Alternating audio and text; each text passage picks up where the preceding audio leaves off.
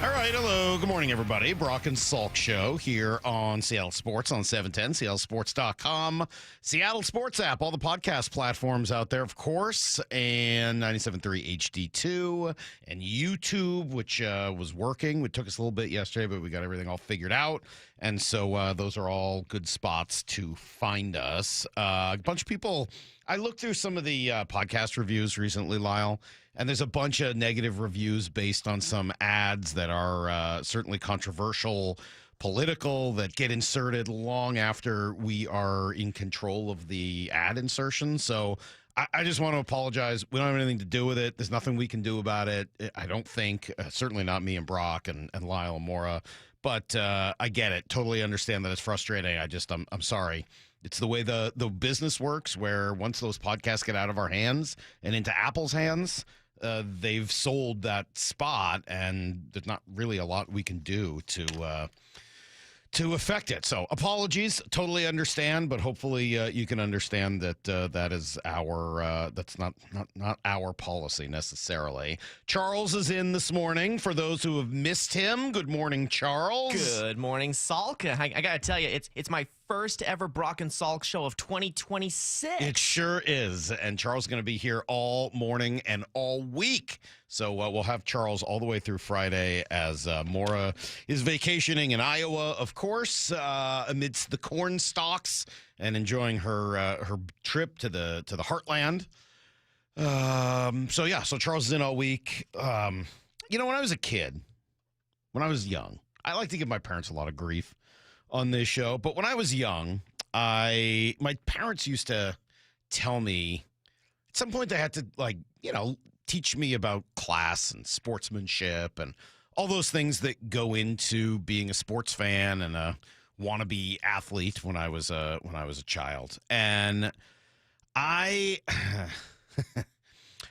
two of the lessons I remember learning, one was don't root for injuries. Don't ever, don't ever be happy when someone gets injured. And I learned that lesson, and I think I've stuck by it. Even the players that I hate, I don't get excited when they get hurt. Even people I hate personally, I still can't really get upset when they get hurt. I can't do it. And it doesn't matter. There's a lot of players I hate, not just as, sports hate, but like actually truly think are awful people. And I still won't get upset when they get hurt. But the other lesson was that you should always be rooting for someone, not against someone. And it never stuck. And here I am, 47 years old. I'm going to be 48 in a few months. I still root against people, and it's never going to change. And last night was awesome because Aaron Rodgers is the worst. And watching him lose was beautiful music, baby. It was amazing. I could watch that guy lose all day, and I would be happy every single time. It would never get old. In fact, Aaron, why don't you come back for another year and keep losing? Because it is so fun to watch you get beat up. Not that there was injury, but I don't mind seeing him take a hit now and again. That's just part of the game. And he certainly got hit and attacked and sacked and made mistakes. And DK had his hands of stone out on display for everybody last night. That was really fun, as Pete Carroll once told us. And then, of course, Aaron was going to take the podium, his realm, where do you think Aaron feels most happy and comfortable? Do you think it is behind, under center, shotgun somewhere in the pocket? Or do you think it is with a gaggle of reporters and people around so that he can make sure everybody's talking about him afterwards? I don't know. I think it's a real debate. So yesterday, he decided he was going to start in on the whole Mike Tomlin, Matt LaFleur, the potential of firing some coaches that have had some success in their career. The Mike Tomlins of the world, Matt LaFleurs of the world. Those are just two that kind of I've played for. And when I first got in the league, there wouldn't be conversation about whether those guys were on the hot seat. But the way that the league is covered now and the way that there's snap decisions and the validity given to the Twitter experts and all the, experts on TV now who make it seem like they know what the hell they're talking about. to me, that's an absolute joke. And for either of those two guys to be on the hot seat is really apropos of where we're at as a society and a league. No, it isn't. No, it isn't. As usual, Aaron's wrong. As usual, Aaron hasn't done his research, even though he likes to say he's going to. As usual, Aaron's just wrong. This is not indicative of our current society. It is not indicative of the current league. There have always been questions about coaches like Mike Tomlin who have coached for a long time and haven't won in a long time as well. Like, that's always been part of not just the NFL, but any sports league. When you're there for a long time and it feels like it's going the wrong way, eventually it's got to end. By the way, I wonder what Aaron thinks about what happened here in Seattle. There are a lot of stories that Seattle was his next potential destination if the Steelers hadn't stepped in and saved us from the misery and hell that would have been having Aaron Rodgers here this past year. Does he think the Seahawks should have kept Pete Carroll forever and ever because of things he had done a decade earlier? No. Eventually, you have to move on from people if the direction is not headed correctly. It's not the right direction. I didn't say that very well. I apologize. Aaron would have said it better. Occasionally, you have to look at the direction you're heading and saying, is this correct or not? Are we moving in the right direction? Are we getting better? Are we more likely to win a Super Bowl with this person than without them? And at a certain point, you got to look at people. Now, by the way, I don't think Matt LaFleur is in that camp. I think he's a good coach, and I think it's very possible he gets Green Bay, farther than they've been. So whatever. Like, I think that people may be getting that one wrong, but I don't think it's indicative of the league or society. Come on. And then another reporter wanted to ask him about it as well. Aaron didn't like that. I've answered that a number of times. I've talked extensively about how I feel about Mike, and I just did not answer. Shut up, man. Come on. Just come on. So it was great last night. It was great watching him get beat up. It was great watching him throw a final pick in his final throw, a pick six. See you later. It was fun watching them get spanked. That was just great, man. It really was just great. Salk, he can't give his coach a vote of confidence? Sure, by all means. Just say, I think Mike Tomlin's a great coach. Why you got to comment on society? Why you got to comment on the league as a whole?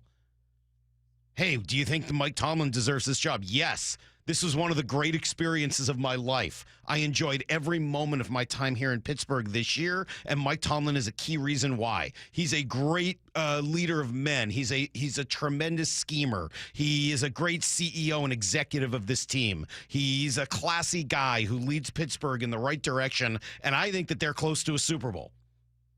Was that hard? No. I thought of it literally on the spot when you asked me. All he's got to do is say things like that. I think Mike Tomlin is tremendous. And you know what? He's not the only one. There are other coaches in this league who I think are unfairly put onto the hot seat. Matt LaFleur is a wonderful coach who I played for, and I think that he's doing a great job in Green Bay. How hard is that? It's not hard at all. And if your actual goal is to stand up for those coaches, that's what you say. But that's not his goal. It's never his goal. Aaron's only care in the world is Aaron. It's the only thing he cares about. Doesn't care about politics, doesn't care about his coaches, doesn't care about his teammates. Aaron cares about Aaron, and he wants people talking about him. And that's exactly what those answers are designed to do last night. It's exactly what he wants. And I'm falling for it because I'm a sucker. But this is what he wants. He just wants people to keep mentioning his name. Doesn't matter about your politics. You think I'm saying this because it's political? If you've listened to this show for more than a day, you know that my biggest problem with Aaron Rodgers has nothing to do with politics, has nothing to do with his ridiculous assertions about doing his own research, which he doesn't do. It has everything to do with the way he treated the coaches. It was for quitting in the NFC Championship game against San Francisco, waffling about whether or not he wanted to return, the team then going out and drafting Jordan Love because he had quit on them in the middle of a game, and then he pulls a little temper tantrum and has to leave. He eventually leaves and then pulls the whole, I made my coaches all hang out by the side of PCH because I was meeting with my monk friends or whatever. It's just about him. He goes in and poisons. Well, not that the Jets organization needed poisoning, but he sure didn't help. Dude, it's always about Aaron. And this offseason is going to be no different because he learned from his buddy Brett Favre. How do I get everybody to talk about me all year long? Pretty easy. Pretty easy. Just say, I don't know what I'm going to do yet. Maybe I'll play, maybe not, and waffle for a while and get everybody talking about you again. And I'll fall for it because I'm a sucker. But tell you what, man, I am so happy that guy lost yesterday. Oh, what a great morning this is. We'll be right back. We'll give you everything you need to know. And then all sorts of fun stuff ahead today. We've got Daniel Jeremiah at 8:30. Former Seahawks kicker Stephen Hauschka is working with the team. Will join us at 9:30. It's Brock and Salk, Seattle Sports on 710. After a slugfest to win the NFL's toughest division, the number 1 seed Seahawks' first playoff opponent, naturally an NFC West rival. And Purdy goes down inside the 15-yard line. Seahawks 49ers, Saturday. And Lumen will be rocking. All teed up. The road to the Super Bowl runs through Seattle. And Seattle Sports on 710 and the Seattle Sports app. Hey there, Don Reiling with Olympic Hot Tub. It's our clearance savings spectacular, and you don't want to miss it. We're slashing prices on all 2025 hot tubs, saunas, and swim spas. Even bigger savings on floor models ready for delivery. And here's the best part, 0% interest financing through 2031. That's right, no interest for 5 years. Ends January 25th. OlympicHotTub.com. Better you, better life. Olympic Hot Tub. I saw her texting, coming up to a stop sign. And so I saw the accident coming and she T-boned us. In the blink of an eye, Crystal's life changed when she suffered a severe spinal injury. The pain was something I had never experienced before in my neck. I got massage therapy. I saw a chiropractor. I was prescribed muscle relaxers so I could sleep. I got depressed. Nothing was relieving the pain. Drugs, sleepless nights, and depression. Sound familiar? I'm Dr. Mark Shelley, a chiropractic physician and board-certified functional neurologist. At Sound Pain Solutions, our treatments include high-dose laser combined with spinal decompression and other comprehensive therapies to rehabilitate damaged discs. We use treatments that are non-surgical, FDA-cleared, drug and pain-free. I was able to get off my pain medicines and I was able to sleep through the night, and that was what I was desperate for. To learn if you're a candidate for our treatment, call us. Sound Pain Solutions. 855-996-0025 or click soundpainsolutions.com. I know that hiring can be challenging. You sort through tons of resumes and you get too many so-so applicants. You're just waiting for someone to match your role perfectly. Well, now there's a place where you can meet them fast. ZipRecruiter. Need to hire right away. Start your search for strong candidates. The right fit awaits. Build your team, build it sooner.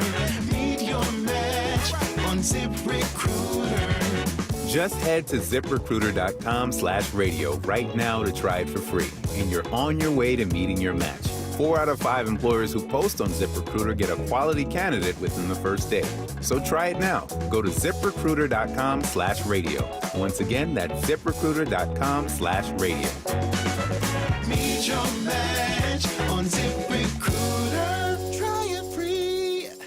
Texting enrolls you in a recurring automated marketing text messages. Consent not required to purchase. Message and data rates may apply. The team's looking good this season. I think so. Man, I miss playing football. Ever since I turned 40, I just can't find that fire I used to have. Think it could be lower testosterone? What do you mean? I was feeling the same way. After 40, the body has less testosterone, and men lose their edge. That's why I take Nugenix Total T2. That's the testosterone booster, right? Yes, but Total T2 is their brand new formula that skyrockets nitric oxide levels in as little as 3 hours. Since I started taking it, I've been lifting like when we played for Coach Carter. My energy is way up, and it even spiced up things between me and the missus. Are they still giving out complimentary bottles? Yep, just send a text. Text HAWK to 321-321 for your complimentary bottle of Nugenix Total T2, the next generation testosterone booster. Text now and we'll include a bottle of Nugenix Thermo X, our newest, most powerful fat burner ever, absolutely free. Text HAWK to 321-321. That's HAWK to 321-321. These statements have not been evaluated by the FDA. This product is not intended to diagnose, treat, cure, or prevent any disease. The road to the Super Bowl runs through Seattle. Listen to the 12th man.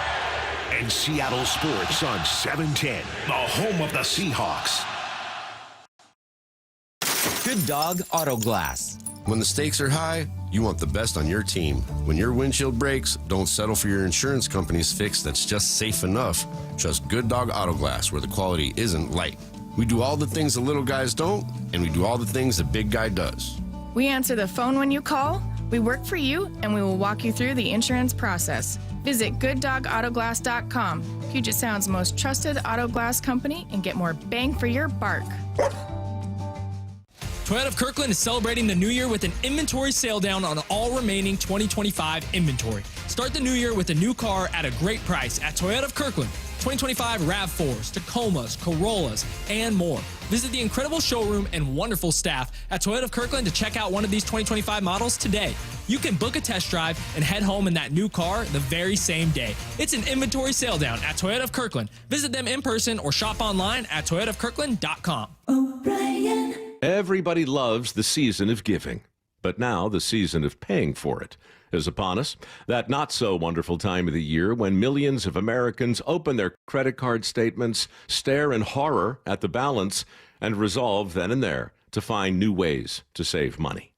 If you're among those Americans, why not start by cutting your wireless bill in half right now with Pure Talk's Saver Plan? It's easy. You'll get unlimited talk, text, and 3 gigs of high-speed data on a super-fast, nationwide 5G network for just $20 a month.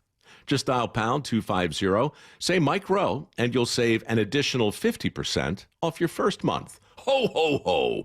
And if you're active or former military or a first responder, you'll save an additional 20% every single month.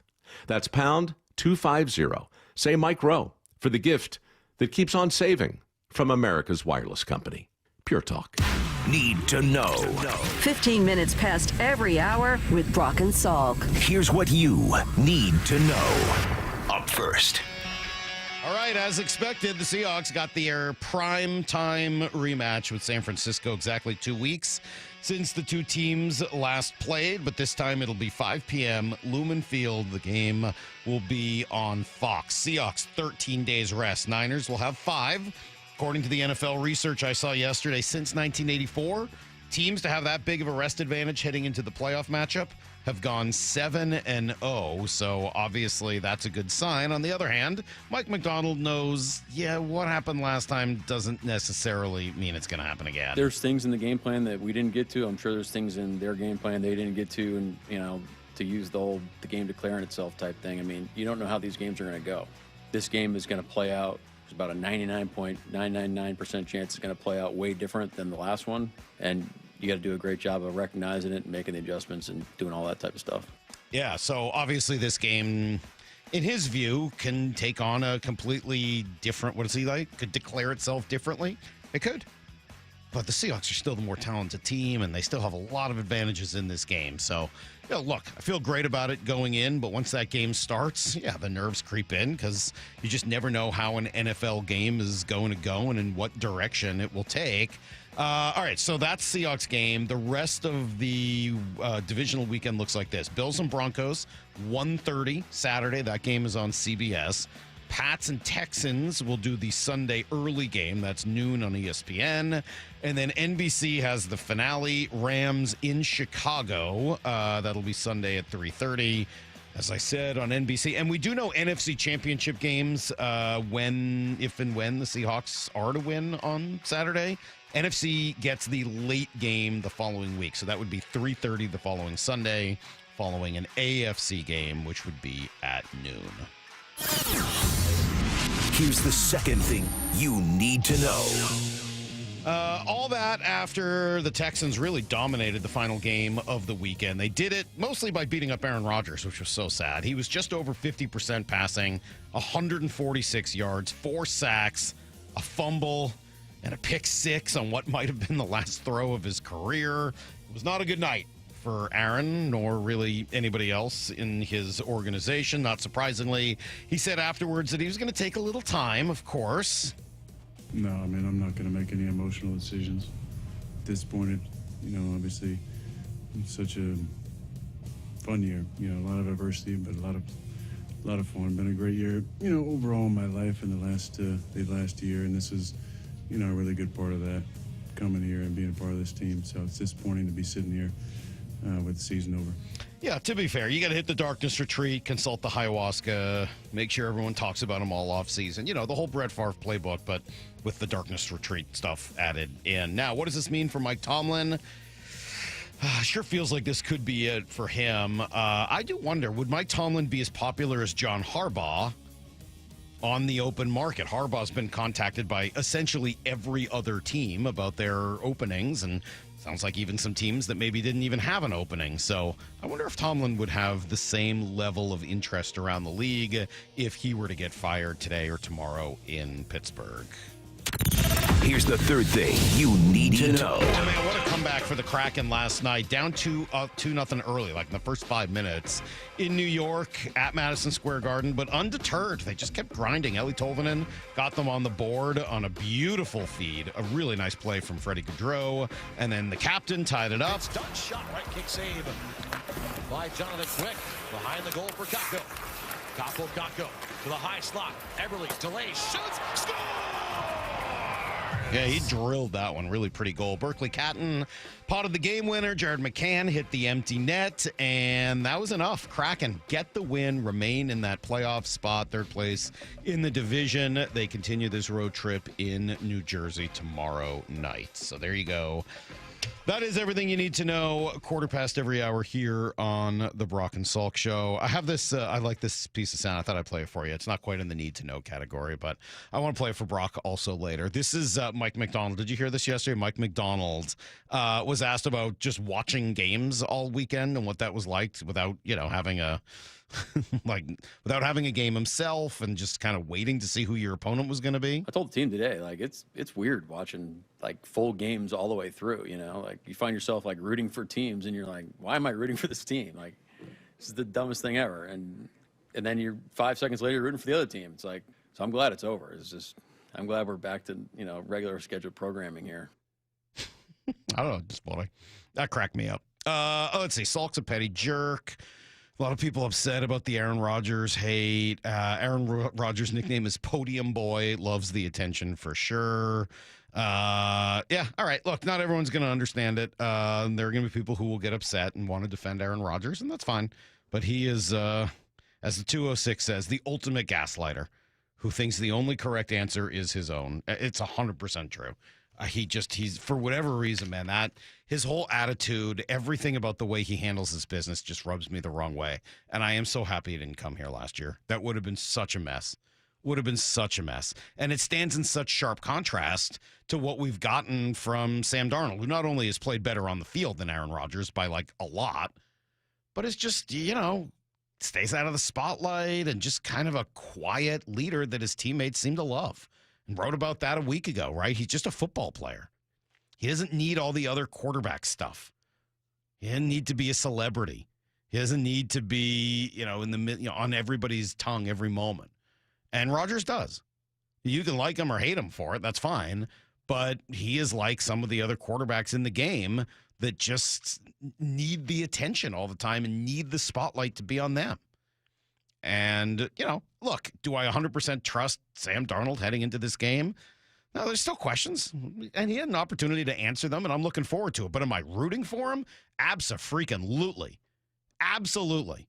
Because of all the things I just said about him as well. All right, let me take a quick break. I want you guys to hear Nemhauser. Brian Nemhauser joined us yesterday in place of Mike McDonald, and he had a lot to say, certainly about the San Francisco 49ers and the way he sees this game going. Stick around. You'll hear it next. Brock and Salk, Seattle Sports on 710.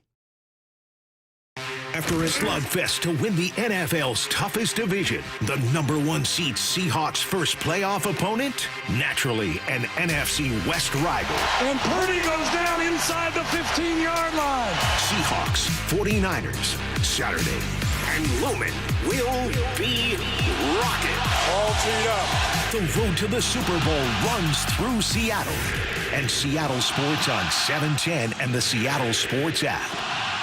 Well, it was certainly wet all throughout the last month, and if your attic and crawl space are well insulated, then you probably didn't notice really any of the cold. Your house would feel cozy and warm without the furnace having to work overtime or anything like that.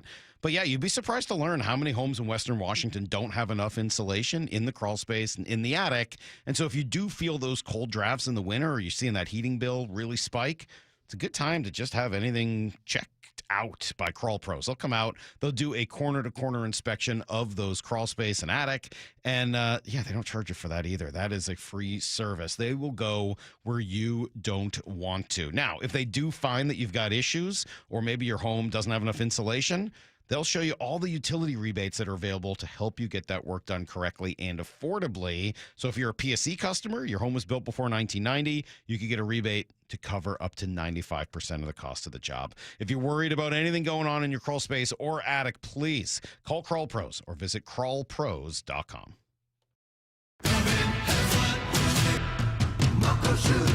Start having fun. Caesar Sportsbook at Muckleshoot Casino Resort is your #1 place to eat, drink, watch, and have fun. Keep up with your favorite sports anywhere and everywhere on property with the mobile app. Visit muckleshootcasino.com today. Scan the QR code and let the play begin. Muckleshoot.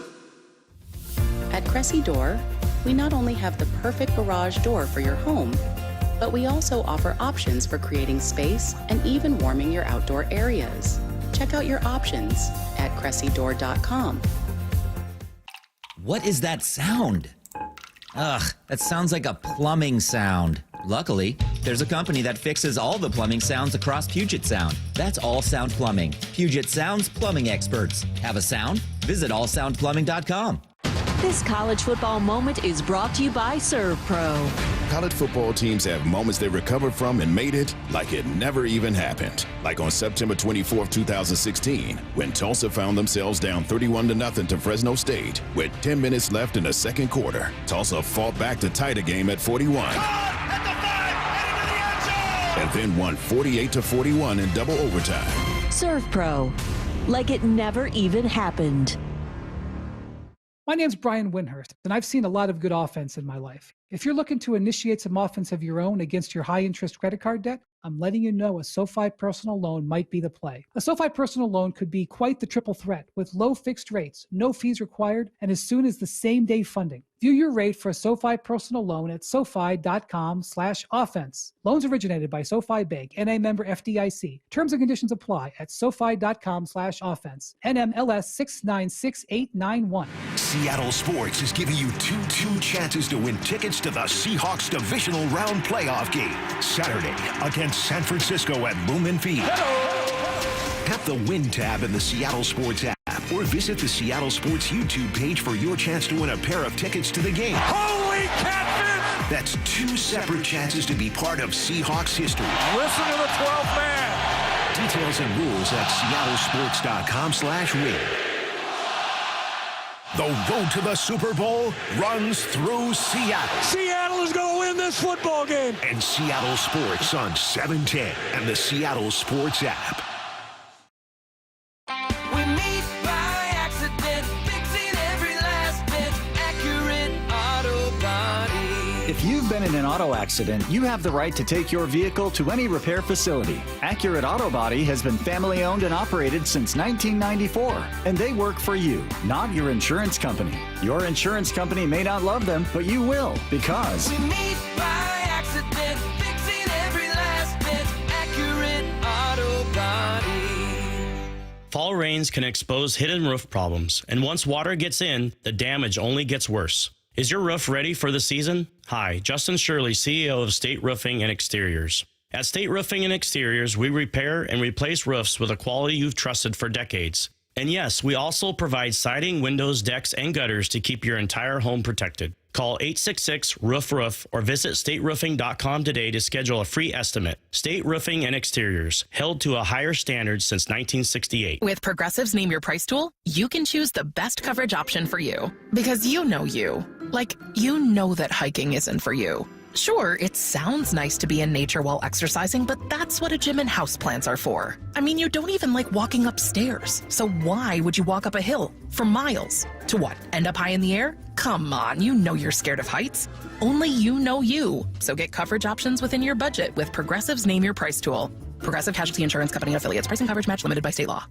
With the new IHOP value menu, $6 is all it takes to go to your happy place, where stacks of pancakes with bacon and eggs are just $6 every day. French toast, sausage, and eggs are, you guessed it, $6. And fluffy omelets come with a side of pancakes and only cost $6. Go to your happy plates every day at IHOP.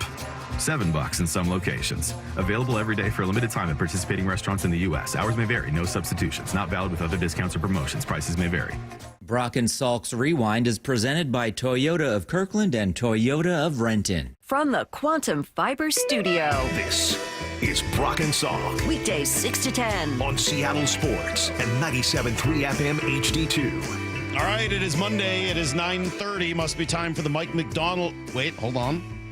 I'm being told no Mike McDonald show this week. Instead, we're calling in the lefty, Brian Nemhauser, Hawkblogger, filling in for Mike McDonald. Is he a lefty or is he one of these ambiguous guys? Oh. Amphibious guys. It's a lefty stick. I know that. All lefty. You're dead lefty, huh? Oh, yeah. Left-footed, left-handed, left-brained, probably. I don't know. I've never tested that, but yeah, all lefty. Long off the tee with that. Long off the tee with the lefty swing, Brock. Hits bombs. I like the sound of that. I actually went back to the driving range for the first time in a couple months, and swings all right. All right. It's not a terrible. You weren't whining when you got there like Kyle Shanahan. What is the deal with this? Like, he's got to be playing a game, right? It's got to be. It's us against the world. The league hates us. Right, only we in this locker room believe in our. It's got to be that because there's no other way you can whine like this, right? Here's the sound of Kyle Shanahan after the game. Yeah, I'm expecting it to be Saturday. So, but hopefully, if the NFL's cool and understanding, they'll make it Sunday. Ugh. What do you think? What's going on? I mean, it's so crazy because. Like, they've been in this position before. They've been the number one seed before, and they know what comes along with the number one seed. There are benefits, like, it's good to be king, right? And part of what comes with that is, no, you don't put the number one seed on Sunday when for the conference championship, they could potentially have a rest disadvantage versus who is a lower seed playing on a Saturday. Makes no sense. And the fact that it's not only Shanahan, but it's the San Francisco media, they know better. Like, everyone in Seattle media was telling me all week, oh, no, it's always Saturday. Like, it's known. And the 49ers benefited from this like 2 years ago in 2023 against the Packers. So save it. Save it. You know, 49ers fans have the whiner moniker for a reason. Apparently their coach does as well. I saw you tweeting over the weekend. I think you were like a lot of us thinking the Rams were going to find a way to take care of business, and it was a little tighter and closer than thought. And then, well, when Green Bay was up 21-3 at half, I think you and many of your cohorts and many in Seattle were like, oh, here come the Packers. Packers are going to be coming in. And then they fell apart, and Chicago made the plays as they have all season long down the stretch. Did you have any anticipation after Green Bay fell apart? Did you have any thought whatsoever that San Fran team on those fumes and then lose Kittle in the first half, that they would find a way to win in Philly? No. Be very clear. I did not. In some ways, I thought this was the least likely outcome of who the opponent would be. I actually thought the 49ers would play better against the Eagles than they did against the Seahawks. So that wasn't a huge surprise. But I just thought, I mean, the Eagles should have enough. They have enough to beat a really weakened 49ers team. And then they lose Kittle. And it was just like, my God, the Eagles are so unimpressive. And Jalen Hurts is so unimpressive. And ultimately, one team was better coached. The quarterbacks, it was like kind of a pillow fight for a lot of that game. But here we are. The Seahawks could very well have to face their division foes 3 times in back-to-back weeks to get to the Super Bowl. And I say let's bring it. Is this what you wanted? Did you want the once Carolina won, did you want the Niners or did you want Green Bay? You know, I got to be honest, it's probably not the best answer for sports radio. I didn't care. Or the Rams, I should say. Or the Rams was the other option. There was part of me that wanted the Rams this week. Oh, so you kind of were on my bandwagon. I was saying this last week. Like, it's a small wagon. Play them on when you have the most advantage, right? You have 2 weeks off and they have a short week. That was my thought. I had Matt Hasselbeck on my show last week, as we always do. He was on that bandwagon as well. You also have a situation where the Seahawks, they're going to have self-scouted a lot, and you're going to get in this divisional game potentially some new looks or some new strategies that no one else has seen. Again, biggest potential advantage, but you know what, Mike? End of the day, let's just see the Seahawks prove that they are the best team in football, and it looks like it's set up for them to do exactly that. So along those lines, if I had asked you a couple of weeks ago who is the biggest threat to the Seahawks in the NFC, I'm assuming you would have said the Rams. Are you saying that today? Yeah, no question. It's still the Rams. No question. It's still the Rams. I think I'm not going to fall into the trap of yes, they've had some, games that don't look very impressive. They've had some losses.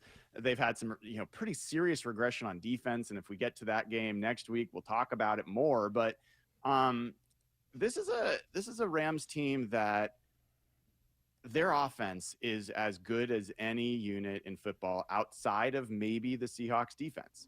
And I'm of the belief, it's just kind of a philosophy I had for a while, that the Super Bowl winner tends to be the team that has the best single side of football in the NFL that season, the most dominant side of football.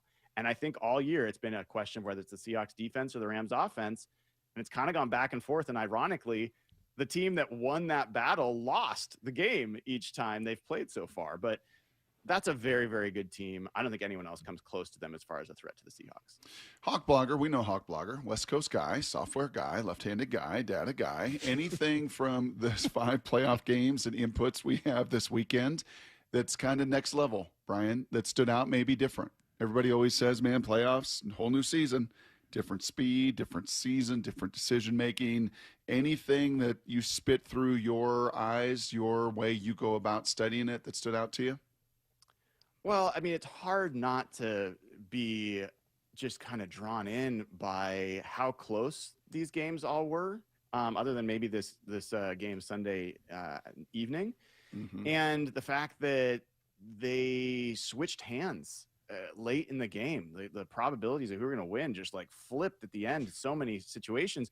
You guys talked about it. Like, I certainly thought it was going one way, and then it went the other a number of times this weekend. So I think part of that comes from who are the dominant quarterbacks in this playoff group. Like, there's not a lot, and you don't have the teams that have been there, done that with the quarterbacks that are dominant. And so I think it just means every game is kind of gettable for any team anywhere. I think that's an interesting one because I found myself in trying to pick through these games, and Brock and I did not do a very good job. No. Either of us. I think we had almost all the same picks, and we didn't do very well. No, of course. I mean, trying to pick NFL playoff games should be illegal. It's so stupid. It's impossible. But one thing that was running through my head was trying to determine whether I should care more about heritage or recent visual evidence. The Jaguars were playing really good football recently, but the Bills had the heritage of Josh Allen, and the heritage won there. The Packers had a little bit more heritage, I think, than the Bears did, and there's probably another better example than that. Right? Experience. Yeah. I mean, like, so you're looking at it like, okay, do I go heritage experience, or do I go who's actually playing better? And in that case, it was just what the eyes were telling you, that the Bears are actually a better team. They've been playing better recently. I'm still trying to figure out which of those things weighs more heavily in the playoffs.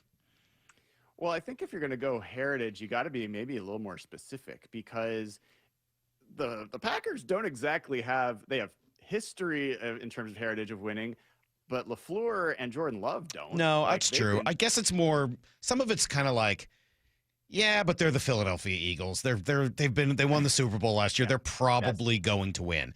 Yeah, but they got Josh Allen. Like, they're probably going to win. Yeah, but the Bears are the Bears. They're probably going to lose. Like, just kind of thinking along those, like, hey, can I really convince myself that things have changed? And sometimes it works that way. Sometimes it doesn't. So maybe it means nothing. Who knows? I do think it means something. Well, you guys know, I mean, it's not just a sports thing. There's a difference between belief and faith and actually confidence and knowing. Confidence comes from knowing you can do something. You've done it over and over again. Belief is like the hope that you can. And so when you've got teams and players that have done it before and coaches that have done it before, there's no question that's a big advantage in the playoffs. And that's part of my point here. You guys talk about it, how like every NFL game comes down to the last 2 minutes, like seems like always, right? And who has the biggest impact on those final 2 minutes? It's the quarterback, it's the pass rushers, it's the coach, right? And if you look in the playoffs, like there's no Andy Reid or Patrick Mahomes, there's no Joe Burrow, there's no Lamar Jackson. Like there's a lot of guys that have been there, done that are not doing it this year. And so I think you've got a situation where like you can have a Caleb Williams go up against a Jordan Love, and neither of them really have ever done it. And you find out one of them ends up pulling it off in the end. So like Mike McDonald, he picked a good year to be in his second year and get his like maiden voyage as a playoff football head coach. Because I don't think there's a lot of other ones in his way that have clearly done it other than the Rams and McVay and Stafford.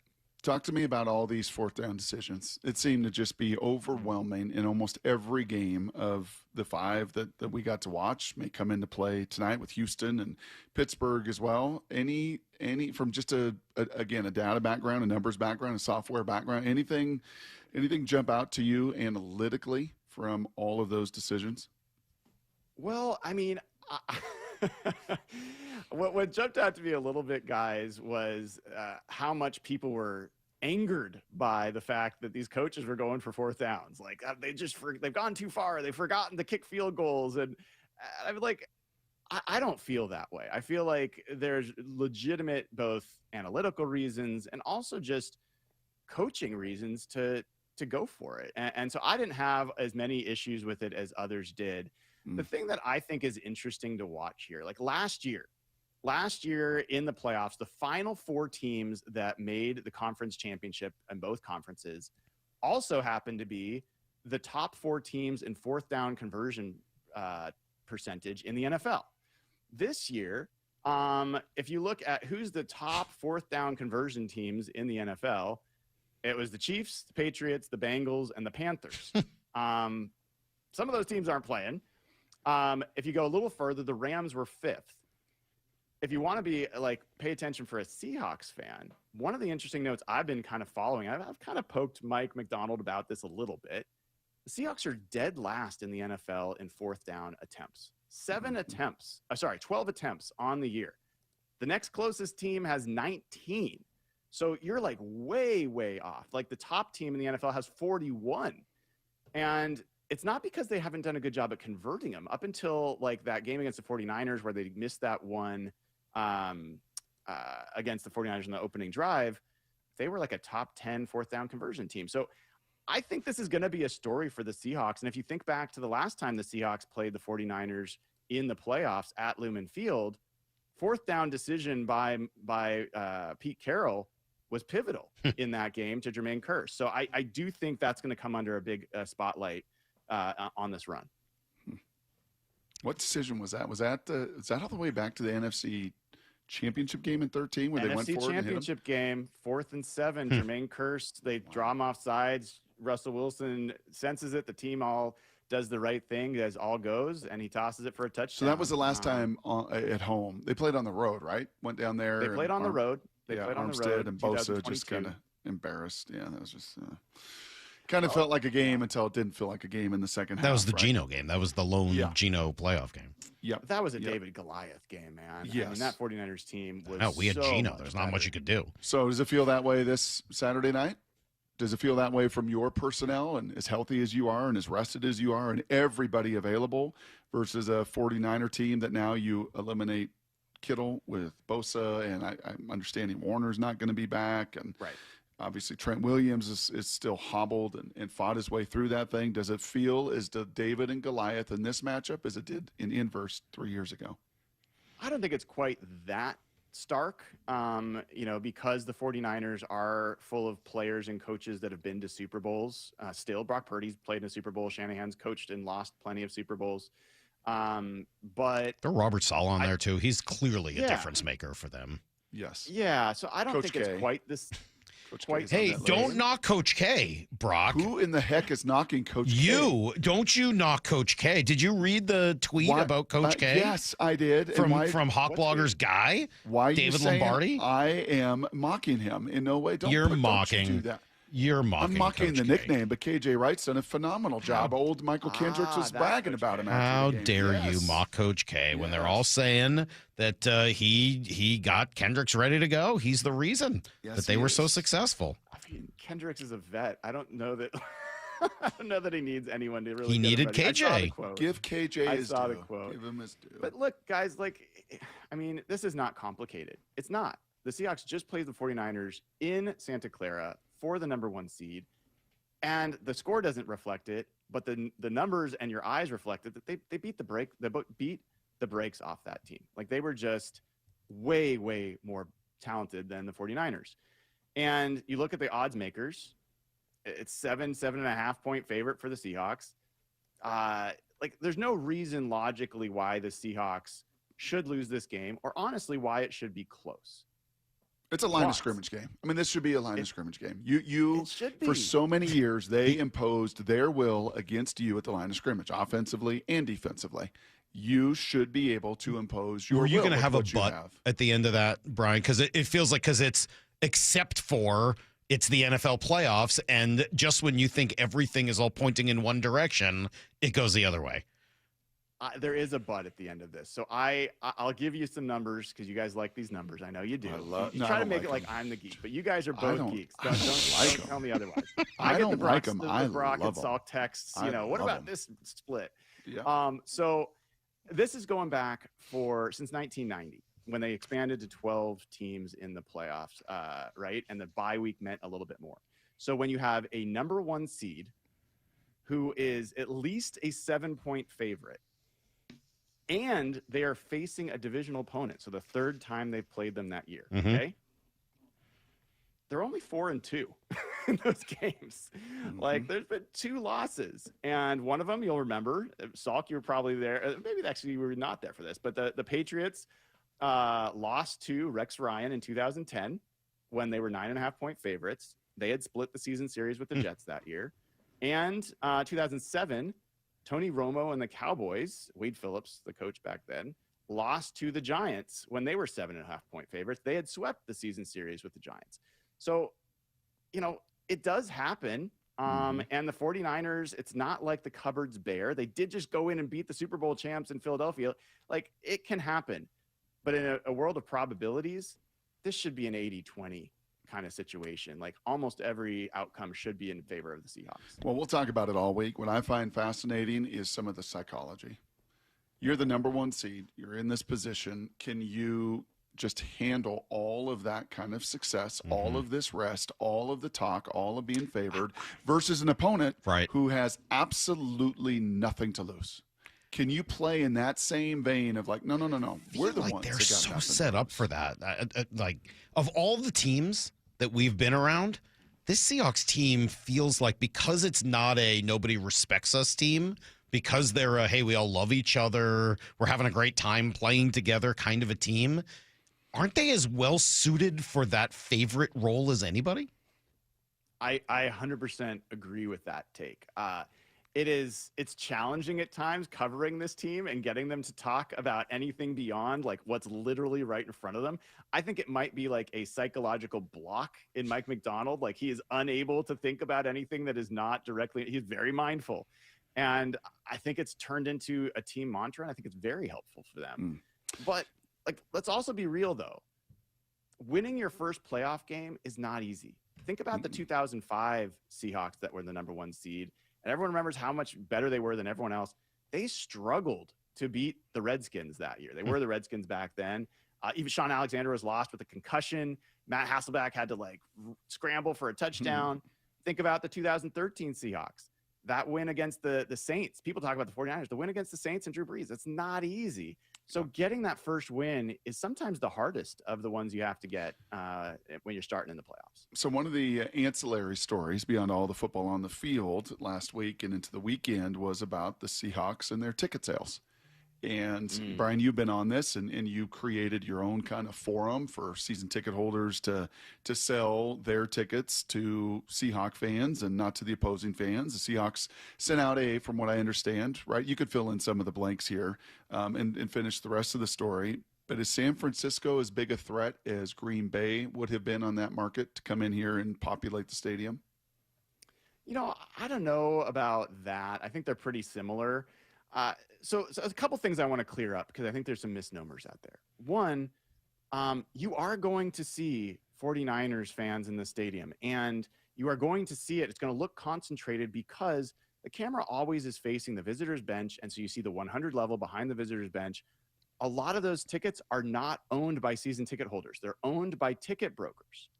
And the Seahawks have been trying. I've talked to the team about this. They've tried to figure out legally how to reclaim those tickets. They're licensed, so they can't get it easily. And so they'll go to the highest bidder. And that's not a lack of passion by Seahawks fans. That's just the way things are working right now. It's a flaw that the Seahawks are trying to address. But I also would say, one, obviously I want as many Seahawks fans to go to this game as possible for them.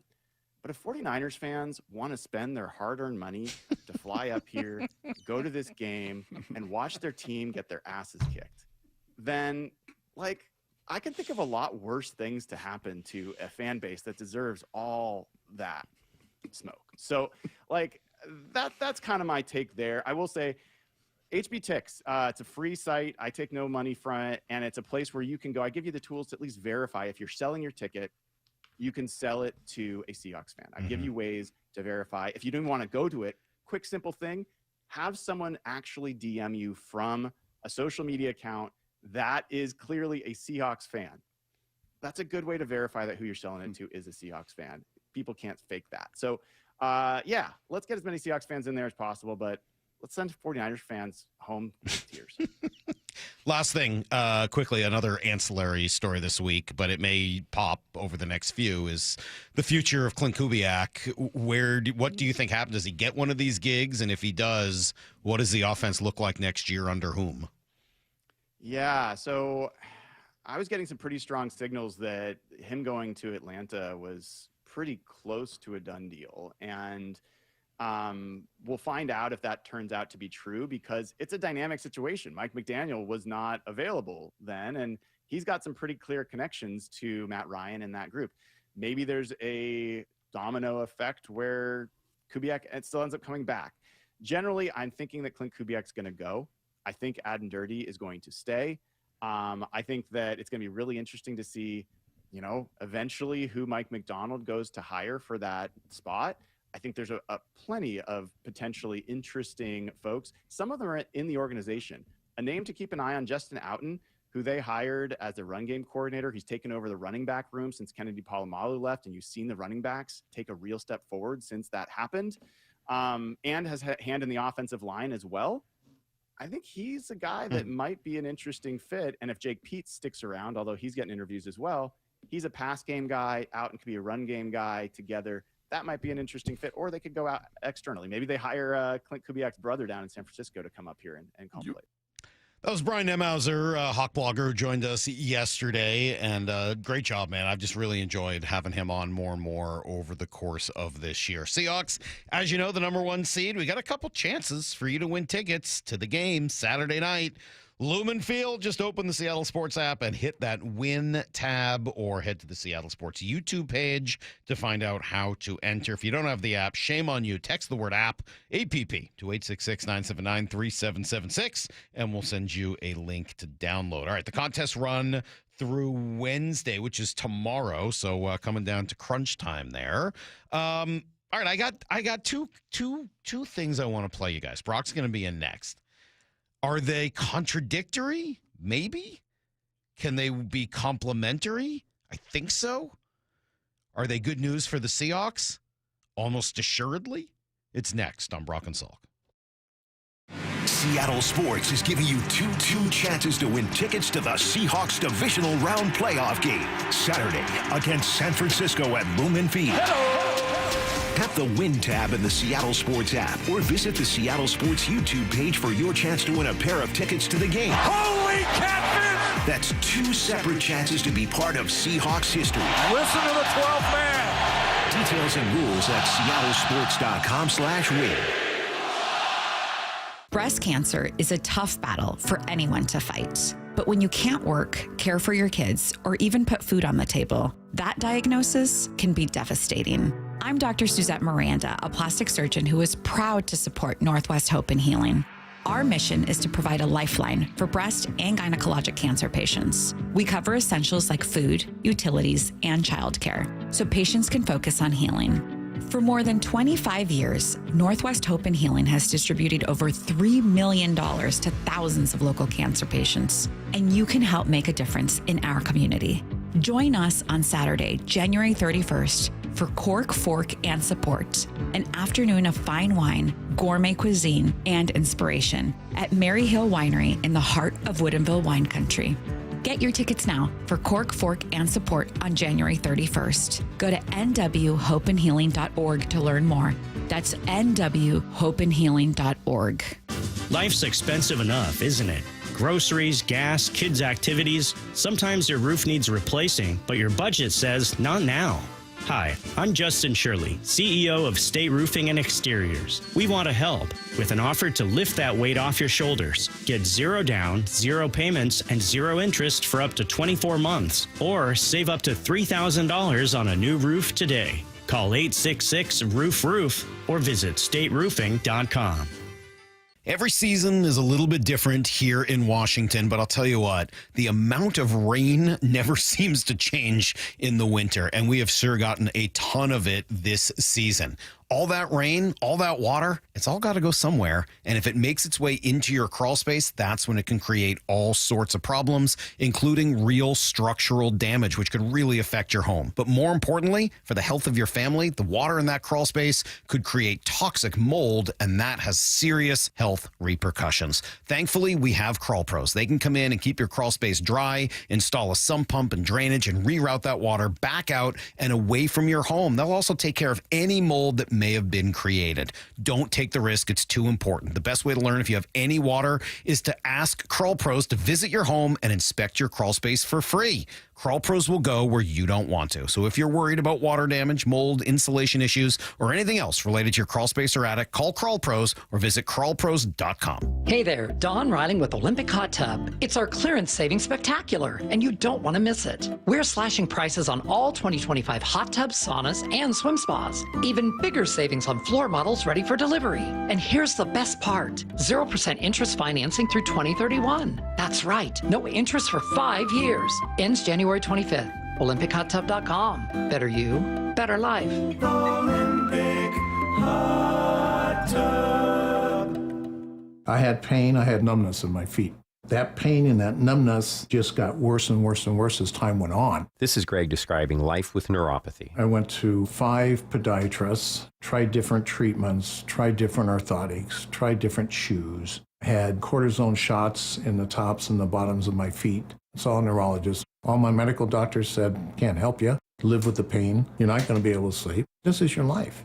And then I just gave up until I found Sound Pain Solutions. I'm Dr. Mark Shelley, a chiropractic physician and board-certified functional neurologist at Sound Pain Solutions. Our neuropathy treatments can rehabilitate damaged nerves. We use FDA-cleared, non-surgical, drug and pain-free procedures that help neuropathy sufferers like Greg find relief. I feel better. I mean, just feeling better is huge. If you experience numbness, shooting or burning pains, or loss of balance, call us. Sound Pain Solutions, 855-996-0025, or click soundpainsolutions.com. Out on the course, they're the PGA Tour's best players. But in the arena, they're prime time. And Season 2 of TGL presented by SoFi is back with lights, cameras, action. We're talking big moments, big personalities, big names in the stands, all on the big screen. Big-time matchups with shot clocks, hammer drops, timeouts, overtime, and playoffs. It's city versus city, squad versus squad. The sport just hits different under the lights. It's TGL presented by SoFi.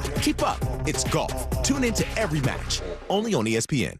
Rich Eisen here. LinkedIn Jobs is stepping things up with their new AI assistant so you can feel confident you're finding top talent. Get this. Employees hired through LinkedIn are 30% more likely to stick around for at least a year compared to those hired through the leading competitor. Hire right the first time. Post your job for free at linkedin.com/Eisen, then promote it to use LinkedIn Jobs' new AI assistant, making it easier and faster to find top candidates. That's linkedin.com/Eisen to post your job for free. Terms and conditions apply. and promote it to use LinkedIn Jobs' new AI assistant, making it easier and faster to find top candidates. That's linkedin.com/Eisen to post your job for free. Terms and conditions apply. Let's go! This is Seattle Sports. Streaming through the Seattle Sports app. KIRO AM Seattle. KIRO FM HD2 Tacoma. Home of the Seahawks, Mariners, and everything Seattle sports. This hour of the Brock and Salk Show is powered by Star Rentals, preferred supplier to the West's best contractors. Give me a freaking auto! From the Quantum Fiber Studio, this is Brock and Salk on Seattle Sports. I don't read the internet, guys. Take the bull by the hands. And Brooke, you are. And Brooke, you are. Now here are your hosts, Brock Heward and Mike Salk. What wins the Super Bowl? How do you go about winning the Super Bowl? What do you need to have on your team? What kind of a build do you need? Is it does it depend how you've constructed your roster? Is it about your heat level heading into the postseason, Brock? As the Seahawks now know, they will play Saturday night, 5 o'clock here at Lumen Field. You can start, trying to figure out how good this team can really be. And I thought I would play you two pieces of sound this morning. Oh, good. I'm glad you weren't just asking a rhetorical question. Good morning. Is that something I would do? Come on. I think you know me better than that. Good morning. How are you? I'm doing good. Yeah, I'm doing good. I'm doing better now that I know that Charles is on the board with us for the rest of the week. He is. Hello, Brock. Hello. That Maura is settled into Davenport, Idaho. Is into the hotel there with, Iowa. her buddies. And yeah, doing great. Iowa, not Idaho. Iowa. Are you confusing Iowa and Idaho? She's not an Idaho person. How could I? She goes for corn, not potatoes, when she goes on vacation. So I got these two pieces of sound for you. And I think, look, I don't know whether either of them is totally accurate, but I do think that either of them are good news or both of them are good news for the Seahawks. So take a listen to both of these, and then I'll sort of lead you down the path and see if you agree. The first is our guy, Mark Schlereth, who was on yesterday afternoon with Wyman and Bob. It's sad that we never get to talk to Mark anymore, but he's sort of their guy, and that's fine. They do a great job with that interview. Can you imagine how mad Bob would be if I stole him for just even one? No. Oof, no. So mad. Well, and this is right around the time, a decade ago, we had Schlereth on when we were out at the Renton Town Hall, City Hall, with the mayor, the long arm of the law, and Schlereth disappeared on us. And Marshawn, what was the cat's name? Marshawn Lynch and Richard Perman. Yeah, the two cats were there. Yeah, it was quite a scene down in Renton City Hall that day. Not quite as good a scene as the one we did at Westlake. Do you remember that one? The outdoor thing we did over at Westlake at like 7 in the morning. There were some characters out there. Oh, yes, there were. Here's what Mark Schlereth said about the Seahawks defense, but it actually goes beyond that. Defensively, we know how physical they are. We know how good they are. The ability to shut down the run, the ability to rush in waves. And they don't have that one dude that's just like, oh, how are we going to block? They got four guys. You're just like, how are we going to block these four guys? There are 4 dudes or 5 dudes on the field, and they rotate guys that can all win their one-on-ones. And that's incredibly difficult as an offense, because then you got to pick and choose. And you got to pick, hey, which guy are we going to double team, or how many guys can we double team on this one? And if we do that, then obviously we can't get enough eligibles out in the field, and we're only running 2 or 3 guys, maybe 2 guys out and 1 guy checks out late. So it really limits your playbook. It takes your playbook from whatever it is, and it shrinks it down by about 50%. And if you go on from there, that's mostly on the defense, but ultimately kind of leading to this conclusion that the Seahawks are the most complete team left in the playoffs. I don't know if they're the best team, and obviously there's, the games are going to determine that, but that they are the most complete team when you look at the offense, when you look at the defense, when you look at special teams, like all of it. Maybe they have some problems that could end up, taking them out in any of these games, but is there a more complete team left in the playoffs? Man, I don't think so. I don't either, right? I don't think so. Only 8 left now, so 25% of the league is playing, 75% is watching. Last night you watched an elite defense. We have heard rumblings from others. Seattle may be the best defense. Houston is right there with them, and Denver can really rush the passer. And you watched last night, Salk, in the playoffs, what an absolutely suffocating, dominant defense can do. We watched it in Week 18 in a quasi-playoff game. that really gave you and set you up down this road and let you watch Wild Card Weekend and let you have 13 days of rest versus the 5 San Francisco will have coming in here. But you saw Houston last night and what that does for your football club. I mean, when you're that dominant, it is an ace pitcher, right? It's putting up zeros and zeros and zeros and zeros, and you're just kind of waiting. Failed opportunity. Runners first and third, nobody out, didn't get in. That's okay. Here's another goose egg. Oh, man. We hit and bunted and popped it up in the air and got a double play to end the end. It just gives you, not that I've seen these things It was a lot like that if only there was a way for your pitching staff to score twice. Because it would be like watching an old NL game where your pitcher also hit a couple home runs. Yes. Because that was really the entirety of it. I mean, the offense for Houston did bubkus, but when you score a couple touchdowns on D and... Oh man, I started at 6 a.m. on Aaron. I last night was awesome. What a buffoon! I mean, just the post game comments were so atrocious. He's such a. I think he dropped an F-bomb on his way out. Of course he did. I'll play some of it. Need to know a little bit. Great. But But it gives you that chance, and they have that. But they're not as complete, right? I mean, they don't have the kind of offense Seahawks do, special teams, all that. So on one side of it, you get this idea of the Seahawks are the most complete team. And then you got what Nemhauser, Hawkblogger, said to us yesterday about specifically the Seahawks defense. And I'm of the belief that the Super Bowl winner tends to be the team that has the best single side of football in the NFL that season, the most dominant side of football. And I think all year it's been a question of whether it's the Seahawks defense or the Rams offense. And it's kind of gone back and forth. And ironically, the team that won that battle lost the game each time they've played so far. But that's a very, very good team. I don't think anyone else comes close to them as far as a threat. So that was really an answer on the Rams and whether or not they were still the biggest threat. Yeah. But is the Seahawks defense the single best unit? I mean, they were number 1 in defense this year ahead of Houston. Yeah. It's hard for me to say that the Rams offense, the way it looks right now, is still the best single offense. I don't know, maybe they are, but they don't feel that way. So New England matter doesn't how you have look that. at Denver this, doesn't have that. Buffalo certainly doesn't have that. So, yeah, I mean, the competitors would be the Rams offense and that Houston defense you saw last night. They're at all 3 levels. Everything Schler said about the Seahawks and all these individual rushers that can win, so can Houston. And then their second level is even longer and faster than your second level. And then their 2 corners are elite. Stingley, an all-pro and one of the best in the game, and they are violent, man. Petrie, I love Petrie, that dish right out of college. Petrie dish, love that guy. And he just had some injury concerns. Otherwise, he'd be a Seahawk too. They loved him, and that guy is an absolute monster. So, yeah, I think if you look at any singular individual unit, I think you'd probably point to those 3 things.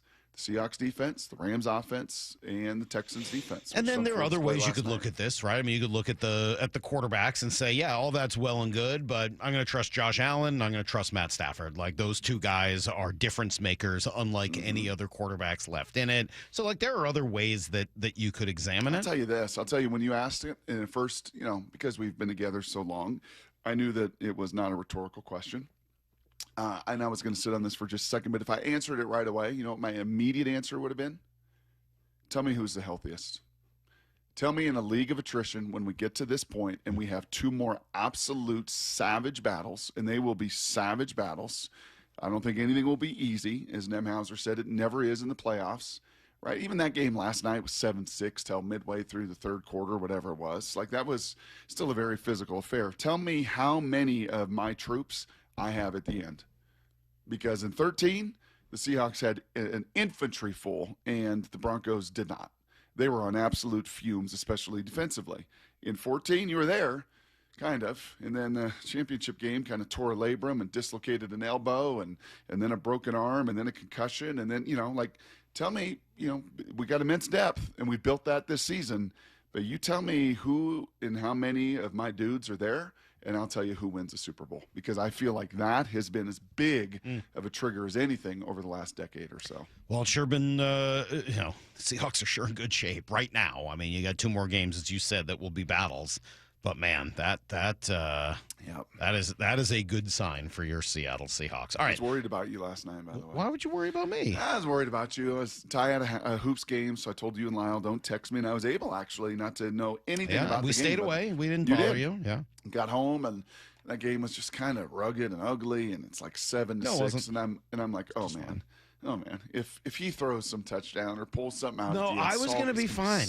I was going to be fine because I told you I had like a mitigating factor, which is would have been good for my schedule on Sunday with my parents coming here. So like if the Steelers had won, the Patriots had gotten the late game, I'd been like, yeah, all right, end up being okay. And but DK was really fine. Good, right? I mean, you did at least.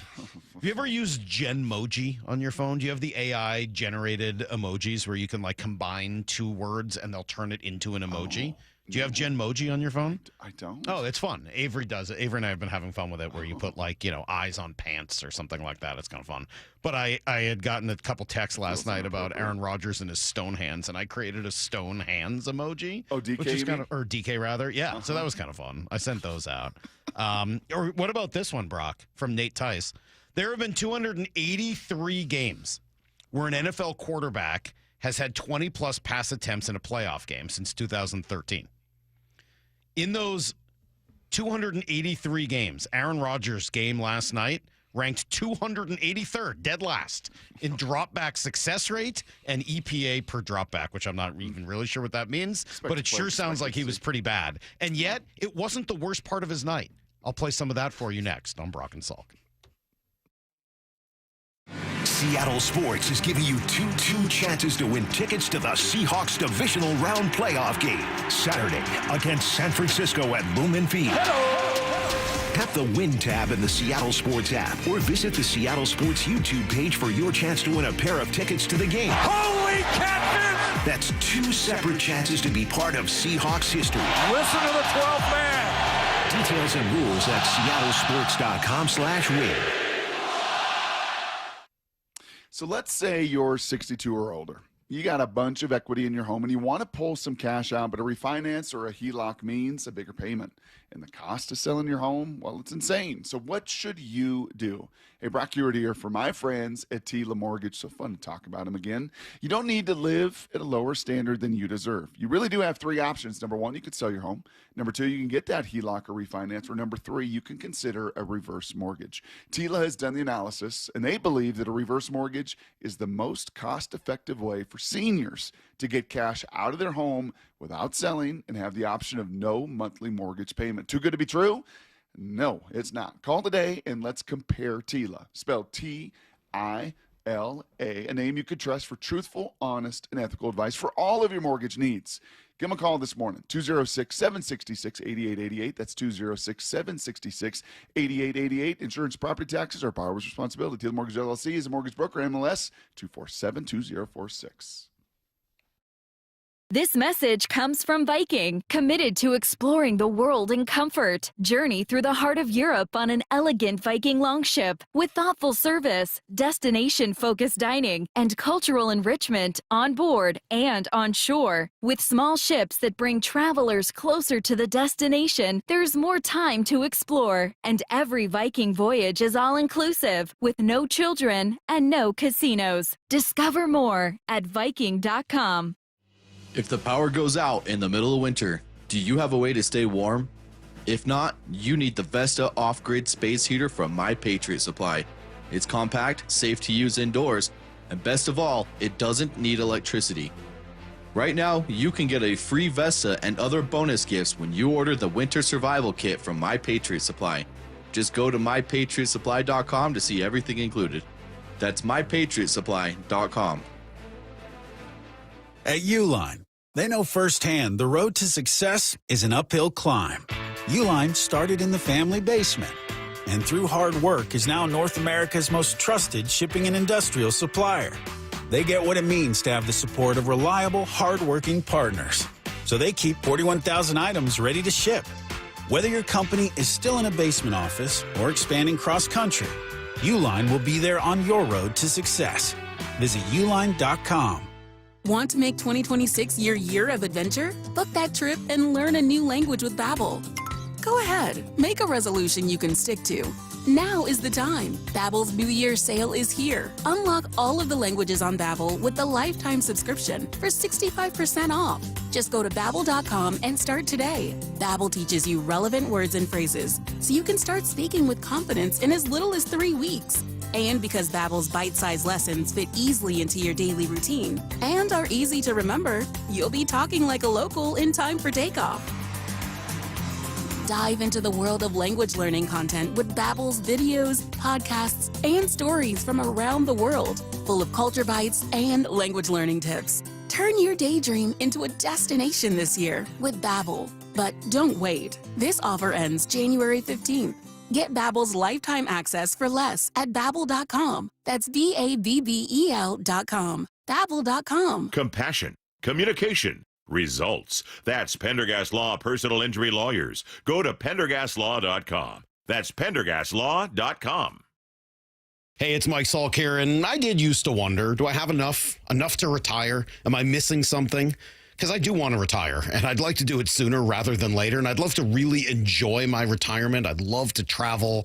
Well, I don't worry anymore. I don't wonder anymore. I met Trajan Wealth, and now I have answers and a real plan. They're not just advisors. They are fiduciaries, and they treated me like family. So take some of that stress off your shoulders. Call Trajan Wealth and get your plan started today. They'll take the time to determine your own risk tolerance level, along with learning about your goals and your timeline. Working with you, they'll develop a wealth management plan that reflects your values. So call Trajan Wealth today at 206-466-3300. That's 206-466-3300, or go to TrajanWealth.com. Advisory services through Trajan Wealth, LLC. SEC registered investment advisor. Client paid advertisement. Additional disclosures at TrajanWealth.com.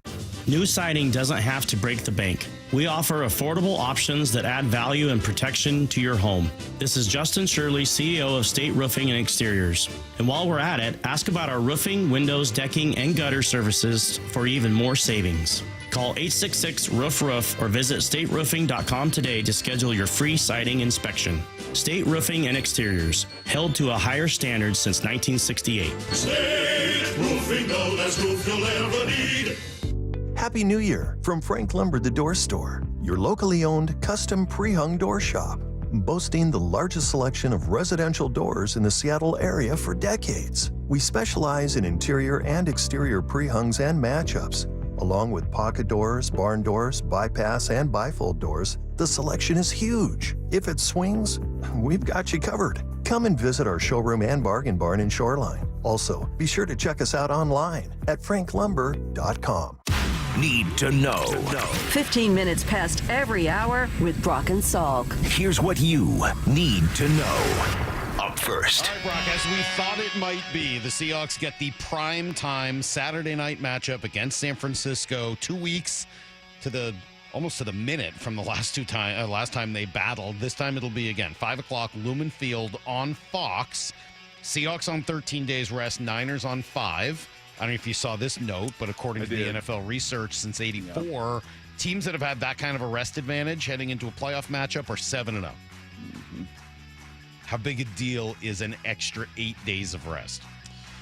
I think it's a big deal. I think especially for like a Charles Cross and for a Kobe Bryant and for an Elijah Arroyo, who coach kind of hinted would be back this upcoming week, and then to contrast that with what these guys got to do, right? With Trent Williams and Christian McCaffrey and the rest of these guys got to play on really short rest after traveling across the country. Short rest, not really short rest. Yeah, that's fair. I think it's an accumulation. Right? 4 days rest is really short rest. This is short rest. That's true. But for a team that's been as hammered and battered as they have been continually every single week of this season, I think it'll feel that way.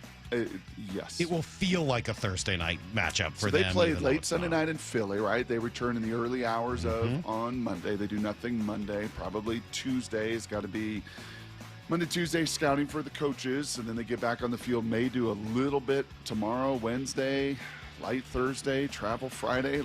It's rough for them. That's what happens when you lose the Saturday night opportunity that you had to get the number 1 seed. And it'll obviously be different the second time around. Mike McDonald knows that. I think it's what you make it. Classic Seahawk fashion. Maybe we probably overthink some things. Try not to, But I think, maybe like an accelerated time frame than you normally would from another, divisional game that you play twice with not quite enough sample in between to see like where they're going. So you're really just going off of how you felt like you played the game, things you did well, maybe where you think they might take things. All right, elsewhere, Bills and Broncos 1:30 Saturday. That's the CBS game. Pats and Texans, early game on Sunday, noon on ESPN. Rams in Chicago Sunday at 3:30 on NBC to finish it up. And in case you were wondering, NFC Championship game, 3:30 the following Sunday. So you get the later game the following week.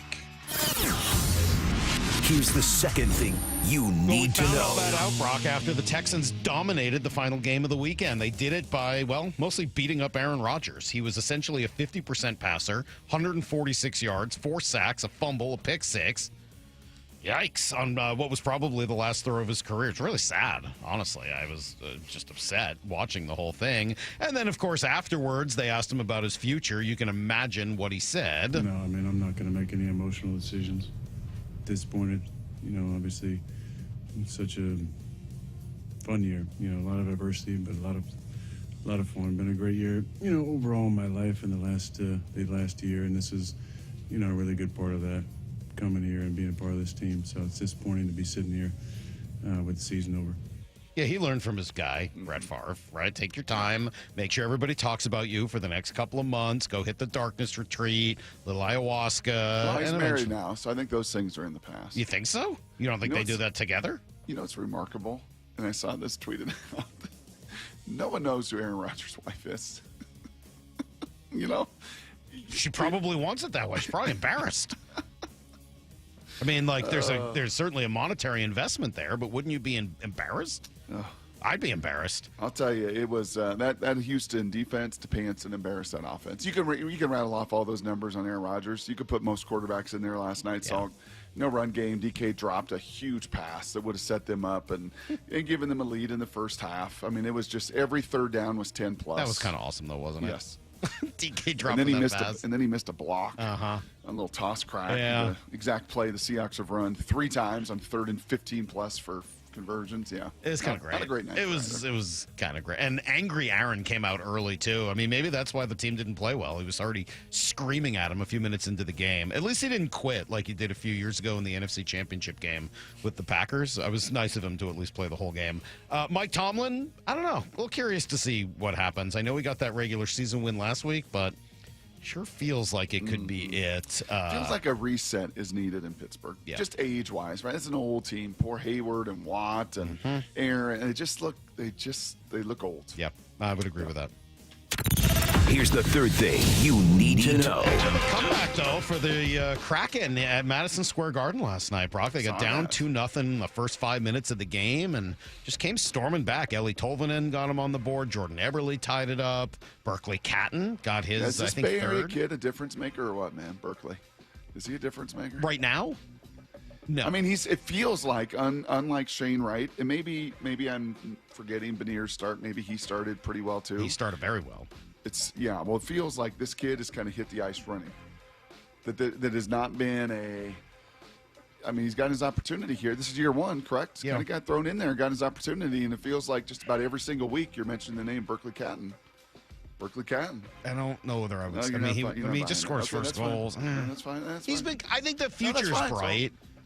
The future is bright, and it's been better than the initial start. And you've not been able to say Wright. that about a lot of young guys That's that true. have come up here. No, you're right. Jared McCann had the empty netter as well. So they get the win, remain in a playoff spot. They'll be in New Jersey tomorrow, and that is everything you need to know. Can I just play you one piece of fun sound? I played this earlier, but I kind of liked it, and I don't really have another spot to play it. Mike McDonald asked about what it was like to watch the game as a fan this weekend. I think you'll like this. I told the team today, like it's weird watching like full games all the way through. Like you find yourself like rooting for teams, and you're like, why am I rooting for this team? Like, this is the dumbest thing ever. And then you're 5 seconds later rooting for the other team. It's like, so I'm glad it's over. I'm glad we're back to regular scheduled programming here. For whatever reason, that cracked me up, man. I heard that this morning and could not stop laughing at it. Yep, it's true. By the way, do you see Burt Breer's comments? No. No, maybe not. What? Yeah, just how, us journalists, we don't root for anybody anymore. And I was like, I know I pushed Brady on that the other day too. And when he was really, you have no rooting interest, even though you know that when your team has success, like for a Brady in your market, that it means more clicks, more attention, Super Bowl trips. Like there's not a fiber. Breer doesn't have. I mean, for the national guys, like you think Adam Schefter has a rooting interest? No. But and Bert that's was kind of saying, where Breer's at. Yeah, Bert was just saying that most, don't. I think there's a lot that do, a lot that don't. I don't know. People approach it in different ways. I mean, we do, obviously. We don't make any, we're not journalists. I mean, we don't pretend to be, right? I mean, we're hosting a radio show. Yeah. The Bradys and Danny O'Neills and some of those folks. Yeah, I mean, they got the journalistic integrity hat. Sure. I mean, maybe It'd something. be such a bummer to live life without being able to root for the team you cover, wouldn't it? Wouldn't that be kind of a little bit of a bummer? I've done it. It's not that bad. And sometimes you meet some of those people and you're like, yeah, I don't want to root for them at all. Like, you get in that locker room, clubhouse, whatever, and you're like, oh, these people are awful. I don't want to root for them even a little bit. And then sometimes it's the opposite. And I think some of those reporters would tell you that it's often more about personality, and they'll root for players that they like personally who have, makes sense. But rooting for the team and the laundry, maybe it does get a little harder when you're in that world. Okay, let's go around the NFL. There's so many good stories, so much good sound. We will do that next, and all of it, of course, ties back here to Seattle. DJ Daniel Jeremiah at 8:30. Stephen Hauschka, who's working with the team now and working with Mike McDonald, will join us at 9:30. Don't go anywhere. Brock and Salk, Seattle Sports on 710 and seattlesports.com. After a slugfest to win the NFL's toughest division, the number 1 seed Seahawks' first playoff opponent, naturally an NFC West rival. And Purdy goes down inside the 15-yard line. Seahawks 49ers, Saturday. And Lumen will be rocking. All teed up. The road to the Super Bowl runs through Seattle. And Seattle Sports on 710 and the Seattle Sports app. All right, it's Mike Salk here, and yes, people all over the region are going to lose 20, 30, 40, 50 pounds by, March? And they'll do it with the help of Eastside Weight Loss Clinic. That's the best resolution. It will allow you to get done what you need to. A 15-minute phone call gets you started. See if you're interested. See if this program would work for you. I think it would. Honestly, it worked for me. I did this program. I lost 10 pounds in the first week, lost about 35 pounds after 8 weeks. Didn't have to fight for space in a crowded gym with everybody else who made a resolution.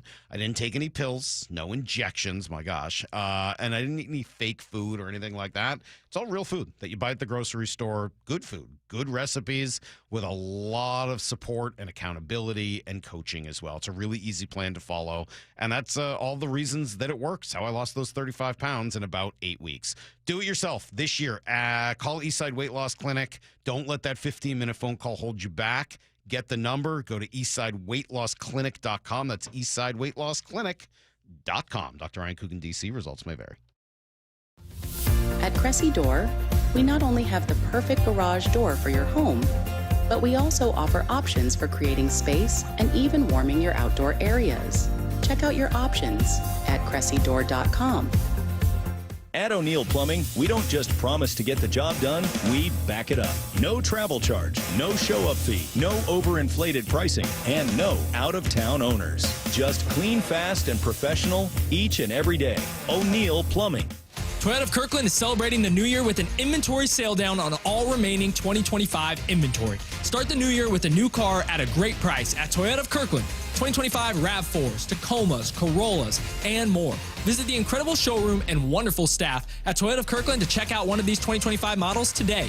You can book a test drive and head home in that new car the very same day. It's an inventory sale down at Toyota of Kirkland. Visit them in person or shop online at toyotaofkirkland.com. O'Brien. Okay, I have to tell you, I was just looking on eBay where I go for all kinds of things I love, and there it was. That hologram trading card.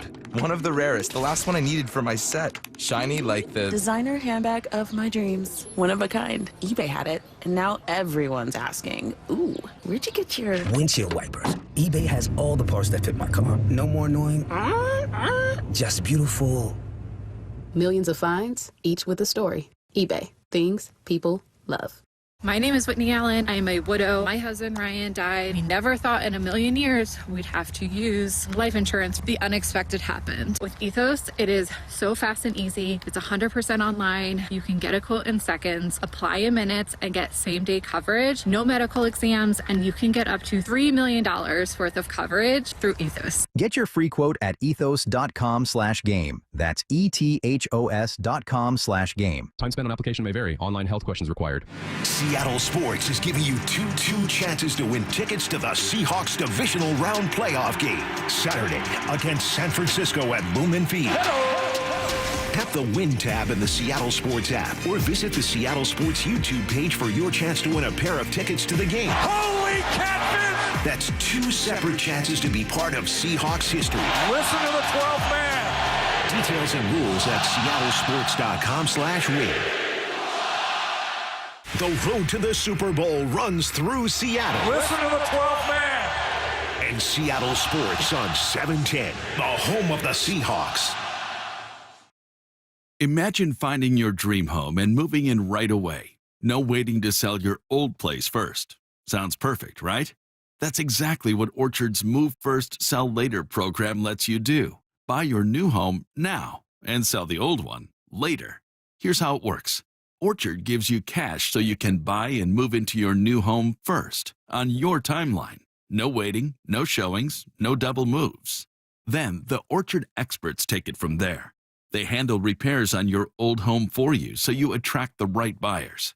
Once they're done, a local Orchard agent lists and sells your home for top dollar. Orchard's Move First program gives you the freedom to buy and move into your new home first and sell your old home later. Buy before you sell and get top dollar for your home with Orchard. Ready to find out how much your home is worth? Visit Orchard.com to get your free home valuation.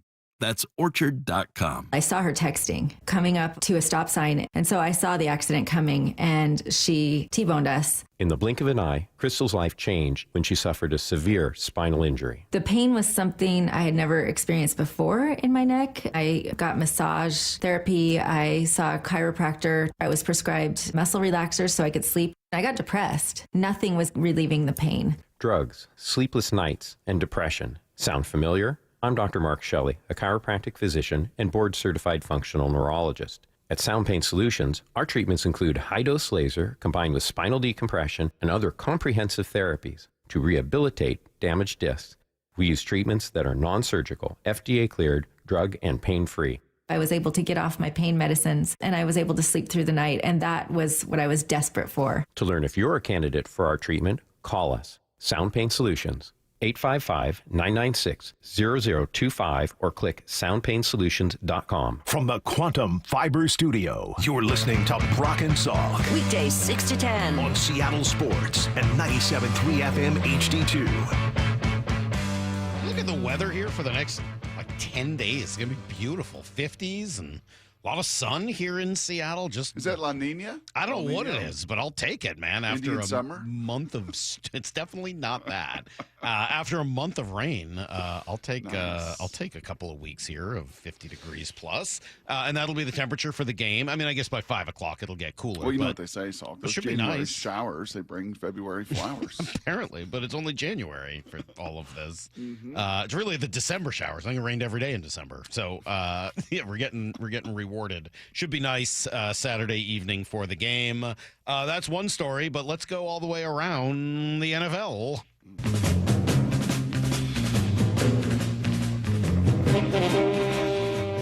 Charles hits that button well, doesn't he? He does, yeah. He knows what he's doing there. All right, Brock, maybe you heard this. Ben Johnson in the locker room post-game talking about how he hates the Packers. Bleep the Packers, I think he kept saying. Oh, he did. It's pretty awesome. Anyway, he was asked about it yesterday, and I think you know I'm going to love this. There's a rivalry that exists between these two teams, something that I fully recognize and I'm a part of. And yeah, I mean, I don't like that team. So George and I have talked, and we're on the same page. I love it. Remember years ago we had this conversation when I interviewed that guy from St. Mary's, Omar Samhan. Awesome. And he'd kind of gotten into it with Gonzaga, and afterwards was like, hey, what happened? He's like, I hate them. Like, they're my rivals. I was like, yeah, that's the way it's supposed to be. You're supposed to hate them. When Ben is talking about, is that George Halas? Who's he referencing right there? I don't know. George and I are on the same page. I don't think George Halas liked the Packers too much either. Whoever it is. Whatever George is talking about. I'm in, man. That's the way it should be. If you got a rivalry like Bears-Packers, yep, you're supposed to hate them. I got no problems with that one. Yeah, there has to be a little history there. Typically, that's how that transpires in the league. Number one, obviously, he's with the Lions, a moribund program for a lot of years that he and Dan helped turn around, right? They were the laughingstock and the doormat of the Packers for a lot of years. So that's number one. That's kind of the history of turning the Lions around and beating those guys. And then there's got to be some bad blood between he and LaFleur, because he won't even shake his hand. He doesn't even look at him. I love it. He kind of mocked him in his last handshake. There had to be in the hiring process, or, I'm not a part of the Shanahan tree with all you little, Right. I love that stuff, man. That's what it should be. The Packers and the Bears should hate each other. Yep. They should hate each other. They're rivals. They've been rivals for 100 years, and they should absolutely hate each other. Kudos to Ben Johnson for getting right in the middle of it. Next story. John Harbaugh, this came from Adam Schefter, is, quote, vetting teams. Schefter said Monday Harbaugh's has conducted preliminary and or extensive phone calls with the Giants, Titans, Browns, Raiders, and Cardinals. It's a lot. Say that again. Giants, Titans, Browns, Raiders, and Cardinals. That's like every team. Plus, we know about the Miami connection, and I think we saw yesterday that he did an interview with the Falcons. Correct. So everybody's got to at least consider John Harbaugh. Yeah. I'd like to see him go to Atlanta. So the Kubiak does not? Yeah. I spent some significant time yesterday chatting with a Baltimore friend of mine on station out there, and they are all in on Kubiak. You remember, Gary was a coordinator there under Harbaugh, and the owner supposedly loves the Kubiak family and loved Gary and all of that. So maybe that could come into play if Mr. Harbaugh is down in Atlanta, but I would kind of prefer Mr. Harbaugh to take that Atlanta job, I think, although that would put him in the NFC, but it would also keep Mr. Kubiak here at home. So we'll see. Potentially, unless he went to the Baltimore. See how the dominoes all fall. Do you think so? Let's walk me through a hypothetical. Let's say Mike Tomlin gets fired today. Okay. Harbaugh. What do you mean? Oh, Harbaugh goes to Pittsburgh? No, I can't, and that's not how that would go. But who gets more interest, Tomlin or Harbaugh? I think Tomlin this is just a gut feeling. Right? It just feels in that whole process there in Pittsburgh that it's just kind of done. It's kind of wound down. And there've been a lot of aging for a lot of those players, and I think for Mike as well. Maybe he's rejuvenated to go elsewhere. I did see that the odds say he's going to go into television, which I think he'd be very good in that component of it, at least for a year or whatever, to take kind of a breath and see at this age and stage, do I want to do this again and kind of start and restart the engines all over elsewhere? I don't think a John Harbaugh is a television kind of guy. How old is Tomlin? Is he older than Harbaugh? That's a good question. I don't think he's much. If he is, it's not by much. That's a good Harbaugh's in his 60s, right? Yeah. I would think he's in his 60s, too. I'm going to guess they're right around the same age. No. Mike Tomlin's only 53. What? Mike Tomlin's only 53. Oh, well, then that's got to change it a little bit, right? Yes. And Harbaugh's like, what, 62, something like that? I think he's, 63. Okay. Harbaugh's 10 years older. Yeah, I don't know. That's a big difference. Yeah, okay. Doesn't feel that way, though, does it? For whatever reason. Actually, guys, I got the age. He's not 63, he's 62. Thank you. That's what I said. Okay. Yeah. All right. How about that? I got it right, He's still doing squats, Salk. Who is? Safety bar squats. Have you done this? When was the last time you did a safety bar squat? With you. Do you know what a safety bar squat is? I don't, and I don't want hands to. Over the shoulders, and you can hold on. It takes pressure off the back a little bit. Yeah. McVay likes to do it, and I saw Harbaugh doing over 3 bills with that. Okay. Thanks. Appreciate that. I love how one thing will never change with you. You bring up workout stuff, and you're just out. I don't want to hear about it. Just out. I don't want to hear about it.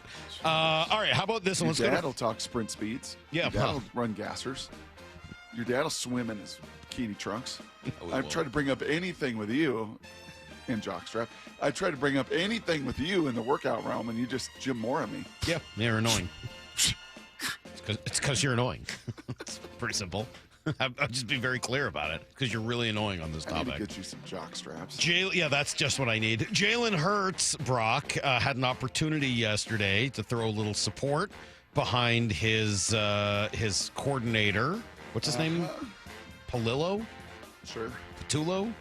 What's the guy's name? I don't know. Pituitary. Anyway, here's his answer. It's too soon to think about that. And like I said, I put my trust in how we make things. I don't know if you can hear it, but he basically said it's too early to think about that.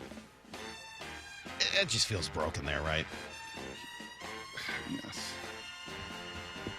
Honestly, I think the best thing, I gave you that analogy yesterday, honestly, it feels a little bit now they won a Super Bowl. So Bob Whitsitt never won an NBA title with the Portland Trailblazers. Just kind of feels that way. Mm-hmm. Like Trader Bob was unbelievable. Those rosters had so much talent. Rasheed Wallace and all, cast characters. It's kind of like the dream team before that Eagles dream team. But they just had no chemistry. Did any part of that game, as you watched it, did any of those guys look like they were just laying it down for their brother? Let me run this stunt so I can help my buddy. Let me run this route for the love of the game so I can help my buddy. Like, it just felt like work. None of that. Just didn't get any of that vibe at all. Totally agree. Awful announcing. Had a story yesterday that Tony Romo's disaster, not just in the wild card game, but really throughout this year, has maybe opened the door for a change at the top for CBS that Ian Eagle and JJ Watt could be to get I know that they could be the number one team next year. We got to see this. I know we would have to, Tony. It's hard for me to imagine that would occur, that Jim Nantz not be in the number one chair. Oh my goodness. But Tony Romo's awful. Just an incredible play. I know, not incredible. JJ was really good, as it turns out. Pretty likable and a lot more prepared. I don't know. He looked nervous. No, I thought he didn't look that bad. Tony seemed fine. Did that just happen? Yeah, you were that bad that you totally screwed up the intro to the whole game and made a bunch of other mistakes. Oh, that's loose. Yeah, that you is were. definitely. Oh.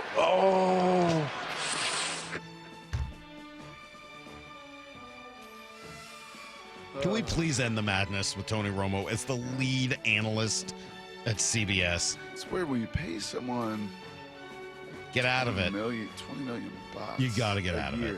You got to find a way out of it. Don't have to do much work, and they think they can just kind of show up and wing it. It just doesn't work that way. You got to find your way out of it. I'm thinking more Greg Olson. Let's move Greg Olson over with Jim Nantz.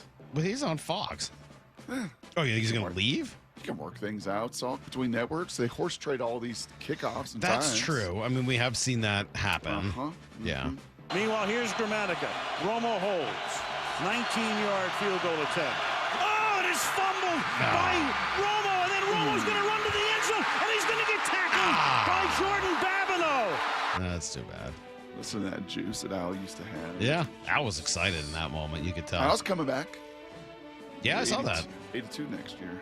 Saw that. Good.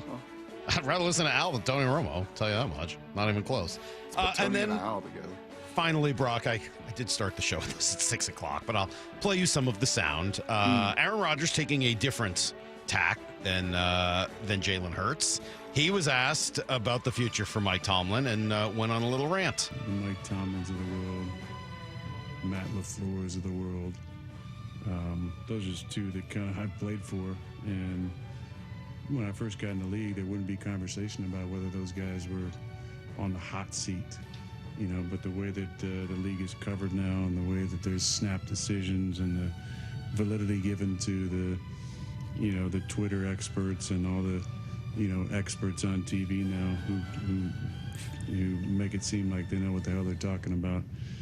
To me, that's an absolute joke. And for either of those two guys to be on the hot seat is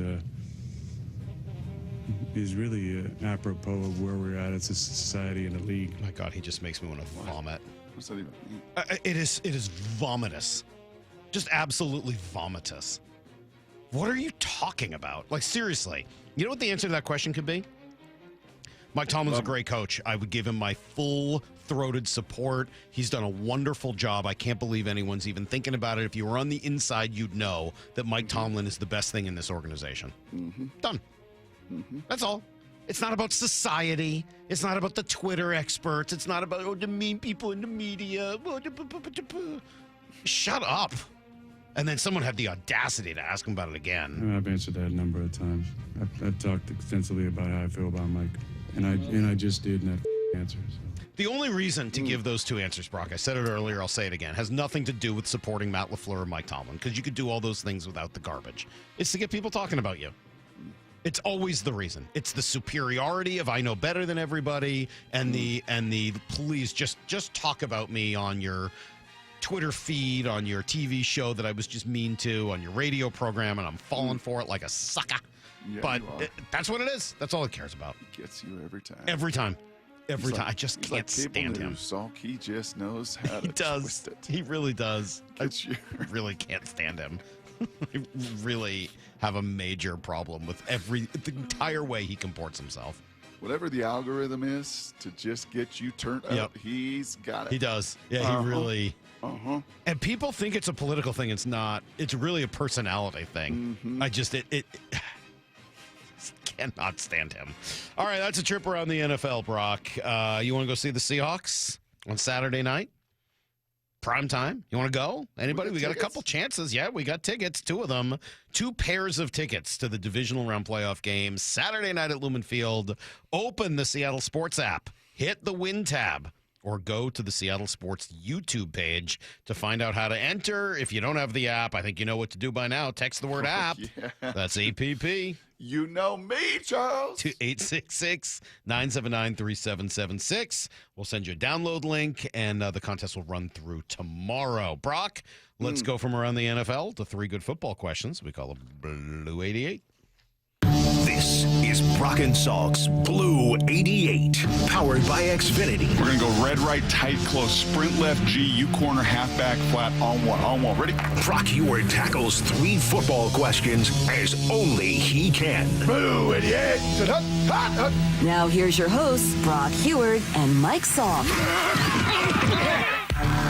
All right, 3 good football questions starts here. We've talked about some of the advantages the Seahawks have over the Niners, right? Between the short week and the injury stuff and the travel. Like, there's a million of these things. Yep.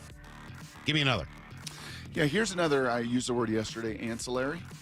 I don't know where that came from. I must have read it over the weekend in one of my Gladwell books. Nice work. Here's another ancillary advantage. Mike McDonald spoke about it yesterday. He was asked about the interview process, and obviously Clint Kubiak, incredibly busy. Mr. Dirty even had a couple interviews. Like, how does all of that work while you're also singularly focused on these 49ers in the next round of the playoffs? Here was Mike on that yesterday. There's stuff that you need to do. It's not a work-intensive week coaching-wise because you're really trying to get ahead on all these things. I mean, we ended up doing a lot of work on the Packers and looked like that didn't get us anywhere. So that's really what we're working on at the beginning of last week, some self-scout stuff, and then I think it worked out well that you had the 2 days off and they could kind of shift their focus. And then once it's over, then, that's over, and so we're able to move forward. So we're really fortunate that we had the bye. The teams that are going into it this week with interviews, I think that's significantly tougher, that you have to kind of shift your brain in the latter part of the week and then, still be in tune with what you're doing game plan wise. I said this about the college guys, Salk, in the midst of, that's just a tornado of chaos. It's absolutely idiotic and ridiculous, the schedule with that. But you had for Oregon, right, they're the offensive and defensive coordinator. Guess what they're doing? While they're also getting ready for the playoff game in Indiana, well, they're assembling their staffs at Kentucky for Will Stein and recruiting and all the calls and all of the split interest. And for Tosh Lapoy, the new head coach at Cal, he's doing the same, and he's putting his staff. It's ridiculous. Did that play a role in their absolute blowout loss? No. The personnel on the field did more of that. But when you've got those split interests, these are human beings with only so much energy and so many hours in a day. I'm sorry. That's going to have an impact and effect when Indiana has 0 of that, when Miami has 0 of that, when your opponent has 0 of that. Now, Robert Saleh, been a head coach, been around the block a few times. I think he's got his old Zoom interviews probably in check. I don't think that takes an immense amount of effort or time or worry or stress from him. He's been there and done that before. But yeah, that is a different animal. While he's also preparing for Philadelphia and maybe also preparing for the Seahawks this week.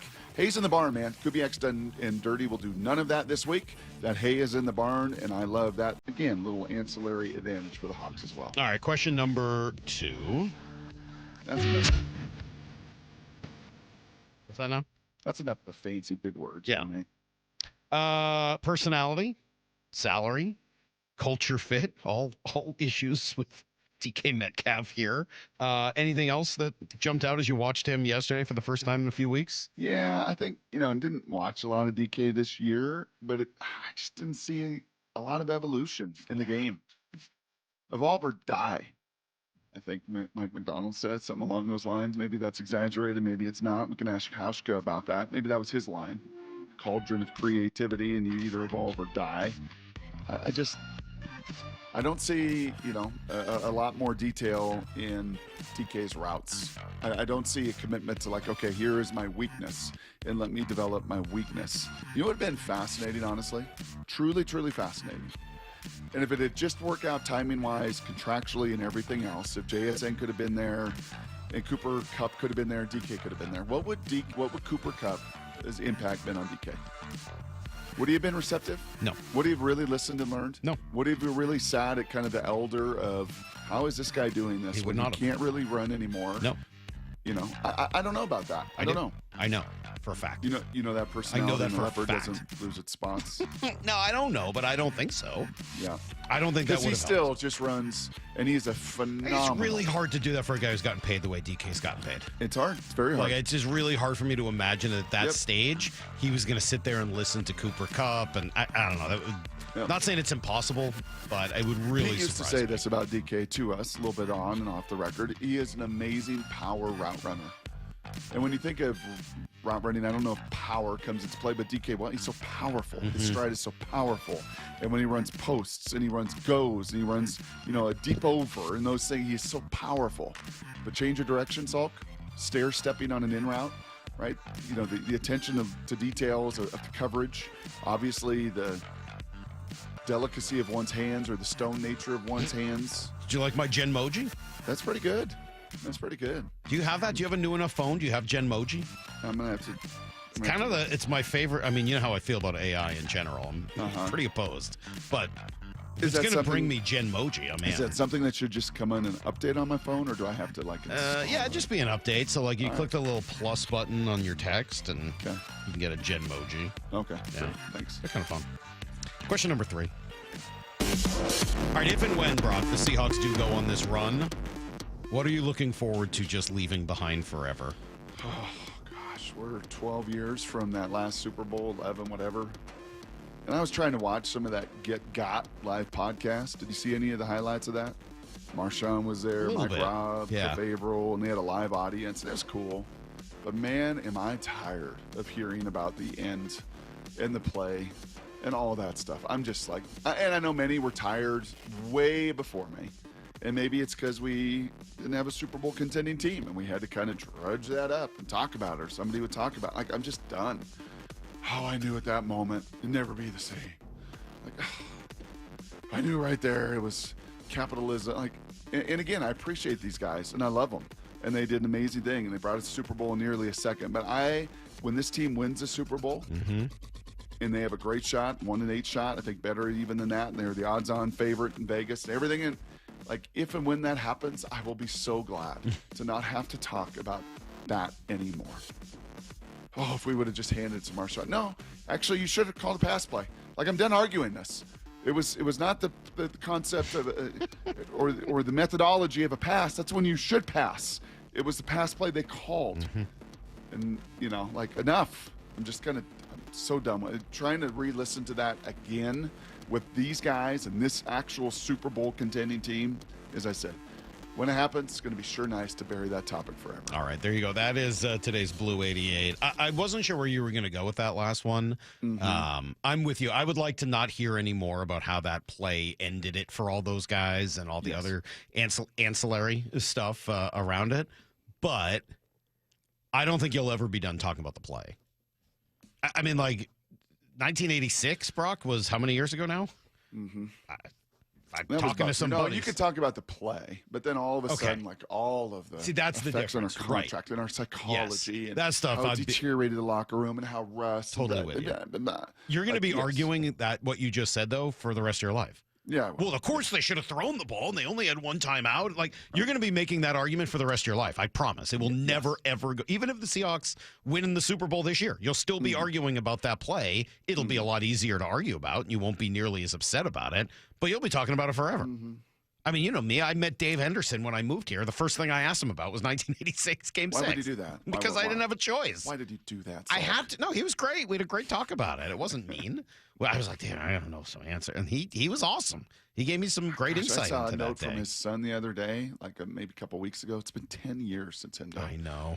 10 Great dude, man. Great player, great guy, just great everything. Effervescent guy. Totally. Effervescent. I was so overjoyed to meet Dave Henderson when I did, and he like lived up to the billing and then some. He was awesome. Such a nice guy, so full of life. And I know you're giving me grief about the question, but he couldn't have been better about it. I mean, it wasn't like the moment I met him.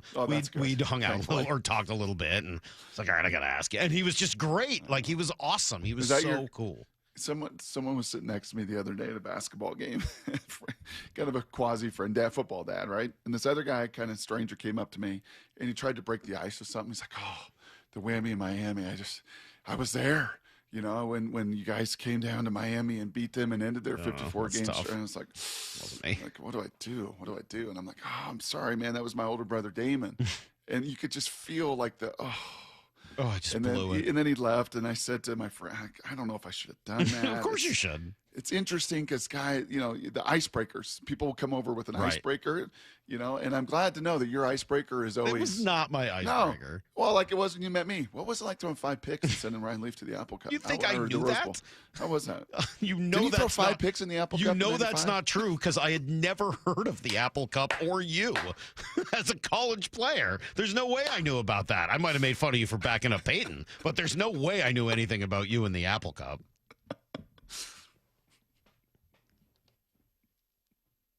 Seattle Sports is giving you two chances to win tickets to the Seahawks divisional round playoff game Saturday against San Francisco at Lumen Field.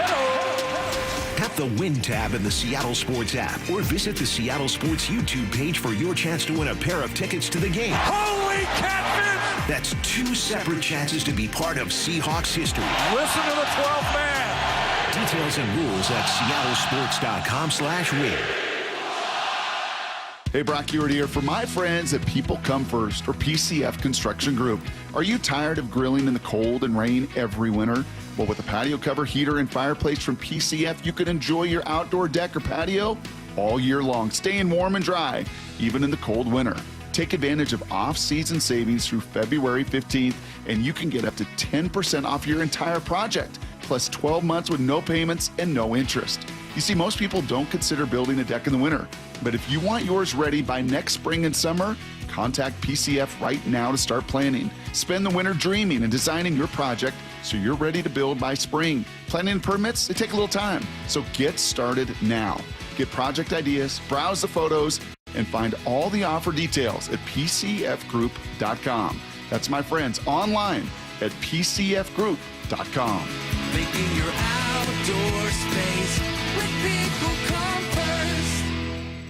We've all been there, sleepless nights, wondering if your business's security service is really protecting what matters. At Bay Alarm, we can put your security insecurities to bed. Our advanced technology and personalized support ensure you can rest easy knowing we're here for you. BayAlarm.com. At Les Schwab, we've been changing the tire game for more than 70 years. We design our own exclusive tires to give you more tires made for the roads you drive, less compromise. All backed by America's best tire warranty included in every tire we sell.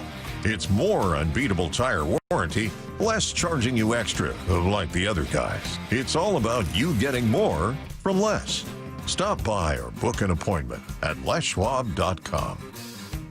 Your windows and doors play a huge role in your home's efficiency and comfort. Choose Lake Washington Windows and Doors for windows that are up to 25% more energy efficient than Energy Star standards and reduce noise by up to 50%. Visit LakeWashingtonWindows.com today.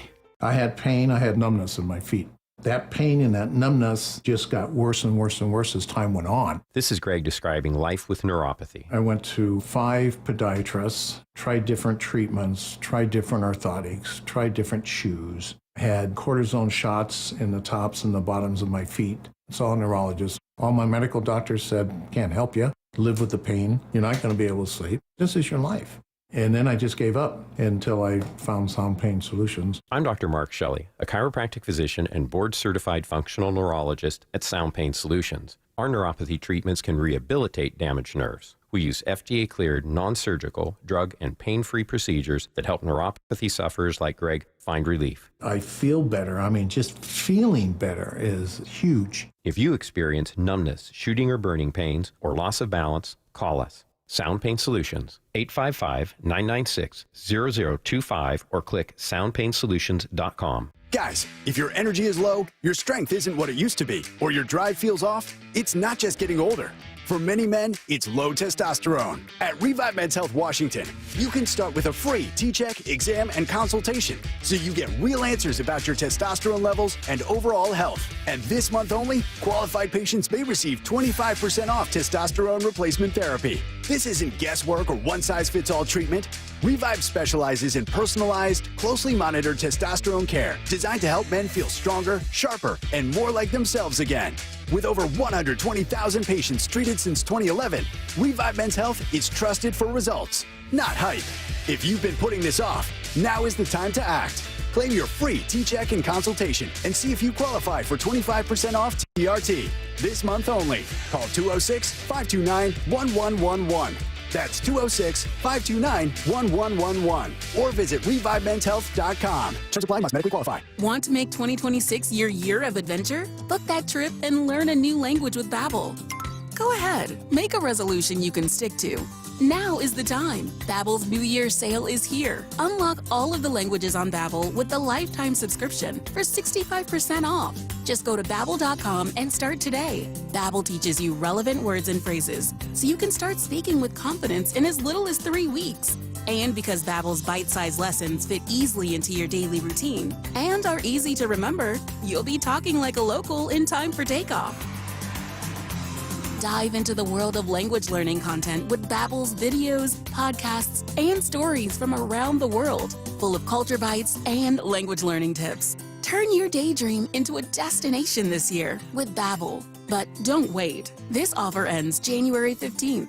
Get Babbel's lifetime access for less at Babbel.com. That's Babbel.com. Babbel.com. Let's go! This is Seattle Sports. Streaming through the Seattle Sports app. KIRO AM Seattle. KIRO FM HD2 Tacoma. Home of the Seahawks, Mariners, and everything Seattle sports. This hour is brought to you by Trajan Wealth Management. Give me a freaking auto!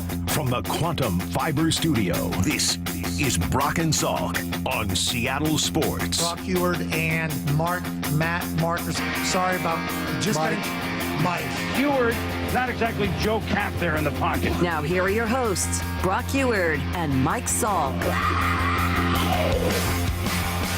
Is there any audio video of Salk's reaction after Rodgers pick 6 last night? No. Sorry, 206. There's nothing there. Nope. Just a little, I can imagine, just a little fist bump. No, honestly, at that point, it was already over. I just was sort of chuckle. It was probably just more of a little chuckle, nothing more than that. Houston's defense remind you of Seattle's in some ways? That remind you a little bit of that 49er game where you were so overwhelming.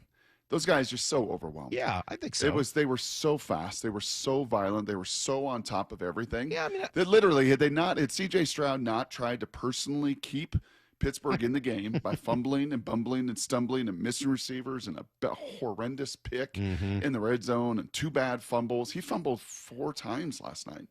4 times. I mean, he was, again, kind of to talk about the weekend that was and what that meant. And does it have any correlation to what transpires this upcoming weekend? Likely not. All these games kind of declare themselves in their own way. But once again, turn it over 3 times, doesn't matter.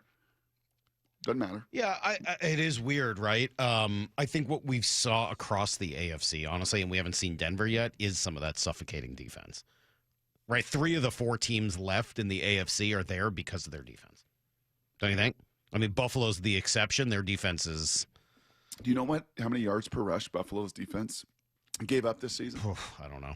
5.1. Oh, that's horrible. That's worse than Pete Carroll's rush defense in the end. That's really, really That's bad. wretched. Yeah, that's really bad. And they are the 80s Broncos. They are John Elway, who had to carry an entire team to a Super Bowl. Yeah. If somehow, some way they get there, that will be the. It might be more. Honestly, they might be more the 80s and 90s Dolphins, where they don't even get to the Super Bowl, even though Dan Marino. I mean, because even the Broncos had some guys on their defense, right? I mean, you had Carl Mecklenburg and a few of those guys. Atwater. Yeah. Right. I mean, like the 80s and 90s Dolphins were like John Offerdahl and nobody else. I mean, like that is Dan Marino and an unbelievable offense and nothing else on defense. Maybe that's either way. The other three teams, New England, I thought you saw some suffocating defense against the Chargers. We know the Broncos are capable of it. We haven't seen them play in the playoffs yet. 68 sacks. Right. I mean, obviously they're going to get after you, and Houston does as well. So 3 of the 4 teams there are there because of their defense. Very different story in the NFC, where really the Seahawks are the only one you'd point to and say they're there primarily because of their defense. I think the Rams have a good defense, but I don't know that anybody would point at them and say that's why they're there. They got a great front. They don't have a great defense. Right. They got a great front. Okay. They got as good a front as not quite Houston, Seattle, Denver, but they're a top 5, top 10 defensive front. And then the rest of it, Chicago and San Francisco are there almost entirely because of their offenses. So, it's funny.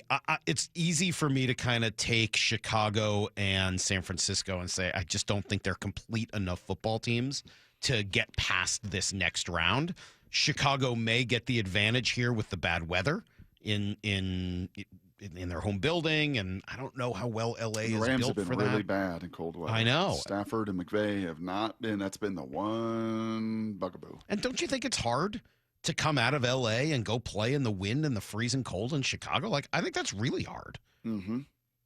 Yeah, and the numbers back that up and tell you that.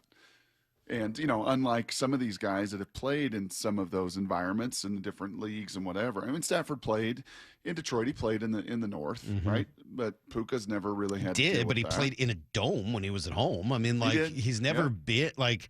So I don't know his record in cold weather, but I think it is hard when you live in LA to have to go outside and play in those sort of elements, and that may be a difference maker in that game. I mean, you got soft. Look at you. I've always been in soft. In the Northeast, you were hardened. You were tough. No, Yep. I was always soft. I was soft even when I lived in the Northeast. Then after a week of football practice, you got all soft. Too hot. Too hot. Smoke your heaters and and now you're just soft. Now, I mean, we sit in any cold environment and you just all of a sudden whine like I'm so. It's because I don't have good circulation. It's a circulatory issue. You're anemic? Is that what you're saying? No, just a circulatory issue. I think. I don't know. I self-diagnosed, Brock. I'll do my own research into that, just like Aaron.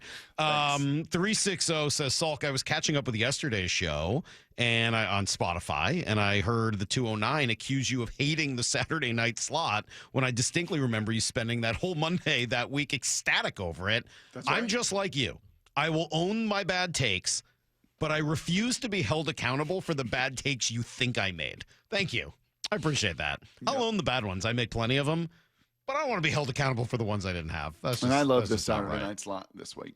I mean, this is terrific. Isn't it? What you want. Yeah, and I think the Bills-Broncos will be an awesome game. It'll be, I think, 55 and sunny in Denver on Saturday. It'll be great. It'll be great to see. That's a great environment. Those fans are unbelievably loud. First time in a decade they've been kind of in this spot. And I would say similarly with the Seahawks. First time in a decade they've hosted this round of the playoffs. And legitimately, right? Like when you put your butts in the seats in Denver, you put your butts in the seats in Seattle, you legitimately are like, man, we play our game. Mm-hmm. We play to our ceiling. We should go to the Super Bowl.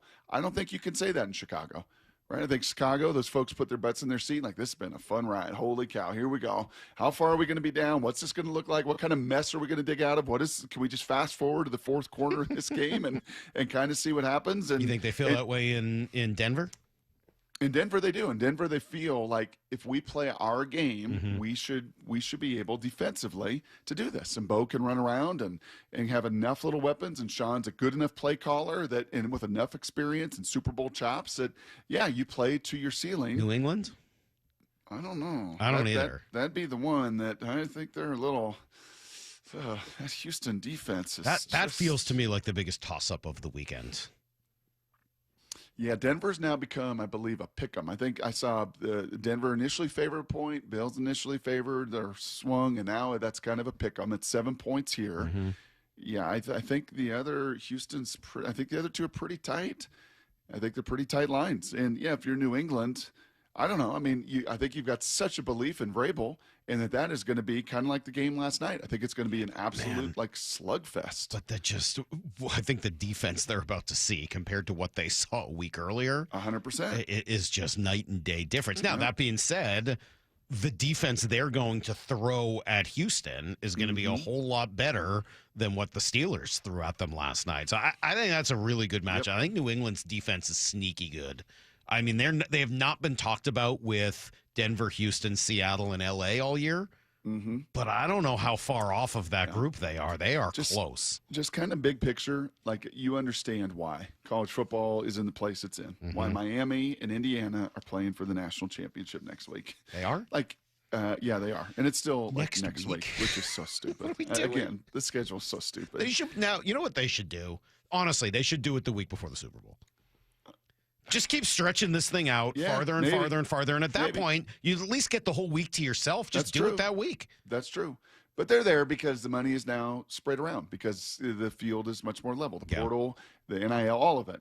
This is the first time in some time that we've been in a place like this where you're like, yeah, Chicago probably not. San Fran's got the longest odds, but who knows? And this is just so entirely different than this century of Tom Brady for 18 years of it and Mahomes for the next 7. Like, this is so entirely different that these 8 teams in these 8 markets really do feel like they got a legitimate shot at winning this whole doggone thing. 360 pointing out Matt Stafford 1-8 if the weather is 30 or below. That's right. Is that true? Yeah, it's not been good. Oof. So that's even including probably his time in Detroit and playing in some of those other cold NFC North cities. So, yeah, I mean, I that would be a really interesting deal, man. And I think, Hawkblogger didn't want to hear yesterday, but I think Chicago could be a tougher matchup for Seattle than we've talked about. Now, again, you got to get there and all that, but we'll see. The running ability of Caleb Williams, I think that is the one thing where I watch those guys against Seattle, guys who can extend the play. The one little challenge I see. So, all right, let's take a little quick break. DJ, Daniel Jeremiah, on a game week and a playoff week, going to join us coming up in 20. Don't go anywhere. Brock and Salk, Seattle Sports on 710 and the Seattle Sports app. Wyman and Bob, every afternoon at 2. Abe Lucas is here. Abe, how are you, man? I'm great, man. Happy to be here. Watching this 49er team last night, did you see anything that looked different to you from your meeting with them just a little over a week ago? They obviously have, game plans for different teams and all depending on, the type of offense that the opposing team runs. They have a great defense. They got really good players over there, so it should be a fun bout and a good challenge for us again. So looking forward to it. Only on Seattle Sports and Seattle Sports on YouTube. How about a simple New Year's resolution, one that even I was able to achieve? Reverse the clock on hair loss with Advanced Hair's simple one-day FUE treatment. You'll feel more confident and more youthful when you witness your own natural hair growing into those places that have been balding or thinning for years. I'm surprised and relieved every time I look in the mirror. You need to know what that feels like. From Advanced Hair's breakthrough technology to their highly experienced team, there is no one I would trust more than Advanced Hair Restoration. I experienced their exceptional standard of care firsthand. Your comfort and your results are the top priority of the entire Advanced Hair team. Celebrate this new year with a fuller head of hair and get a free consultation, $250 off, and 250 free hair grafts. Call 425-449-8185. That's 425-449-8185. Discover what meeting your resolutions could look like with the before and after pictures at advancedhair.com. When the new year hits, every business could use a little something to stay ahead. A lift, a jump start, an edge, or perhaps a boost. Like the all-new 5-year business boost from Comcast Business. It's the certainty of a price lock for 5 years on qualifying internet bundles. Plus, you'll have the most reliable Wi-Fi with our best equipment, so your whole team can stay connected at a great rate. And to sweeten the deal, ask about a $500 prepaid card when you add 2 lines of mobile. It's the boost your business deserves. So sign up for the 5-year business boost and get a 5-year price lock on ultra-reliable Wi-Fi. Plus, ask about a $500 prepaid card. Comcast Business, powering possibilities. Ends 2/22/26. New customers only. 1-year contract required for guaranteed rate. 5-year pricing applies to monthly service charge excluding taxes and fees. That's Wi-Fi based on Open Signal Awards USA. Fixed Broadband Experience Report, May 2025. It's the Clearance Savings Spectacular at Olympic Hot Tub. We're slashing prices on hot tubs, saunas, and swim spas. Even bigger savings on floor models. Plus, no interest through 2031. Olympichottub.com. Better you, better life. At Cressy Door, we not only have the perfect garage door for your home, but we also offer options for creating space and even warming your outdoor areas. Check out your options at CressyDoor.com. Do you get sinus infections, congestion, sinus pressure and pain, sinus headaches? You've gone to the doctor. You visit urgent care over and over again. And it's always the same thing, right? Oh, I know. Let's try antibiotics and some nasal sprays. But they just keep coming back. You may suffer with chronic sinus infections. The good news? Relief is possible. How? A minimally invasive procedure called the Sinusoft procedure, available only at the Modern Nose Clinic. Imagine a procedure so delicate there are no narcotics. Less cutting means less bleeding, so no packing, and no operating room. The Sinusoft procedure is designed for the clinic. If you suffer with chronic sinus infections, facial pain, pressure, and congestion, find out if the Sinusoft procedure, available only at the Modern Nose Clinic, is the solution for you. Call and set an appointment today. 206-388-2770. 206-388-2770. That's 206-388-2770. Heading outdoors or on the water this weekend? Check in with Joey and Nelly on the Outdoor Line from 6 to 8 a.m. every Saturday on Seattle Sports and the Seattle Sports app. Toyota of Renton is your local dealership for best-in-class service on your vehicle. Start the new year by getting your vehicle winter-ready at Toyota of Renton's Service Department. You don't even need an appointment, as they offer open service drive. They have certified technicians to keep you safe and stable wherever the road takes you. From oil changes to wiper blades, brakes to air filters, Toyota of Renton's service team does it all. And right now, you can save $150 when you purchase 4 new tires. Come in today for service and make sure to check out their service specials page when you visit ToyotaofRenton.com. O'Brien. Good Dog Auto Glass. When the stakes are high, you want the best on your team. When your windshield breaks, don't settle for your insurance company's fix that's just safe enough. Trust Good Dog Auto Glass, where the quality isn't light. We do all the things the little guys don't, and we do all the things the big guy does. We answer the phone when you call, we work for you, and we will walk you through the insurance process. Visit GoodDogAutoGlass.com, Puget Sound's most trusted auto glass company, and get more bang for your bark. Amy Cox did something smart. She saved hundreds on auto insurance switching to Progressive. And with that money, she decided to treat herself to an anti-aging red light mask. Will she look like a horror movie villain every night? Yes. Will her boyfriend Kevin be scarred for life? That's certainly a risk. But it's Amy's savings, and if she's willing to risk her relationship for smooth, wrinkle-free skin, well, bye-bye, Kevin. Switch and see if you could save with Progressive and treat yourself. Progressive Casualty Insurance Company and Affiliates.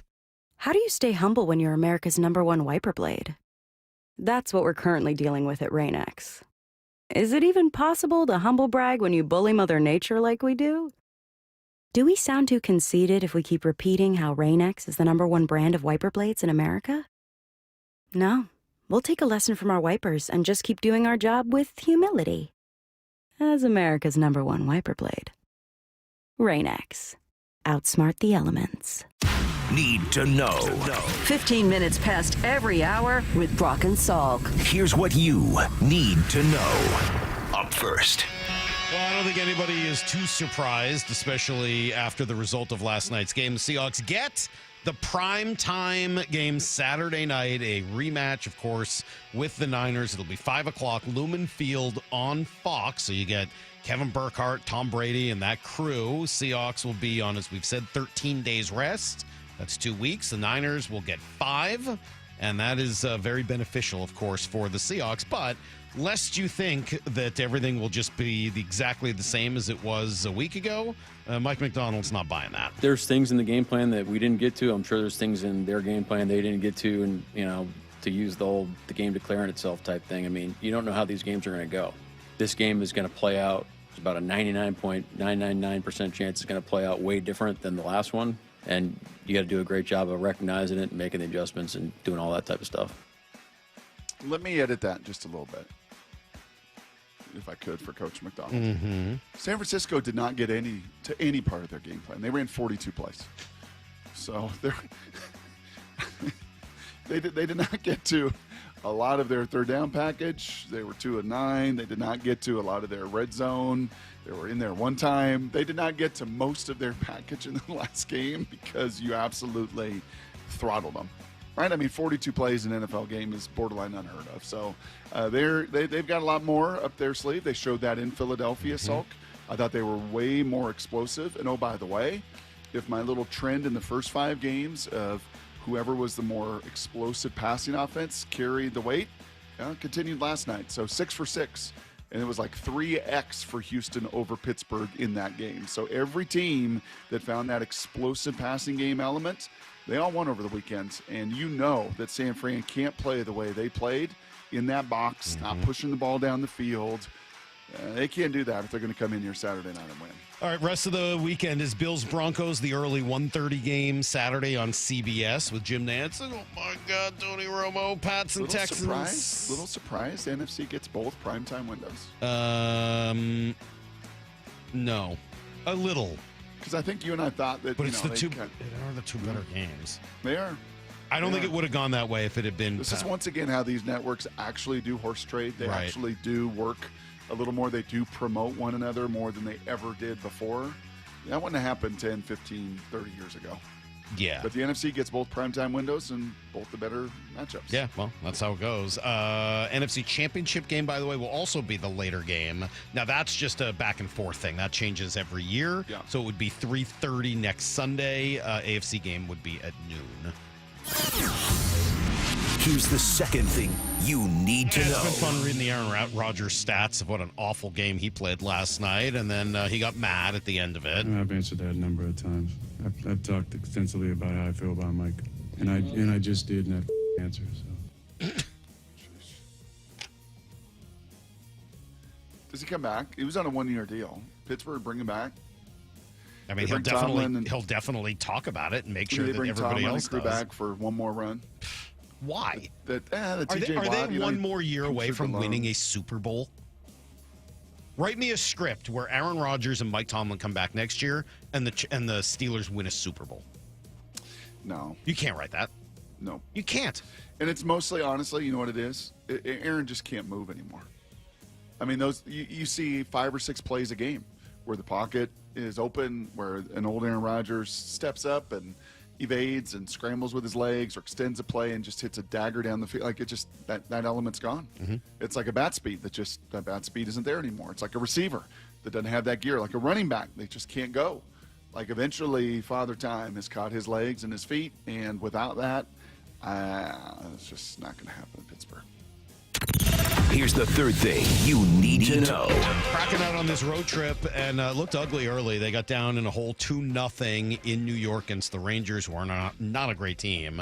And they battle right back, man. Give them credit. Ellie Tolvanen with a beautiful pass. Freddie Gaudreau's pass to Tolvanen was awesome. It was a great little goal. I love the Eberle goal. You could see that one coming right from the pass from Kako. And then Berkeley Catton. He and Shane Wright kind of combined on what turned out to be the game winner. Jared McCann, an empty net. It's just a good quality comeback. Is our guy Grubauer kind of picked up the pace a little bit? Yes. Very like that little 1-2 punch between those two guys, a little healthier dynamic than it's been in the past. Mm-hmm. Yeah, he's playing really good hockey. He's healthy, and he's seeing the puck well, and I don't know exactly what it is. Do you know Grubauer's real into horses? Oh, I knew that, yeah. Did you? He loves the Arabians. He's a big horse guy. I didn't realize that until I was told about it. Are you into the Arabian horse, though? Am I? I wouldn't say I'm like a big horse guy, no. Do you remember when I got to go to... Like to ask them why the long face. Peyton's... That's everything you need to know. Here's a quick little story. Do you know that when I got to go to Peyton's Hall of Fame induction, I got to fly on a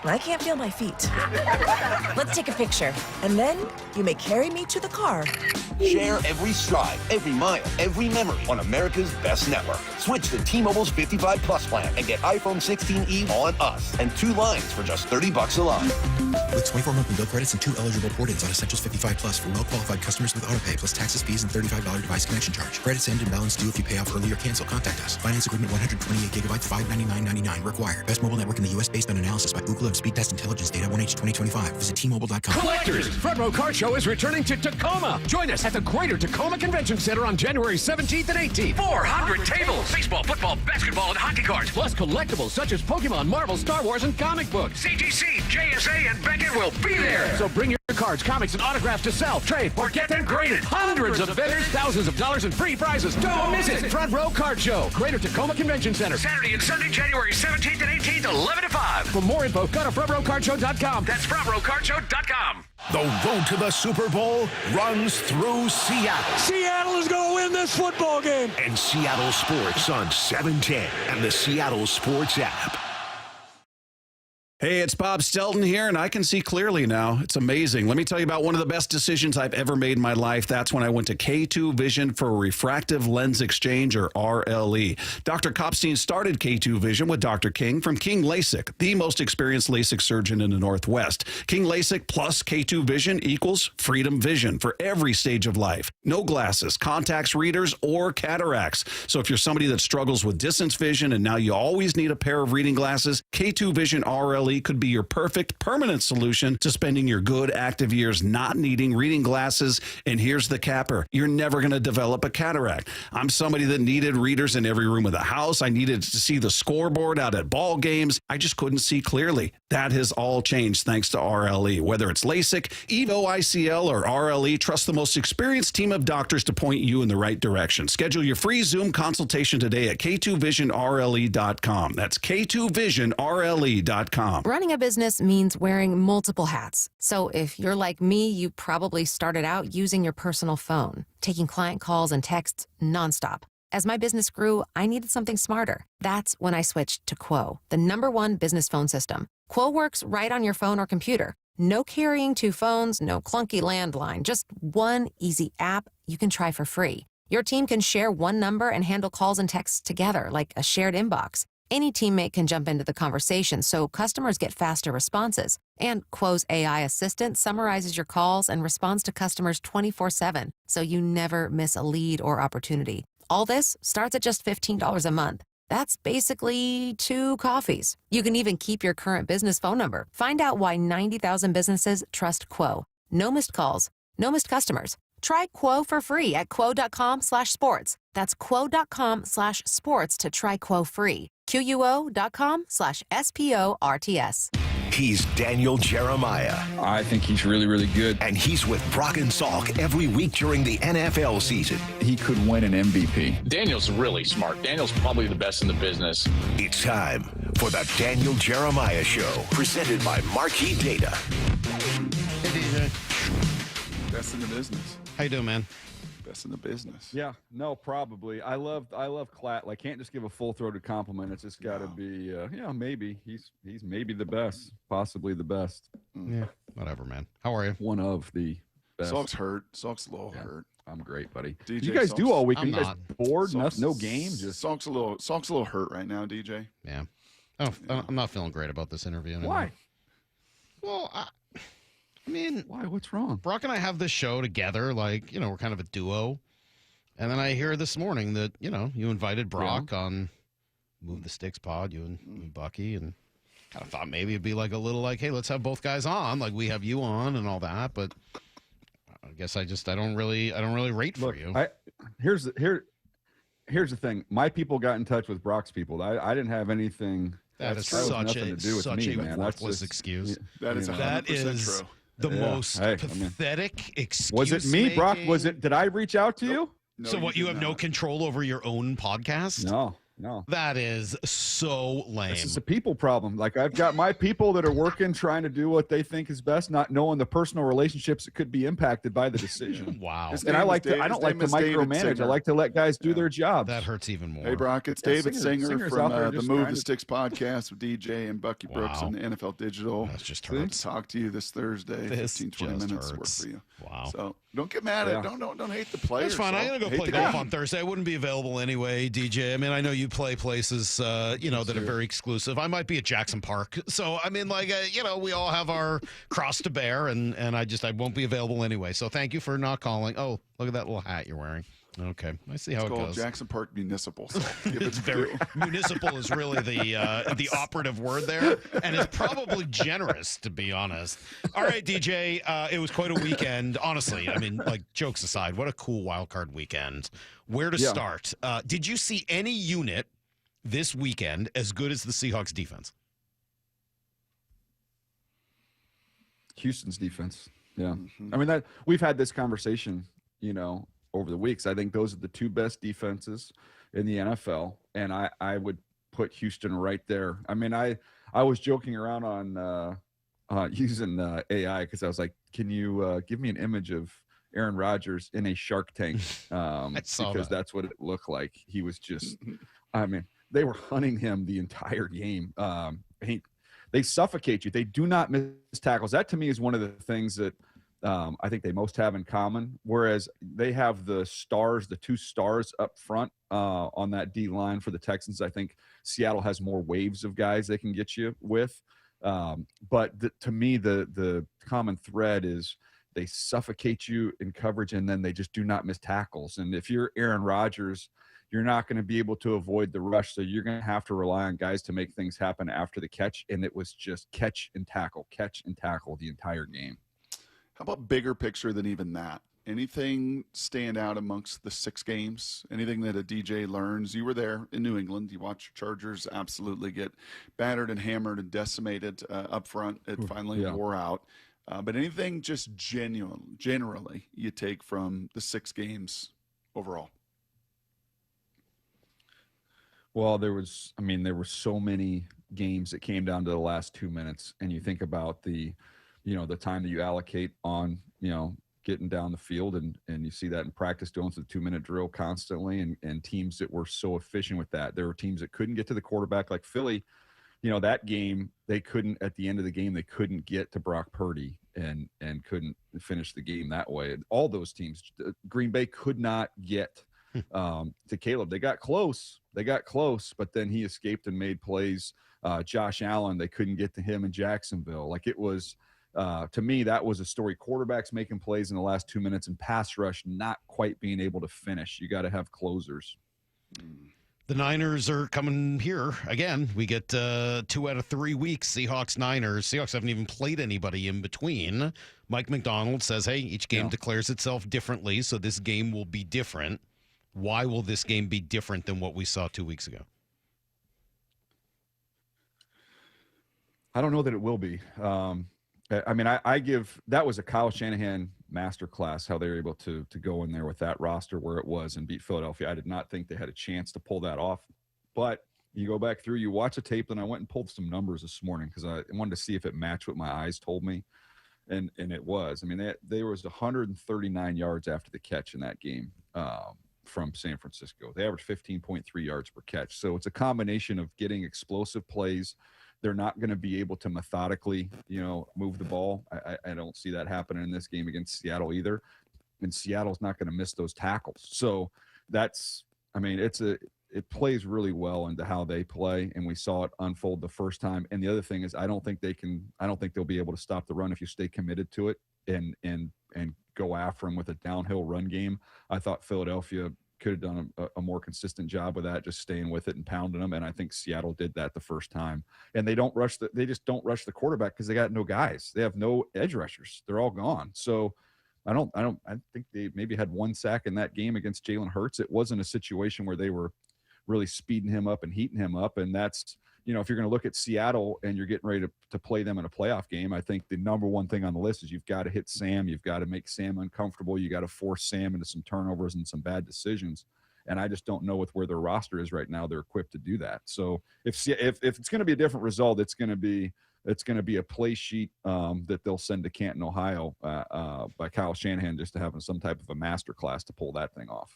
I'll text David Singer, your producer, my number for this week, DJ, because I looked at the 6 games and it stood out yet again last night. The only stat that I could find of all 6 winning teams, because it was kind of all over the map, was all 6 of them were more explosive in the passing game than their opponent. Yards per attempt, all 6 winners. And in some cases, like last night, it was 3X, right, with what Houston was able to do. And Aaron just absolutely, as you said, suffocated over the course of the night. Can San Fran do that here Saturday night? Can they find explosives in the passing game? And is that really their threat to win?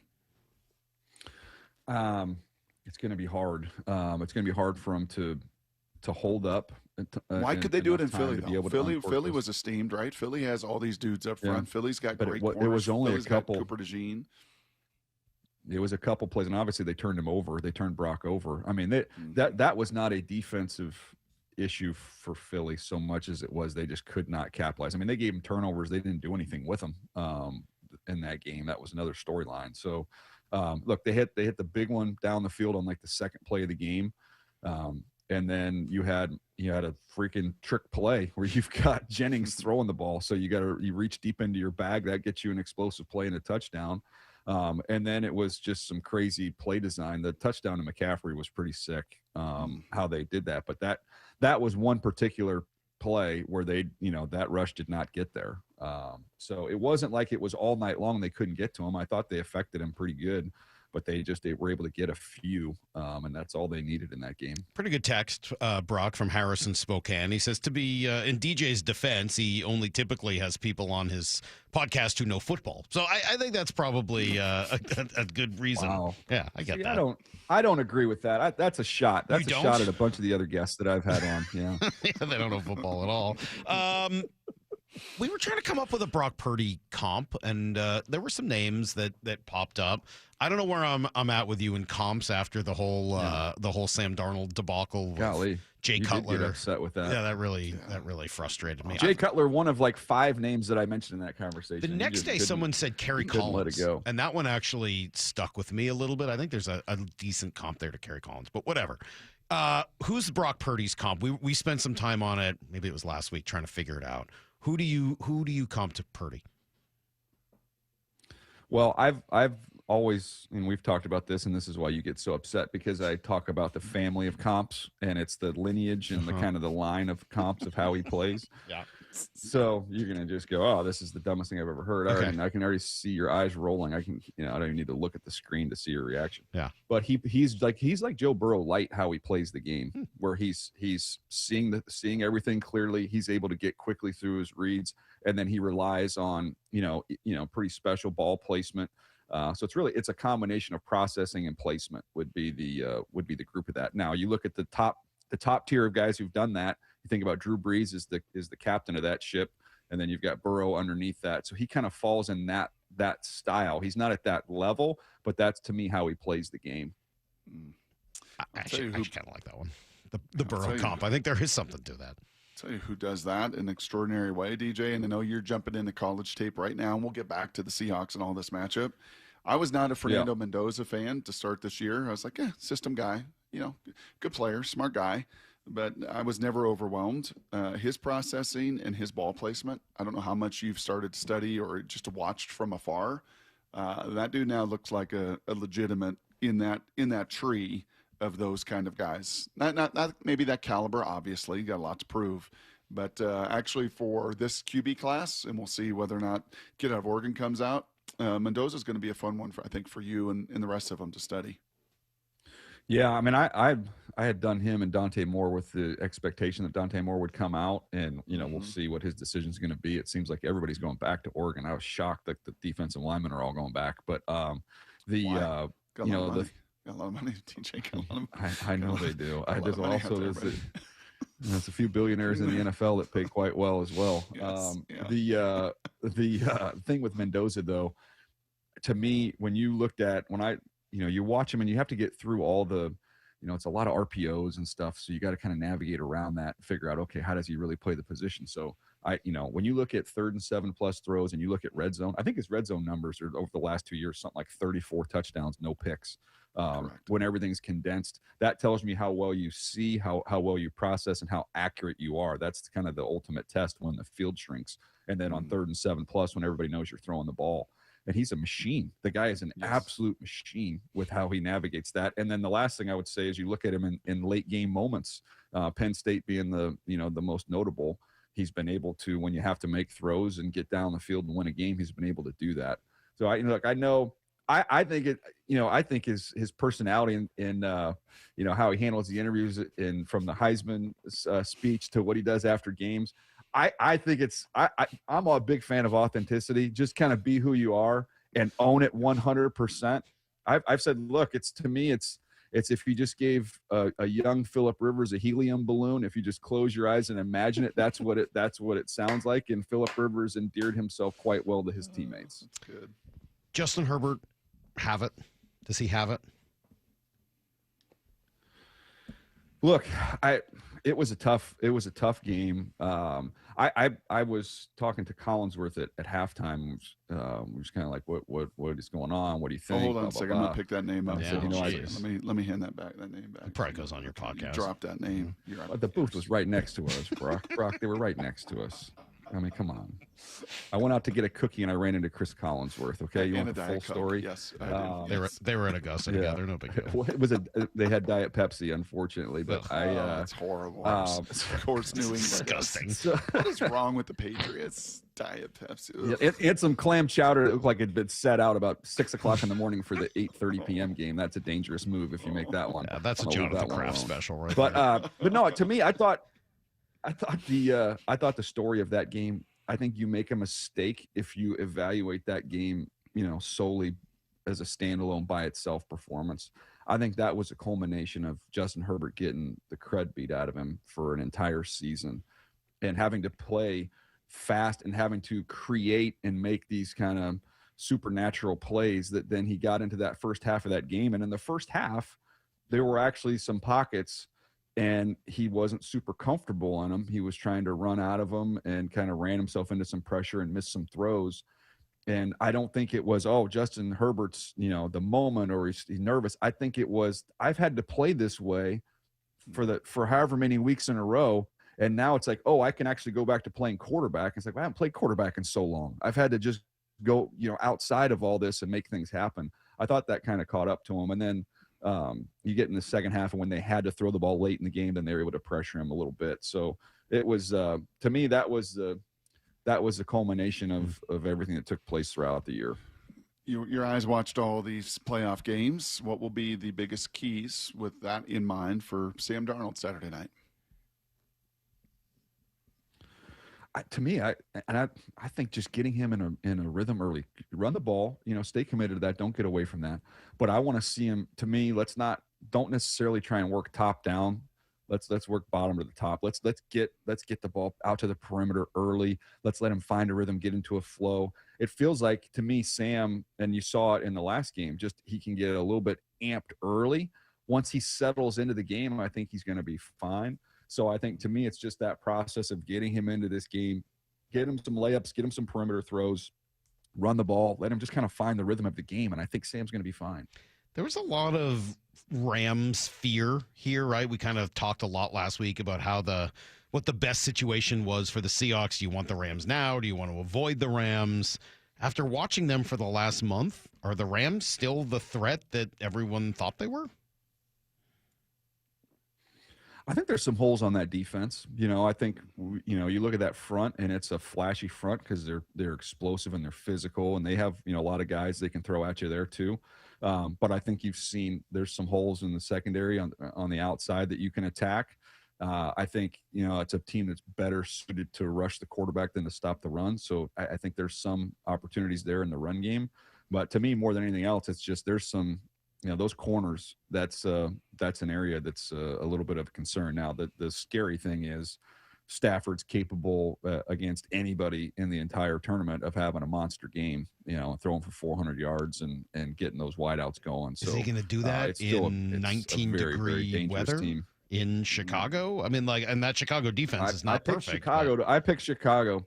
Their defense stinks. I would not say not perfect. I would say they're terrible. But I think Chicago is going to just run the ball. I think they're going to try and, really, really crank up their run game and shorten the game. And that's not a fun environment to play in if you're not 100% used to it. Now, Stafford, the old Stafford, the young Stafford has a lot of experience in those environments. So keep an eye on it. But to me, I think that's the formula for Chicago. I don't think you want to get in a shootout. So who was that nun that Kyle Brown hated? Sister Jean. Yeah. Our old producer now. Hated the attention seeking. Nun, huh? Yeah, attention seeking. Sister Jean, Loyola Chicago basketball team. She made it, in his mind, made it all about her and not the team. But they made an amazing run to the Elite Eight tournament, and that's where I'm going with this. And they were part of an Elite Eight, I think, that had North Carolina. Still had a lot of blue bloods where you're like, I don't know. DJ, this century, have you ever sat in the seat that you're sitting in right now as an analyst and thought, man, this Elite Eight has 8 different teams that you can legitimately write a script that they could win this whole thing? No, I've said going into the playoffs it was the most common conversation I had with teams around the league going into the playoffs, which was, man, we just got to get in. There wasn't quite as much concern about seeding with a lot of people you talk to. It was we can play anyone anywhere. We just got to get in. There's no juggernaut. There's no team that when we look at the bracket we're going, oh man, we have to dodge this team or that team. And now we get to the final 8, and I think you look at it and you can make a very compelling case for anybody to move on and advance and eventually host a trophy. And that's why when you talk to the teams that lost this last week, it felt like more than a normal loss, because they felt like, man, this was an unbelievable opportunity in a year without that, that Kansas City team or that New England team or, whatever, people might think about it, that those teams were viewed on a pedestal a little bit of like, that's going to be a massive hurdle to get over. See, Brock, after all these years, I usually know where you're going to go with something like that. So when you brought up Sister Jean and making it all about herself, I assumed you were just going to talk about Aaron Rodgers last night, but I guess you decided to go in a different direction with that. DJ, are we finally done? Are we done having to watch and hopefully listen to Aaron Rodgers? Man, Troy Aikman was pretty emphatic last night with the way he was talking about it. I think that was he was trying to manifest it. That's what it was. In talking to people inside the organization, there was I didn't get a concrete sense that they knew. So that's why I was taken aback a little bit, because Troy seemed to, and maybe that's just from Aaron himself, that he got a very strong feeling that was it. I would say that I don't think Pittsburgh can afford to let it drag out through a long off season, because this is a major time for them. Who knows what's going to happen with Mike Tomlin? We'll see, but they've got to sort out the quarterback position. And I don't think they can afford to let that thing go deep into the off season. I think some other teams in another time in his career, you'd be willing to do that with Aaron, but not this version.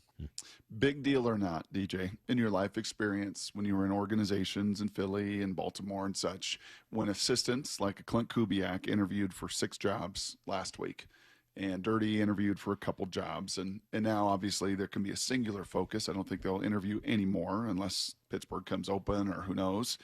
Is that a big deal at all? I was texting with a coach that's in that cycle, and it's still playing, and he didn't seem like it impacted him at all. He seemed worried about it. So I don't know if you're an interviewer. I don't know how deep you're going to go into the weeds with somebody who's still playing. I think this is kind of that initial Zoom, and it's getting a sense and a feel, maybe a little bit more personality than all the lined up on all the details. I mean, I've talked to one gentleman who's running a search for a team, and he said the difference, like some guys know your roster inside and out, and other guys you're interviewing don't have a deep understanding of that. But he said you're not hiring the guy based off of that. So I don't think that he's having to sit there and go, man, I've got a bazillion interviews and I've got to study up and hone in on all their salary cap situation, their roster needs, this, that, and the other. I think there's an understanding from the interviewer that, like, hey, let's just get a chance to know him as personally a little bit, hear his background, his history, who he's been around. I don't think it's going to be quite the same interview you get with a team that's out. The Seahawks offensive line has been a problem forever. And somehow it doesn't seem to be a problem right now. And the way they went about it, we talked about it earlier in the week yesterday, that it was not the same way Chicago went about fixing theirs, which was through trades and free agency. I know the Chargers tried to fix theirs. Maybe they did, but the injuries kind of unfortunately made it look like it didn't work by the time they made it to the playoffs. What do you make of how the Seahawks have gone about fixing the offensive line and what state it's in right now? I think it's in a really good spot. I mean, I really do. And it's hard to say that, like, man, you kind of build out an entire offensive line and then that one player can make the whole thing go. But when you look at Gray Zabel and his impact and everything that he's able to do, it's pretty impressive what he's done to kind of fill in that. I think he's more than filled one spot. It's like he's filled 1.5 spots with all the different things he's been capable of doing. Guys have played solid. We know limitations at the other guard spot, but I think they've done a good job of realizing what he can do, and you're going to accept some of the warts that come along with what he can't do. But overall, I don't think that's a group where you look at it at the perimeter and say, okay, this is how we attack these tackles, and they can't do this or that. I think they're complete. They got a complete group of tackles, and they've got, and the center can move like crazy, super athletic. It's a good group, man, and it seems to be like just in the little bit I've consumed of some of their interviews and things, it's a group that is kind of like-minded and seem to get along real well. Last thing is you take in divisional round weekend. Any plans for Saturday night with these Seahawks? Are we on about? Do we hunker down on the couch? I know you're deep into your building your notebooks, but yeah. What's the agenda for 49ers Seahawks Saturday night? Yeah, I mean, I'm cranking to get ready here as we've got draft season going. So that's going to be I'll post up in the family room, but I'll probably be watching college tape with the games on in the background. So got the college tape going on the laptop, and then I'll be watching that through the corner of my eye. You want to fly up here and play Jackson Muni with me on Thursday? I mean, I know you'll be busy with Brock and having your little fun together on your little podcast or whatever, but I'll be at Jackson Muni if you want to come up. I'll say this. I can't make it, but David Singer would love to meet you up there. So I'll send my guy up there. He can go play golf. Well, maybe he can play with my people if only I had them. All right, DJ, thank you. Seriously, jokes aside, I hope we're talking again, not just next week, but for the remaining few after that. Just getting ready because this is a pretty fun team right now, and I think everyone here is really enjoying this ride. It's been the year of Seattle sports, man. How about that? Keep it going. Pretty crazy. All right, buddy. We'll talk to you next week. See you. There you go. Daniel Jeremiah, of course, of the Move the Sticks podcast, and Brock's going to be a guest this week. Pretty cool. Tune into that one this week. Oh, that's must listen right there. We'll be looking. The Sound Hound will be all over that. I can tell you that. Will I not drop the name Michael Salk? Oh, I don't know. On the podcast. Will you drop the name Dre's? That's my question for you. I've got something here, Brock. This is not something we do very often. What? I know, but I got a connection, and I saw this and heard it. What? I'm going to let you guys all be the judge. I don't want to be the judge, but I'm going to let all you guys be the judge. We'll do it next on Brock and Salk.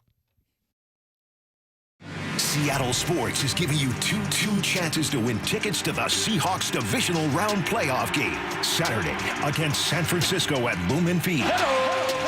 Tap the Win tab in the Seattle Sports app or visit the Seattle Sports YouTube page for your chance to win a pair of tickets to the game. Holy catfish! That's two separate chances to be part of Seahawks history. Listen to the 12th man. Details and rules at seattlesports.com/win.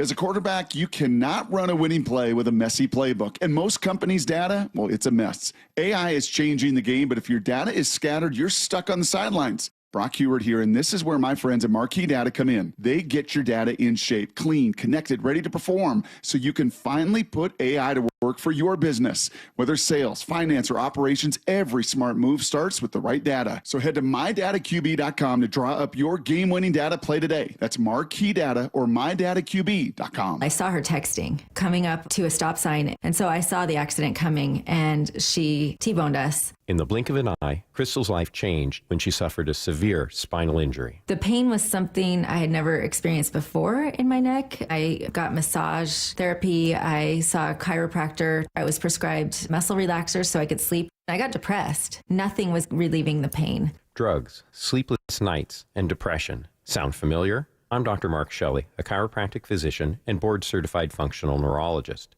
At Sound Pain Solutions, our treatments include high-dose laser combined with spinal decompression and other comprehensive therapies to rehabilitate damaged discs. We use treatments that are non-surgical, FDA-cleared, drug and pain-free. I was able to get off my pain medicines, and I was able to sleep through the night, and that was what I was desperate for. To learn if you're a candidate for our treatment, call us. Sound Pain Solutions, 855-996-0025, or click soundpainsolutions.com.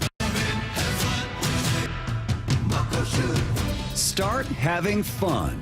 Caesar Sportsbook at Muckleshoot Casino Resort is your #1 place to eat, drink, watch, and have fun. Keep up with your favorite sports anywhere and everywhere on property with the mobile app. Visit muckleshootcasino.com today. Scan the QR code and let the play begin. Muckleshoot. Here's what you can look forward to when you get your windows replaced. The whole house being way warmer and a lot quieter.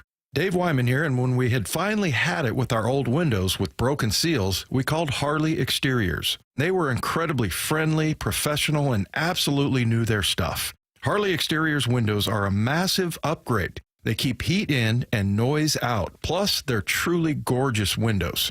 I said, you guys must use a different type of glass. And sure enough, it's their Olympic series, which is manufactured here in the Pacific Northwest and exclusive to Harley Exteriors. Harley Exteriors has a special offer for Seattle sports fans. Buy one window and get the second 40% off. No payments or interest until 2027, and take an additional $200 off your project. Call 833-HARLEY or go to harleyexteriors.com. Schedule your free consultation today. That's harleyexteriors.com. Imagine finding your dream home and moving in right away. No waiting to sell your old place first.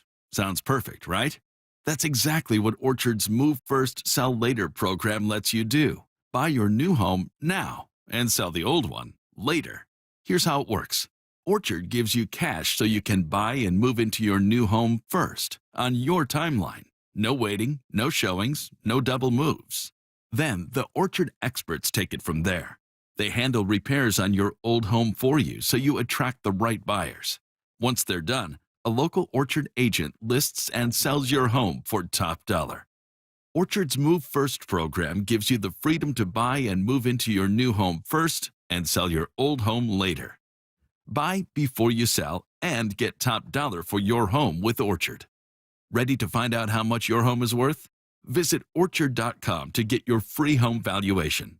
That's orchard.com. It's the Clearance Savings Spectacular at Olympic Hot Tub. We're slashing prices on hot tubs, saunas, and swim spas. Even bigger savings on floor models. Plus, no interest through 2031. OlympicHotTub.com. Better you, better life. Hey Hawk fans, Jake Bobo. Stormy weather is here. How's your roof holding up? Give Techline Roofing a call. With the strongest warranty in the business, Techline has you covered. That's TEKLINE. Roofing.com. Trust Techline. 1-877 Cards for Kids.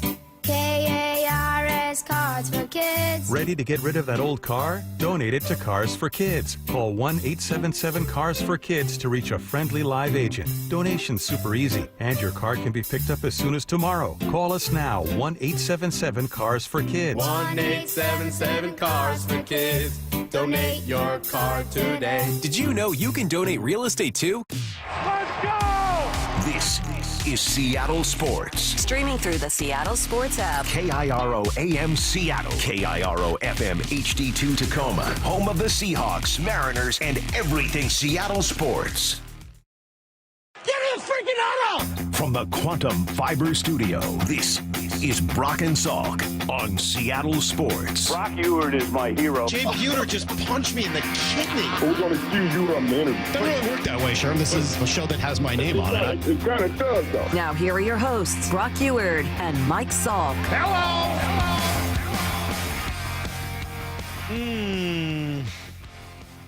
Drop it like it's hot. Drop it like it's hot. What is that? Drop it like it's hot. We're going to drop it like it's hot right now. We're going to drop a new one on you. I don't know if this we is Brock are. Salk Show. This is your chance to be a DJ, Salk. Your chance to put that hat on and spin. Spin that thing. Spin that disc. I got a lot of invites off of talking about going to Jackson or maybe Jefferson on Thursday. I haven't played Jackson in so long because I hate it. But I was thinking about going over there Thursday just because of the timing of it all, and I got to pick up the kids and just kind of like a short window to play, and it just is the closest. No matter there's nothing. Is closer. Bellevue Muni still there? It is Muni still hanging around. Yeah, out there? I mean Jackson to me though is just so close, and with the I-5 stuff, it's so much easier than anywhere else. Although I got a lot of text invitations here. I got an invite to come play Meridian Valley, which I've played very hard. I don't have the time to go down there. I got an invite here to come play Bear Creek, which I've played. Great course. But I don't think I have the time to get out to Redmond. So, yeah, unfortunately, I don't have the time on Thursday. But I appreciate all the invitations. Is this what we're doing now? No, I wasn't trying to. I was just being honest. Like a little guilt, a little sympathy for Salk, not getting invited to podcasts and wanting to golf. And, no. Putting it out there. Seems people are responding. Yeah. I mean, whatever. Just don't invite me to play Sahali because I'm out. That is too straight, too narrow, not interested. Have you ever played Aldera? I've not. I've heard it's very hard. Aldera and Seattle Country Club are obviously the two on my list that I have not played locally. Yes. Aldera will neuter. Why is it that? It's hard in the Plateau course? Yes. Why? Is it dumber? I don't know. It's either the 1st or the 10th. I don't know which one. Like you have to have a 220 carry right off the jump. I mean, obviously that's perfect for me. I mean, sure. I think that's right up my alley. So that sounds perfect. Or depending on the tees, maybe it's 250, 265. Well, I think you also know I won't be playing those tees. So, yes. All right, I have this song. So we don't, we're not an FM station. We don't play a lot of music necessarily. But we could be. Yeah, well, I mean, I've said for years I would like to be, but unfortunately my career didn't go that way.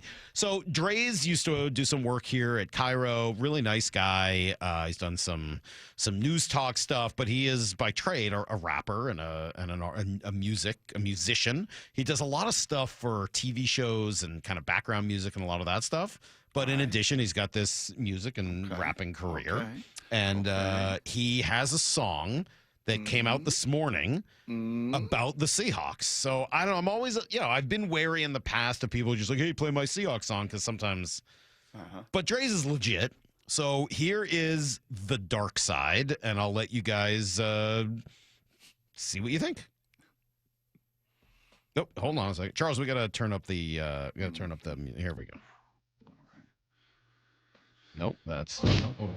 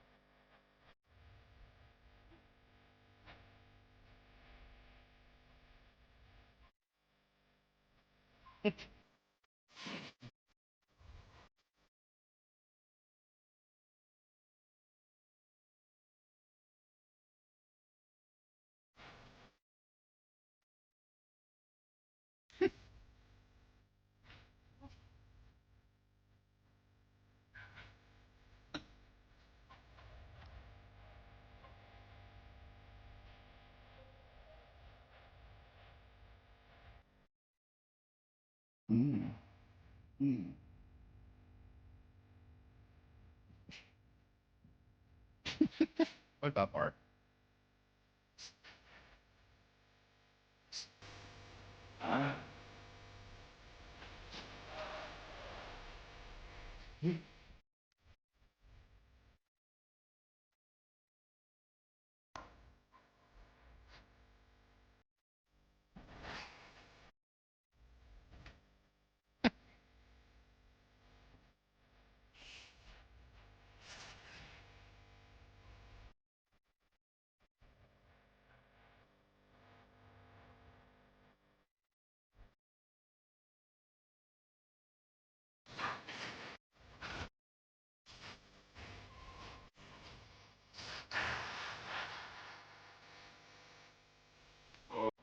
this down. What do we think?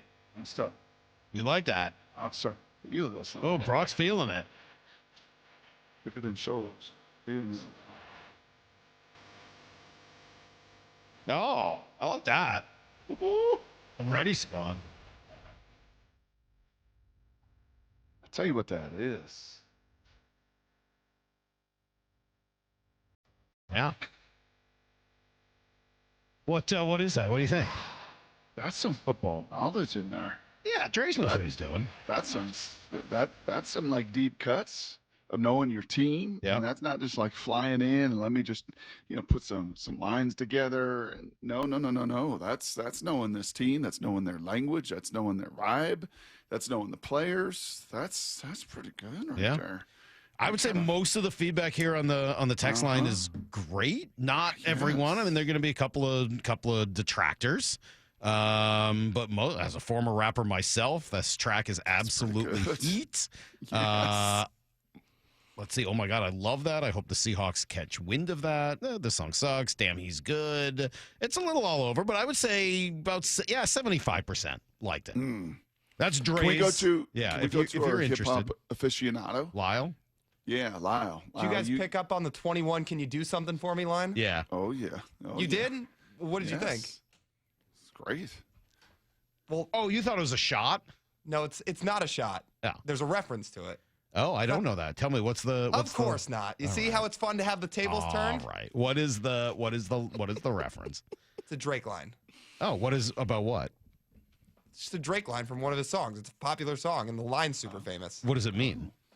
Ask Drake. I'm asking you. Well, it's about 21 Savage, who's another rapper. All right. Why wouldn't you just say that? I mean, maybe it was about Drake not liking people who were age 21. Like, there's a lot of ways you could go with something like that. So I was a little curious. That's what curiosity is, Lyle. It's hearing something and saying, oh, I'd like to know more about that, as opposed to, I don't know anything about it and I never want to.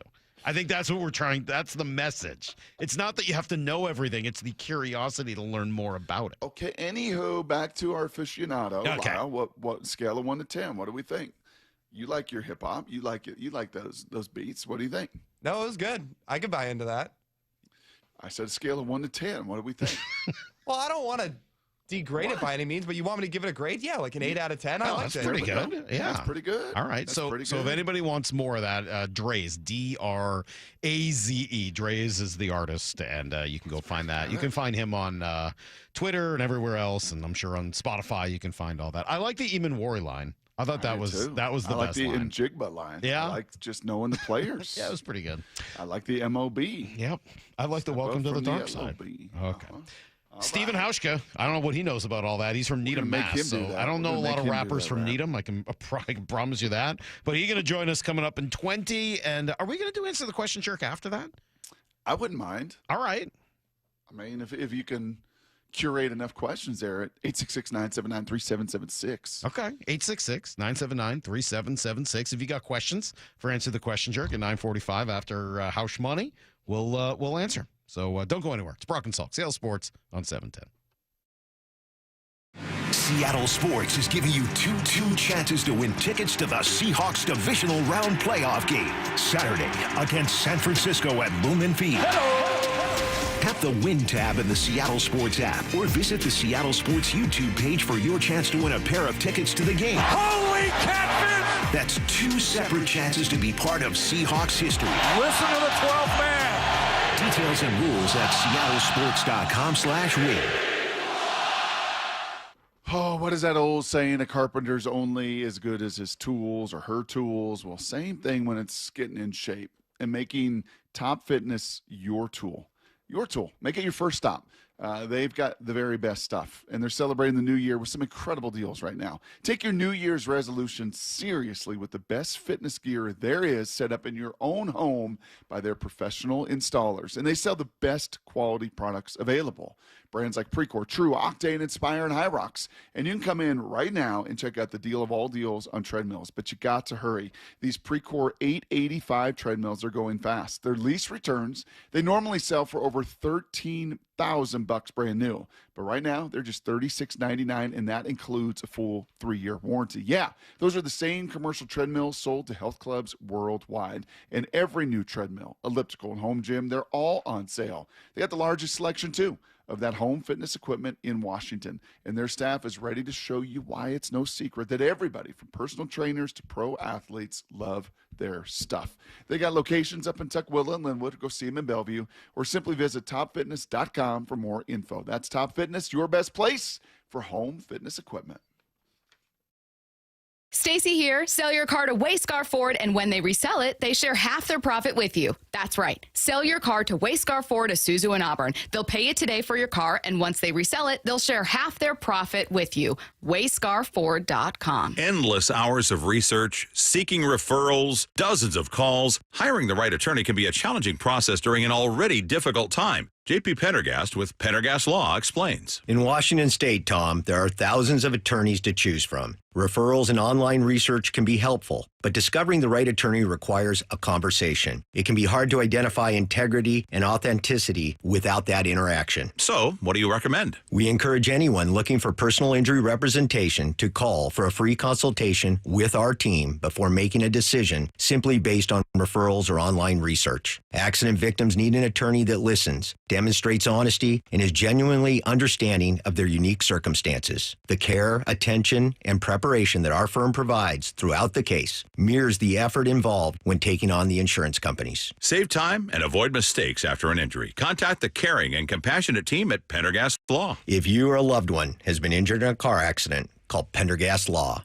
We can help. Save $600 on windows and $1,500 on doors at Lake Washington Windows and Doors. Enjoy easy 0 down, 0 payments, and 0 interest financing for 12 months, plus a lifetime installation warranty. Visit LakeWashingtonWindows.com today. Progressive knows there are some surprisingly expensive things in life, like rugs. And people say a rug would really bring the room together. And sure, you don't know what that means, but it sounds important. Suddenly you're using words like jute and sisal. Then you see the price and lose it, because how can the thing you walk and spill on cost so much? So you devote your life to taking down Big Rug. But then you remember that switching your home and auto to Progressive could save you hundreds. So looks like Big Rug is safe. For now. Progressive Casualty Insurance Company, affiliates, and other insurers. Not available in all states. I'm Ed Evans, CEO of Consumer Cellular. No, we're not one of the big guys. Truth is, we don't want to be. If you're over 50, Big Wireless probably has you paying for more data than you might need. You could be throwing away thousands over a lifetime. Our entry-level data plans start at just $20 a month. And for a limited time, switch and get your second month free. Call 1-888-FREEDOM, visit consumercellular.com or a store near you and get your second month free today. Plans include $5 credit for auto pay and e-billing. See site for additional details. The Mariners fix you need during the offseason. Fans are on their feet. Listen to this. The Uncruise Adventures Hot Stove, Tuesday nights at 7 on Seattle Sports. Good Dog Auto Glass. When the stakes are high, you want the best on your team. When your windshield breaks, don't settle for your insurance company's fix that's just safe enough. Trust Good Dog Auto Glass, where the quality isn't light. We do all the things the little guys don't, and we do all the things the big guy does. We answer the phone when you call, we work for you, and we will walk you through the insurance process. Visit GoodDogAutoGlass.com, Puget Sound's most trusted auto glass company, and get more bang for your bark. Welcome back to Winter Hack Radio, the place for clever hacks to survive the season. Icy driveway? Well, try spreading sand or birdseed to help with traction. Snowy puppy paws? Well, grab a whisk, brush it off, done. Catch COVID-19? Well, just get... Actually, there's no hack for COVID-19. But if you test positive, prescription medications for COVID exist. Ask your doctor if they're right for you. Visit PfizerForAll.com to learn more. Sponsored by Pfizer. When winter weather hits and the power goes out, will your family still have heat, light, and communication? The Grid Doctor 3300 solar generator from My Patriot Supply gives you serious off-grid power. It'll run heaters, refrigerators, medical devices, and more without gas or noise. Right now, you can double your power for free with a free expansion battery when you order the Grid Doctor 3300. Go to MyPatriotSupply.com and get your Grid Doctor 3300 today. That's MyPatriotSupply.com.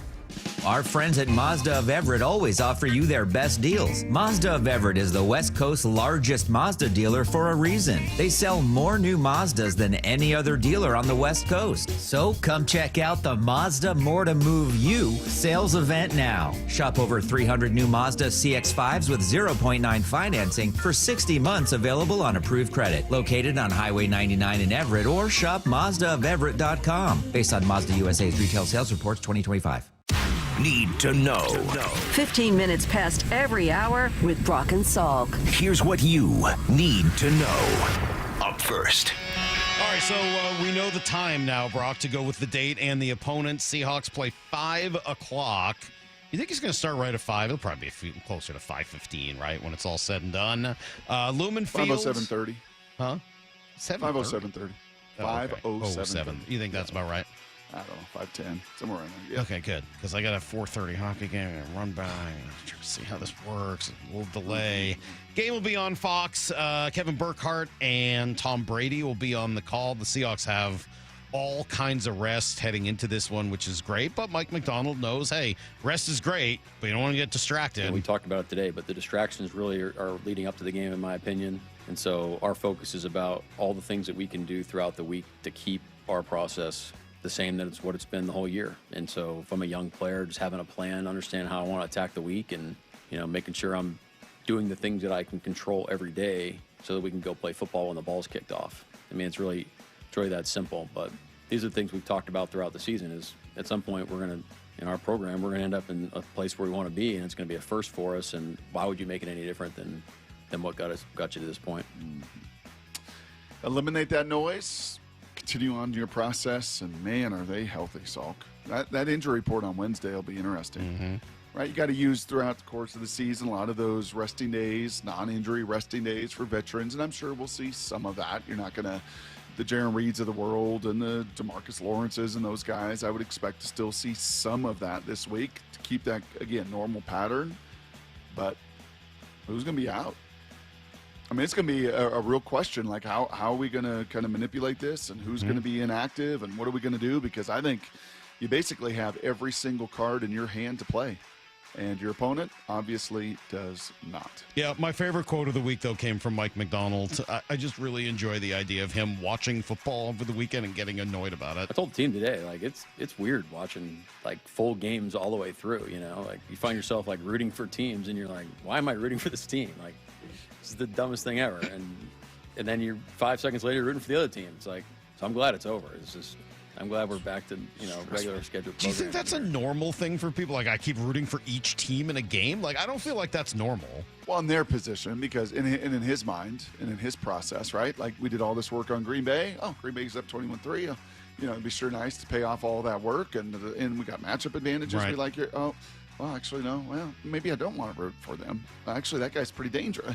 Like in his mind, you can imagine the back and forth like a ping pong match. Yeah, and also like, hey, we're all rooting against the Rams. You want them out. I wonder if he thinks that way, or if you can't get yourself into that mindset of like, I want this team out because they're good.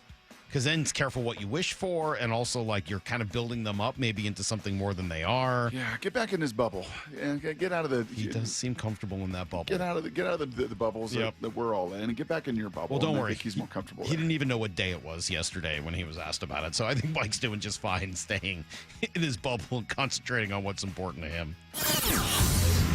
Here's the second thing you need to know. Oh, Aaron Rodgers lost. That was sad. I really hate to see it. Pittsburgh losing, Rodgers losing. So sad, really. And he was not just bad. He was awful. He was truly terrible. It was like he was not until the fourth quarter. He was a 50% passer. Understood. He had a pick six and a fumble. Did you see the pressures? You see the hits? You see, come on. I saw him yelling at people after every play. The reason they lost that game. Well, the reason they won it, though, I can assure you of that. And afterwards, he was making sure he would be the talk of the town. The Mike Tomlins of the world, Matt LaFleur's of the world.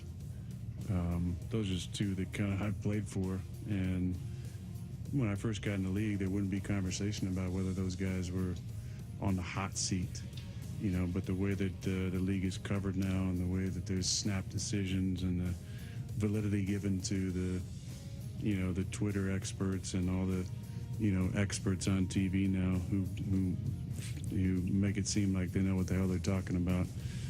To me, that's an absolute joke. And for either of those two guys to be on the hot seat is really apropos of where we're at as a society and a league.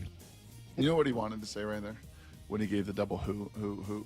He wanted to say who have never played and shouldn't really have a voice. But there's plenty of people who have played and do have a voice. Yeah. Right? Yeah. I mean, like, just shut up. He really is just the worst. I just hope he goes away. He won't, because he can't. No. But he really just... I heard he wants to move to Pacific Northwest. Can you imagine? Some media. Maybe he'll replace you one day. It'll be the Salk and Aaron show, whatever. Here's the third thing you need to know. Nice little comeback. Rodgers and Salk. Yeah, it's got a nice ring. Rodgers and Salk. It'd be Rodgers and Salk. I mean, he is Aaron Rodgers. Let's not get carried away. I mean, he's a bigger name than I am. Nice win for the Kraken. They come back. They're down 2-0. But battled. Ellie Tolvin and Jordan Eberle. You want to hear the Eberle goal? Here's Schwartzy's back. Yeah, Schwartzy's back. It's done. Shot. Right kick save by Jonathan Quick. Behind the goal for Kakko. Kakko to the high slot. Eberle delays. Shoots. Scores! Yeah, you're right. Schwartz is back. And that was easy when he came back because Chandler Stevenson's wife had a baby, so he's been out for a couple of games. But now Stevenson's back. Mm-hmm. Tonight's the first game we get a little roster crunch. Oh. We'll learn a little bit about what is important to Lane Lambert, the coach of the Kraken, tonight. Because the first real roster crunch, they called up, what's his name, Fisker Molgaard. He gets sent back down. That's fine. But what are you going to do? Hockey name, if there's a hockey name. Fisker Molgaard? Oliver Fisker Molgaard. Oliver Fisker Molgaard. Yeah, it's good, isn't it? Oof. It's pretty good. I'm curious to see what they'll do. Well, we'll see what that fourth line looks like tonight.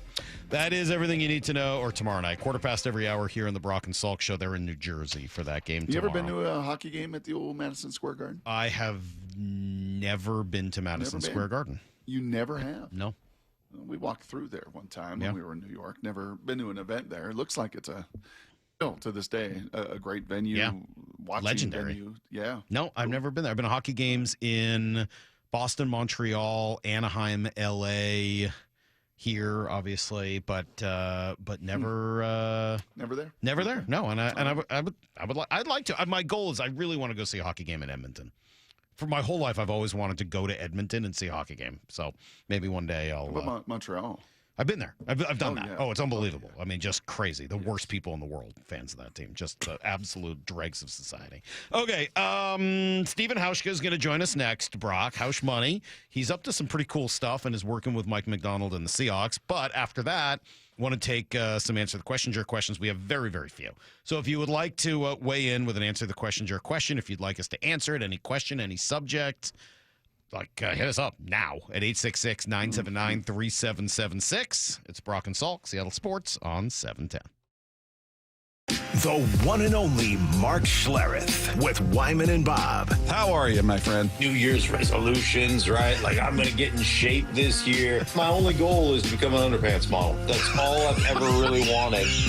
And if you guys know of anybody in the underpants business, let me know. Dave loves that you call them underpants. He loves it. Oh, yeah. Absolutely shredded.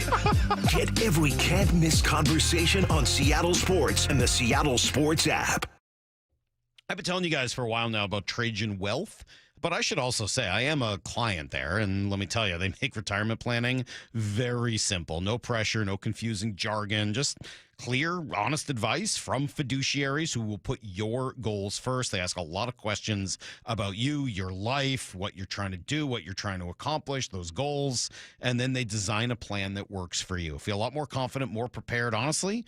Kind of relief. So if you've ever wondered if your plan could be better, just get a second opinion from Trajan Wealth, Trajan. They understand the importance of a diversified portfolio that focuses on capital preservation, growth, of course, but also low-cost investment options. Let Trajan Wealth's fiduciary advisors help you craft a plan to meet your goals and needs. Call them today at 206-466-3300. That's 206-466-3300 or TrajanWealth.com. TrajanWealth.com. Advisory services through Trajan Wealth LLC, SEC registered investment advisor, client paid advertisement. Additional disclosures at TrajanWealth.com.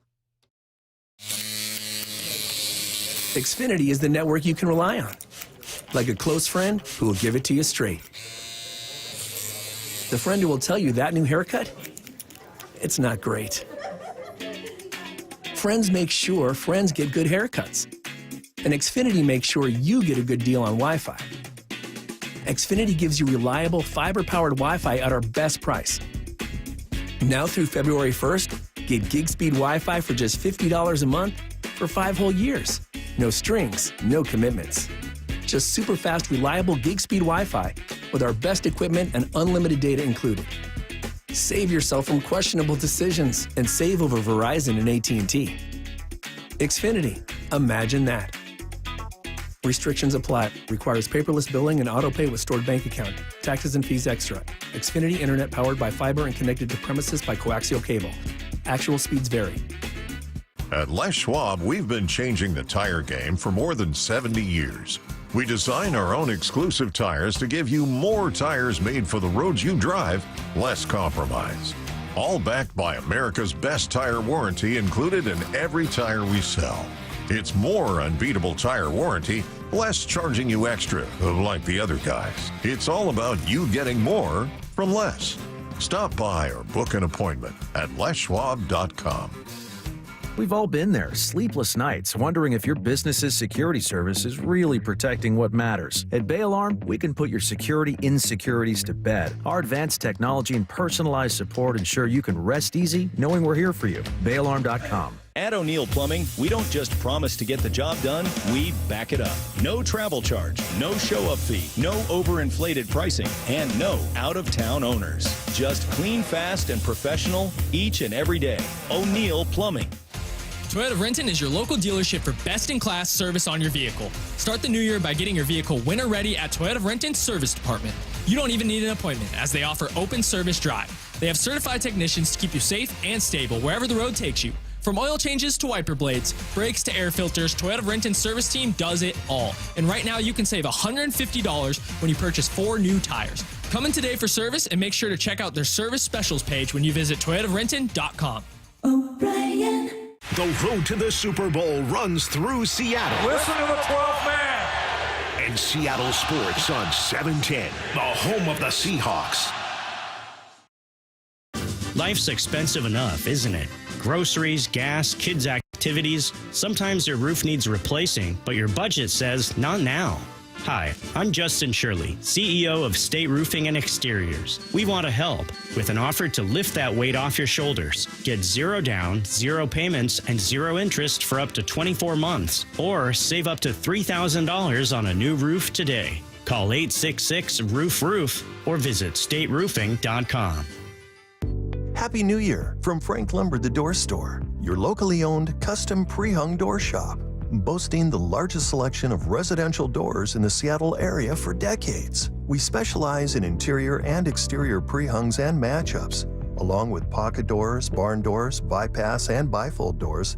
The selection is huge. If it swings, we've got you covered. Come and visit our showroom and bargain barn in Shoreline. Also, be sure to check us out online at franklumber.com. As a quarterback, you cannot run a winning play with a messy playbook. And most companies' data, well, it's a mess. AI is changing the game, but if your data is scattered, you're stuck on the sidelines. Brock Heward here, and this is where my friends at Marquee Data come in. They get your data in shape, clean, connected, ready to perform, so you can finally put AI to work for your business. Whether sales, finance, or operations, every smart move starts with the right data. So head to mydataqb.com to draw up your game-winning data play today. That's Marquee Data or mydataqb.com. More than 4,000 women are diagnosed with breast cancer every year in Washington state. I'm Dr. Suzette Miranda with Northwest Hope and Healing. We provide a lifeline to breast and gynecologic cancer patients, and you can help us make a difference. Join us for Cork, Fork, and Support, an afternoon of wine tasting and inspiration on January 31st at Mary Hill Winery in Woodinville's Wine Country. Get your tickets now for Cork, Fork, and Support. Go to nwhopeandhealing.org to learn more. This hour is brought to you by Davis Law Group. From the Quantum Fiber Studio. This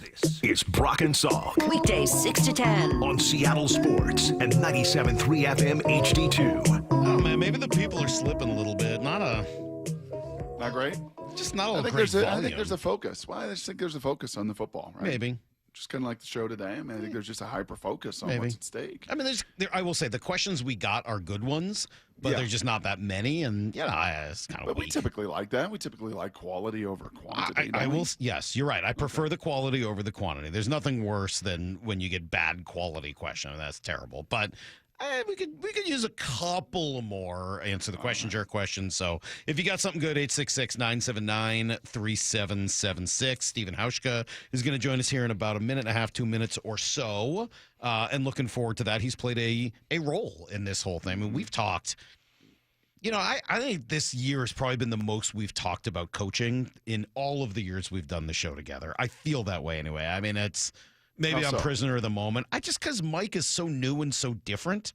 Maybe I'm just forgetting what it was like back in the day, and especially when Pete first started. But it sure feels like it's, so many different parts to Mike. His evolution as a leader, his sayings and philosophies and the way he chooses to run the team, his scheming and his relationship with John and there's just been his assistant coaches. All of these different things have kind of come together, and I feel like it's made him really a great focal point for this whole season, something that would probably drive him crazy. Yeah, last year was so new. Right, and there's probably more times spoken about the angst with the offense and the moving pieces and the moving on of linebackers and the additions and the trades, and there was just a lot of movement. And then there certainly still was this offseason in the acquisition phase of free agents and hiring of Clint Kubiak. But it does feel like things in the foundation is starting to settle. And now you can kind of build upon it, and you can start to look at what they're doing and dig into the plans a little bit. And it's kind of like, I like that. I'm kind of into that. I'm kind of digging that. And we've bragged about his vulnerability and his transparency and all of the genuine nature of who he is. And but I think to your point, now it's a little bit more. And we did that with Pete. I mean, if we go back to the first couple of years with all those movements and oh my gosh, and the culture and just the who he was and his optimism and the way he built it and all the grit and the TED Talks and the people he brought in, like we did a lot of it then. It just, after some years, you kind of we obviously did talk about a lot of that. I guess what I mean is just the variety of directions that this goes. Right? Because Pete was not a schemer necessarily, not that he didn't have a defense that he wanted played, but that was not who Pete was. He wasn't calling the defensive plays the way Mike McDonald is. True. Right? Mike has got this whole idea of going up against Shanahan and McVay and the importance of that. And then you bring in, some of his evolution. Plus, Pete knew exactly who he wanted to be at every moment. There was no evolution. He'd been doing this for 100 years by the time he got here. And, you might even argue at times that was to his undoing, but that's the way he was, and it worked for a very long time. Mike is, now, I'm not saying he's not convicted about the things he wants to do, even if it takes him 17 seconds to come up with that word. He is. But you also, I think, really see and feel the vulnerability and evolution as he's learning new things and finding new ways to get better at this. Yep. Yeah, kind of learned on the job and is, cool enough to be transparent about it. Even if there are some awkward pauses, a time or two. That one was pretty long. Is that what Hauschka, you think, teaches them? Is that just wait until you know the answer? Yeah, just make sure it's thoughtful and just kind of pause and just don't start talking before you know the direction you're going to go. You think that's the old kicker's MO? I don't know. I'm waiting for him to jump on the phone. We're getting our own version of a pause as we're waiting for Hauschka to jump on the phone here. Is a minute or two late, and so that didn't sound good. Hopefully, I don't know what that was, Brock. That could have been anything. That's probably a bad sign for the direction of the show. It's a warning of some sort. Yeah, I don't know. I'm. That's sort of one of the reasons we're hoping to do this here is to learn a little bit more. And he's got a little ping pong tournament. Yes. And I'm going to see if I I'm willing to do this, Salk. You're probably not. I know you're traveling, the state, the country. You got all sorts of expenses now with youth sports that you didn't once have. True. I am willing to sponsor Lyle. So I'm not asking for any contribution from you. Again, I know that, whatever budgets and everything else. It's good. I hope that I can sponsor Lyle in this ping pong tournament that Mr. Hauschka is a part of. It's why he's flown into town. And hopefully he answers his phone at some point here. We've kind of put it off. And we're 7:30, 9:30. Like, he was always on time. He always delivered as a kicker. So hopefully we can do that. But I'd like to sponsor Lyle because I think he's got a fighting chance to win this ping pong tournament they're going to play in as well. All right. Well, let's bring him onto the show and we can learn a little bit more about this. Hausch Money, Stephen Hauschka, former kicker here in Seattle. Good morning, sir. Good to have you on the show. Good morning. How are you? I mean, you have to get all fluffed up. What happened? Were you in the shower or something? You get your beautiful hair all done. What's going on? We're just doing radio. Long story. Yes, I was just in the shower. Nice. I'm down in Portland actually right now. I got a little speaking engagement coming up, but I wanted to make time for this, and then heading up to Seattle tonight. All right, so we're going to hear about this charity event in a moment. I remember it from a few years ago, and I'm pretty sure Mr. Hauschka beat me pretty badly in ping pong, so I gotta still licking my wounds from that. We'll send Lyle there because Lyle's much better than I am, and maybe he'll create some trouble for you and Saul. But tell us what you're up to. We'll get to that in a few minutes. What are you up to in general now? Yeah, I'm doing some cool work. So I went and got a master's degree after I finished playing football in health and human performance. And I've been coaching. I've been consulting with a few sports teams, and I've been speaking. So I'm staying pretty busy, and then raising 3 young kids. We live down in Newport Beach. So, but I get up to Seattle pretty regularly, actually. So still staying connected. And Stephen, I think it was Coach McDonald with us. So that was the start of training camp, right? That he alluded to some of the work that you and your partner are doing with him. Can you kind of speak to some of that, since he put it out there on the record? As and I think in that forum he said, "Yeah, I send my stuff to them, and they kind of evaluate it and kind of give me some edits or notes or response or analyze it." Can you kind of take us a step further into what that looks like? Yeah, well, I mean, by contract, unfortunately, I'm not really allowed to talk about it. But have been working with the team kind of on the culture and mindset side since April with Dr. Michael Gervais, who has been with the organization for a while too. So it's been really fun work. Been really fun to be part of the team and help them with their success, kind of from the outside, but the outside perspective is sometimes just as valuable. It can be a clean look at what's going on inside and help give some useful ideas to bounce things off of and bring in some structure and some frameworks that help all different areas of the building perform. So then, big picture, if you can't be specific, let's talk general. What makes a great leader and a great coach? Clarity of vision, and then the ability to articulate that to everybody. Everybody's got to know, to the nth detail, exactly what's expected of them. Was this great organizations? Everybody knows what they're supposed to do, what great looks like, and how to deliver that on a daily basis. So, it starts with that, and then I'll say the other part too is just relationships. Great teams are connected, and that doesn't happen by accident. The guys put the time in to getting to know each other, and I like to think about my time as a player. For when I was with the Hawks for 6 years, I would walk those hallways, and the team turns over pretty quickly. 30% of the team is different every year. And so it's easy to kind of get numb to the turnover and, stay in a silo, and you just chat with John Ryan and Clint Gresham and, Snapper and Holder and maybe a couple of the other guys that have been there for a while. and, you don't even know your teammates. So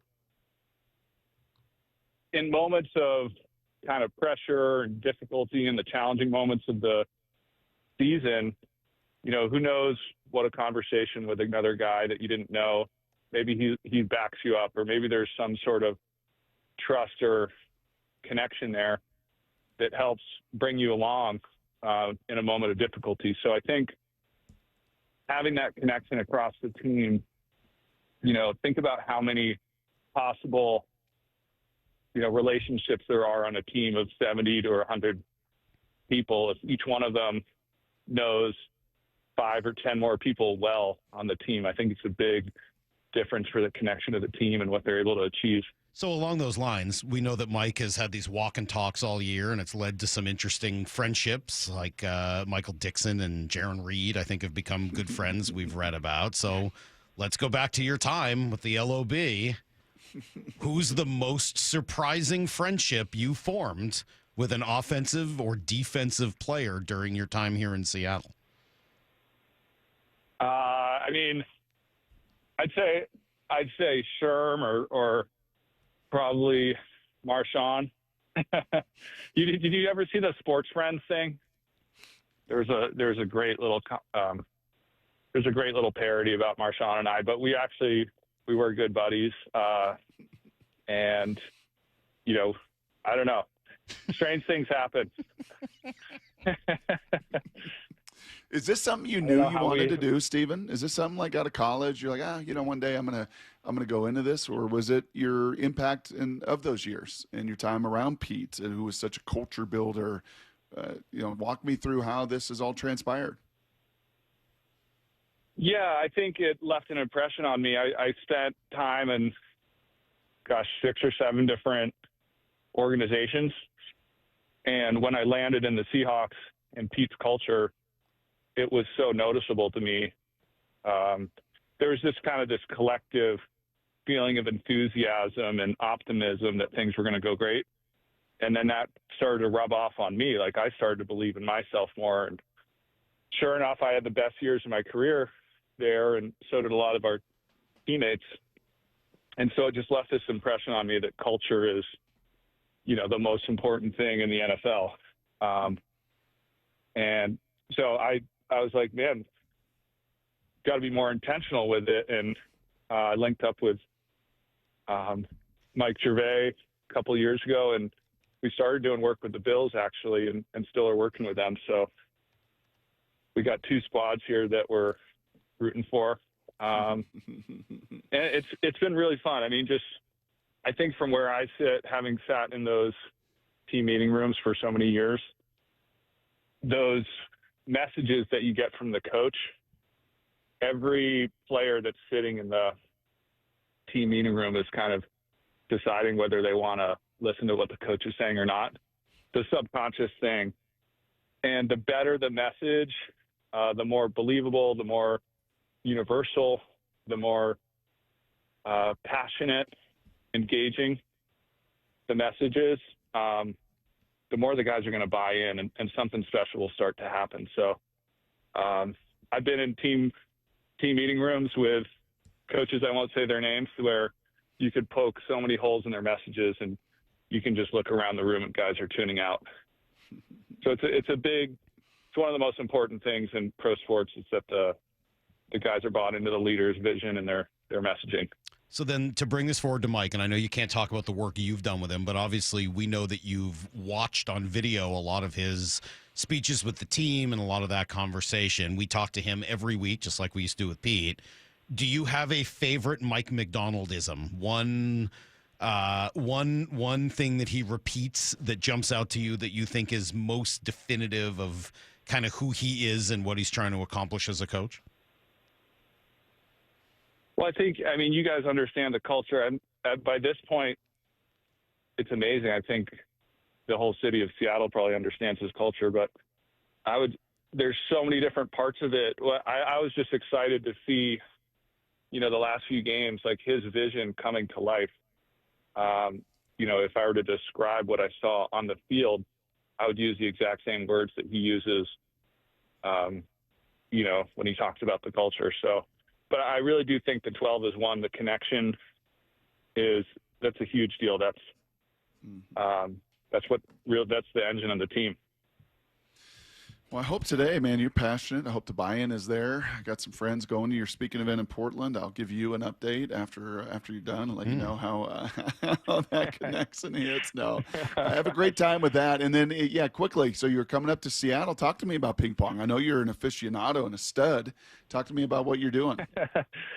Yeah, well, this is the third annual. There just happens to be a 10-year gap between the second and the third years of doing it. Nice. So the genesis of this is there were a bunch of us that used to play ping pong in the locker room. It was a big culture builder there. And, so Golden Tate was phenomenal. Brian Walters, phenomenal player. Myself and then a couple other guys would play.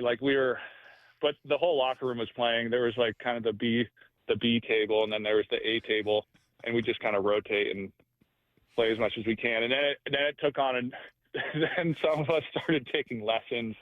We got special paddles. We're watching YouTube videos. I mean, it got out of control. But got really good at ping pong. But I haven't played in a bunch of years since then. But I'm excited. I ran into Saul Spady, and this is he helped organize the event the first time. He's like, we should bring it back. And so we got a bunch of fun celebs coming out. Jim Zorn, Casey Keller, Marcus Trufant, Brian Walters, a few others. I'm sure I'm forgetting a few there, but it's going to be awesome. It's free to attend. Starts at 7 p.m. at Queen Anne Beer Hall. It's free to attend. If you want to play, you can pay to do that, to play against some of these celebs. Mm-hmm. And, it's going to be awesome. It supports the Rise Above, helping Native youth play sports. So it's all for charity. And when is it? Is it tomorrow or Thursday? Tomorrow night at 7 at Queen Anne Beer Hall. Cool. Okay, and if I want to sign Lyle up, Lyle Goldstein, I mean, he's a 10-1 odds, based on Vegas. If I want to sign him up for this, how do I go about doing that? Yeah, how do I just do show that? up there? We'll figure it all. We'll make it all work when we're there. So just show up. Okay. I wouldn't play Brian Walters in anything. Now that I've gone and golf with him, I wouldn't play him in it. That dude is he's one of those guys who's good at everything. Yeah, he's got good hand-eye for everything. Seriously. So answer the question, Jerk. Who was the worst ping pong player on those teams in the LOB era? Is there anybody that thought they were good? There were some guys on the B. There were some guys on that B table who thought they were, some big names. I won't call them out, but some big names that thought they were great and they were trash. Probably safe. When you're a kicker, you don't want to call anybody out. There's no upside in that, even years later. Hey, it's good to hear your voice, man, and so happy with the work you're doing with the Seahawks and with Mike, and it sure seems to be working because this team is on fire right now and getting ready for what should be an awesome environment on Saturday night. Thank you. We appreciate it, and hopefully we'll talk again.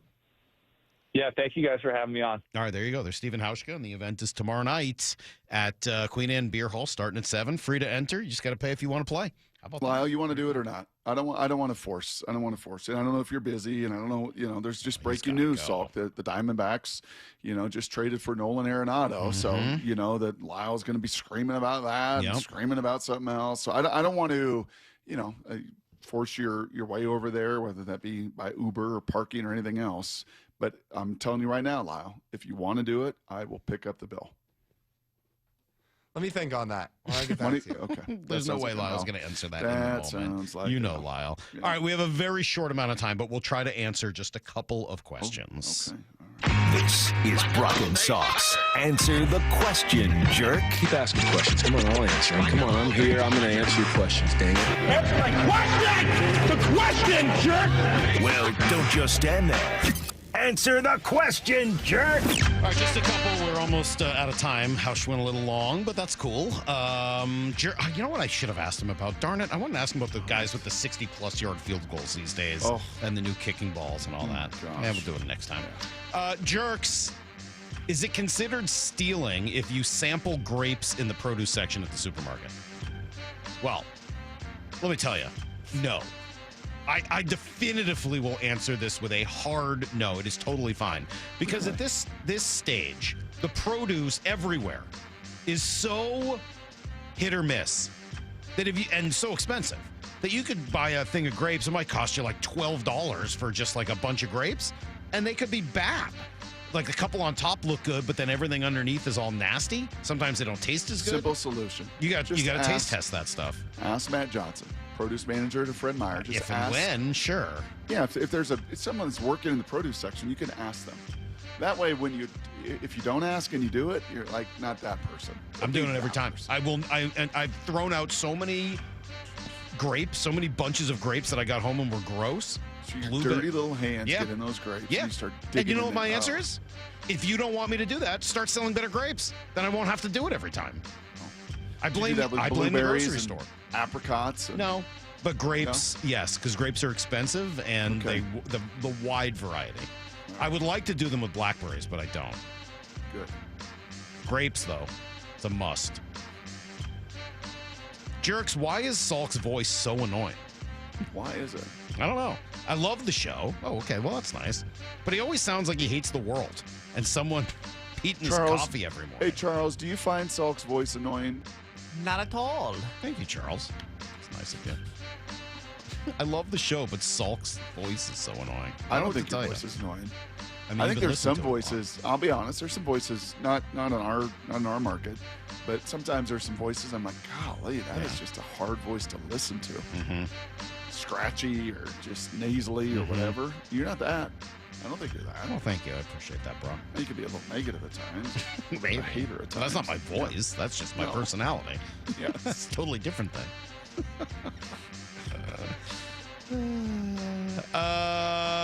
Jerks, ketchup on eggs. Delicious or disgusting?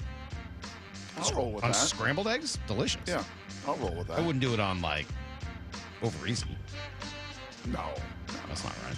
No, you let the yolk do that work. It can be a good wet agent, for really dry eggs or something like that. Yeah. Yeah. Answer the question, Jerk. You know what I have really struggled with? It's the free breakfast eggs at the hotels. Powdered eggs? Oh, man. I tried to eat that this weekend. I couldn't get through it. No. Gross. They're fake powder eggs. Last one. Answer the question, Jerk. Seahawks season ticket holder, but I got a Kraken game tickets for Christmas. Been curious. Any tips on what to expect? Brock, you should answer that because you've kind of gone to your first game more recently. Dress warm. I don't know how Climate Pledge is. When I went up with the great Tom Wassel up to Vancouver and watched the Canucks, I was a little surprised at how cool the temperature was. Been to a few Avs games. Coyotes. So make sure, so make sure you got kind of a hoodie and a jacket, a couple layers, so you can peel them off one way or the other. Down near the glass, you're going to want 2 pairs of socks. It's cold down there on your feet. It's awesome. Yeah, it is easier to follow the puck in person than it is on television. If you find yourself on television, like, where is the puck? I'm having a hard time following this. A little easier in person. You get there in person, it's a little bit easier to do that. We got to get out of here, Brock. Colin nice Cowherd people, tomorrow. A lot of nice people. Colin Cowherd tomorrow. Joel Klatt tomorrow. Wow. It's going to be a great day. Klatt will be 7:30, Cowherd 8:30. Okay, we got to get out of here. Bump and Stacy, Curtis are all in the other room. We got to go. We'll see you guys tomorrow morning at 6. The Hay Barn. See you, everybody. Get to the chopper!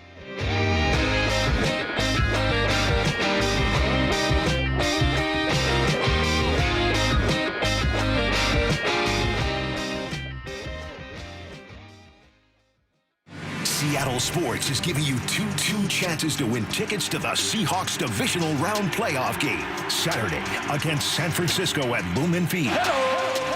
Tap the Win tab in the Seattle Sports app or visit the Seattle Sports YouTube page for your chance to win a pair of tickets to the game. Holy catfish! That's 2 separate chances to be part of Seahawks history. Listen to the 12th man! Details and rules at seattlesports.com/win. Good Dog Auto Glass. When your windshield breaks, the national brands say their fix is safe, but the quality is light. Instead, trust Good Dog Auto Glass for the best in quality auto glass. Don't let the insurance company bully you. When you call, we answer the phone. Visit us online and get more bang for your buck. Xfinity is the network you can rely on. Like a close friend who will give it to you straight. The friend who will tell you that new haircut, it's not great. friends make sure friends get good haircuts. And Xfinity makes sure you get a good deal on Wi-Fi. Xfinity gives you reliable fiber-powered Wi-Fi at our best price.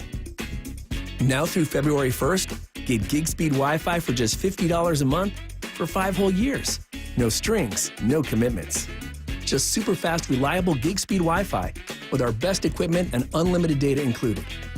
Save yourself from questionable decisions and save over Verizon and AT&T. Xfinity, imagine that. Restrictions apply. Requires paperless billing and autopay with stored bank account. Taxes and fees extra. Xfinity Internet powered by fiber and connected to premises by coaxial cable. Actual speeds vary. Hey Hawk fans, Jake Bobo. Stormy weather is here. How's your roof holding up? Give Techline Roofing a call. With the strongest warranty in the business, Techline has you covered. That's Tekline, roofing.com. Trust Techline. Need a break from everything? Escape to a place where anything is possible and the fun never stops. At Silver Reef Casino Resort, you'll discover world-class dining, championship caliber golf, a full sports book and bar, over 1,000 top-rated slots and table games, and so much more. Come join the fun and see why we've been consistently rated one of the region's top destinations. Visit silverreefcasino.com to book your stay and discover all the exciting events and promotions we have in store for you. Silver Reef Casino Resort, located off I-5, exit 260. Dave Wyman here, joined by Dr. Landis from Swedish Cyberknife to talk about prostate cancer treatments. Dr. Landis, how does Cyberknife compare to surgery? Patients who have surgery often do have to be hospitalized for a few days and have to take time off of work. They can have a catheter, they have a wound that's healing, whereas with Cyberknife, patients often don't have to take a break from work at all. And Cyberknife is an outpatient, non-invasive treatment? Essentially, it's a 5-day treatment, about 30 minutes per day. You walk in, you walk out, you essentially don't feel anything at all during treatment. Many patients still work full-time while they're having treatment. 5 days total, less than an hour a day to treat prostate cancer. That really is amazing. What do patients say after treatment? They tell me it's like Star Trek, where you push a button and the cancer can go away. If you, a friend, or a family member is diagnosed with prostate cancer, consider treatment with Swedish Cyberknife. Go to swedish.org/cyberknifeprostate. Treat prostate cancer with Swedish Cyberknife. Guys, if your energy is low, your strength isn't what it used to be, or your drive feels off, it's not just getting older. For many men, it's low testosterone. At Revive Men's Health Washington, you can start with a free T-check, exam, and consultation, so you get real answers about your testosterone levels and overall health. And this month only, qualified patients may receive 25% off testosterone replacement therapy. This isn't guesswork or one-size-fits-all treatment. Revive specializes in personalized, closely monitored testosterone care designed to help men feel stronger, sharper, and more like themselves again. With over 120,000 patients treated since 2011, Revive Men's Health is trusted for results, not hype. If you've been putting this off, now is the time to act. Claim your free T-check and consultation and see if you qualify for 25% off TRT. This month only. Call 206-529-1111. That's 206-529-1111. Or visit ReviveMen'sHealth.com. Terms apply, must medically qualify. It's game day.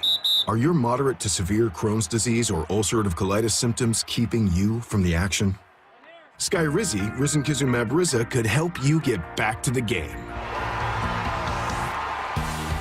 Skyrizi is proven to help people feel significant symptom relief, achieve remission, and visibly improve damage of the intestinal lining. Skyrizi is a prescription injection medicine for adults. Don't use if allergic to Skyrizi. Serious allergic reactions, increased infections, or lower ability to fight them may occur. Before treatment, get checked for infections and tuberculosis. Tell your doctor about any flu-like symptoms or vaccines. Liver problems leading to hospitalization may occur when treated for Crohn's or ulcerative colitis. Control is everything to me. Ask your doctor about Skyrizi, the #1 prescribed biologic in Crohn's and ulcerative colitis combined. Learn more at skyrizi.com or 1-866-SKYRIZI. This is Seattle Sports. Streaming through the Seattle Sports app. KIRO AM Seattle. KIRO FM HD2 Tacoma. Home of the Seahawks, Mariners, and everything Seattle sports. Sports.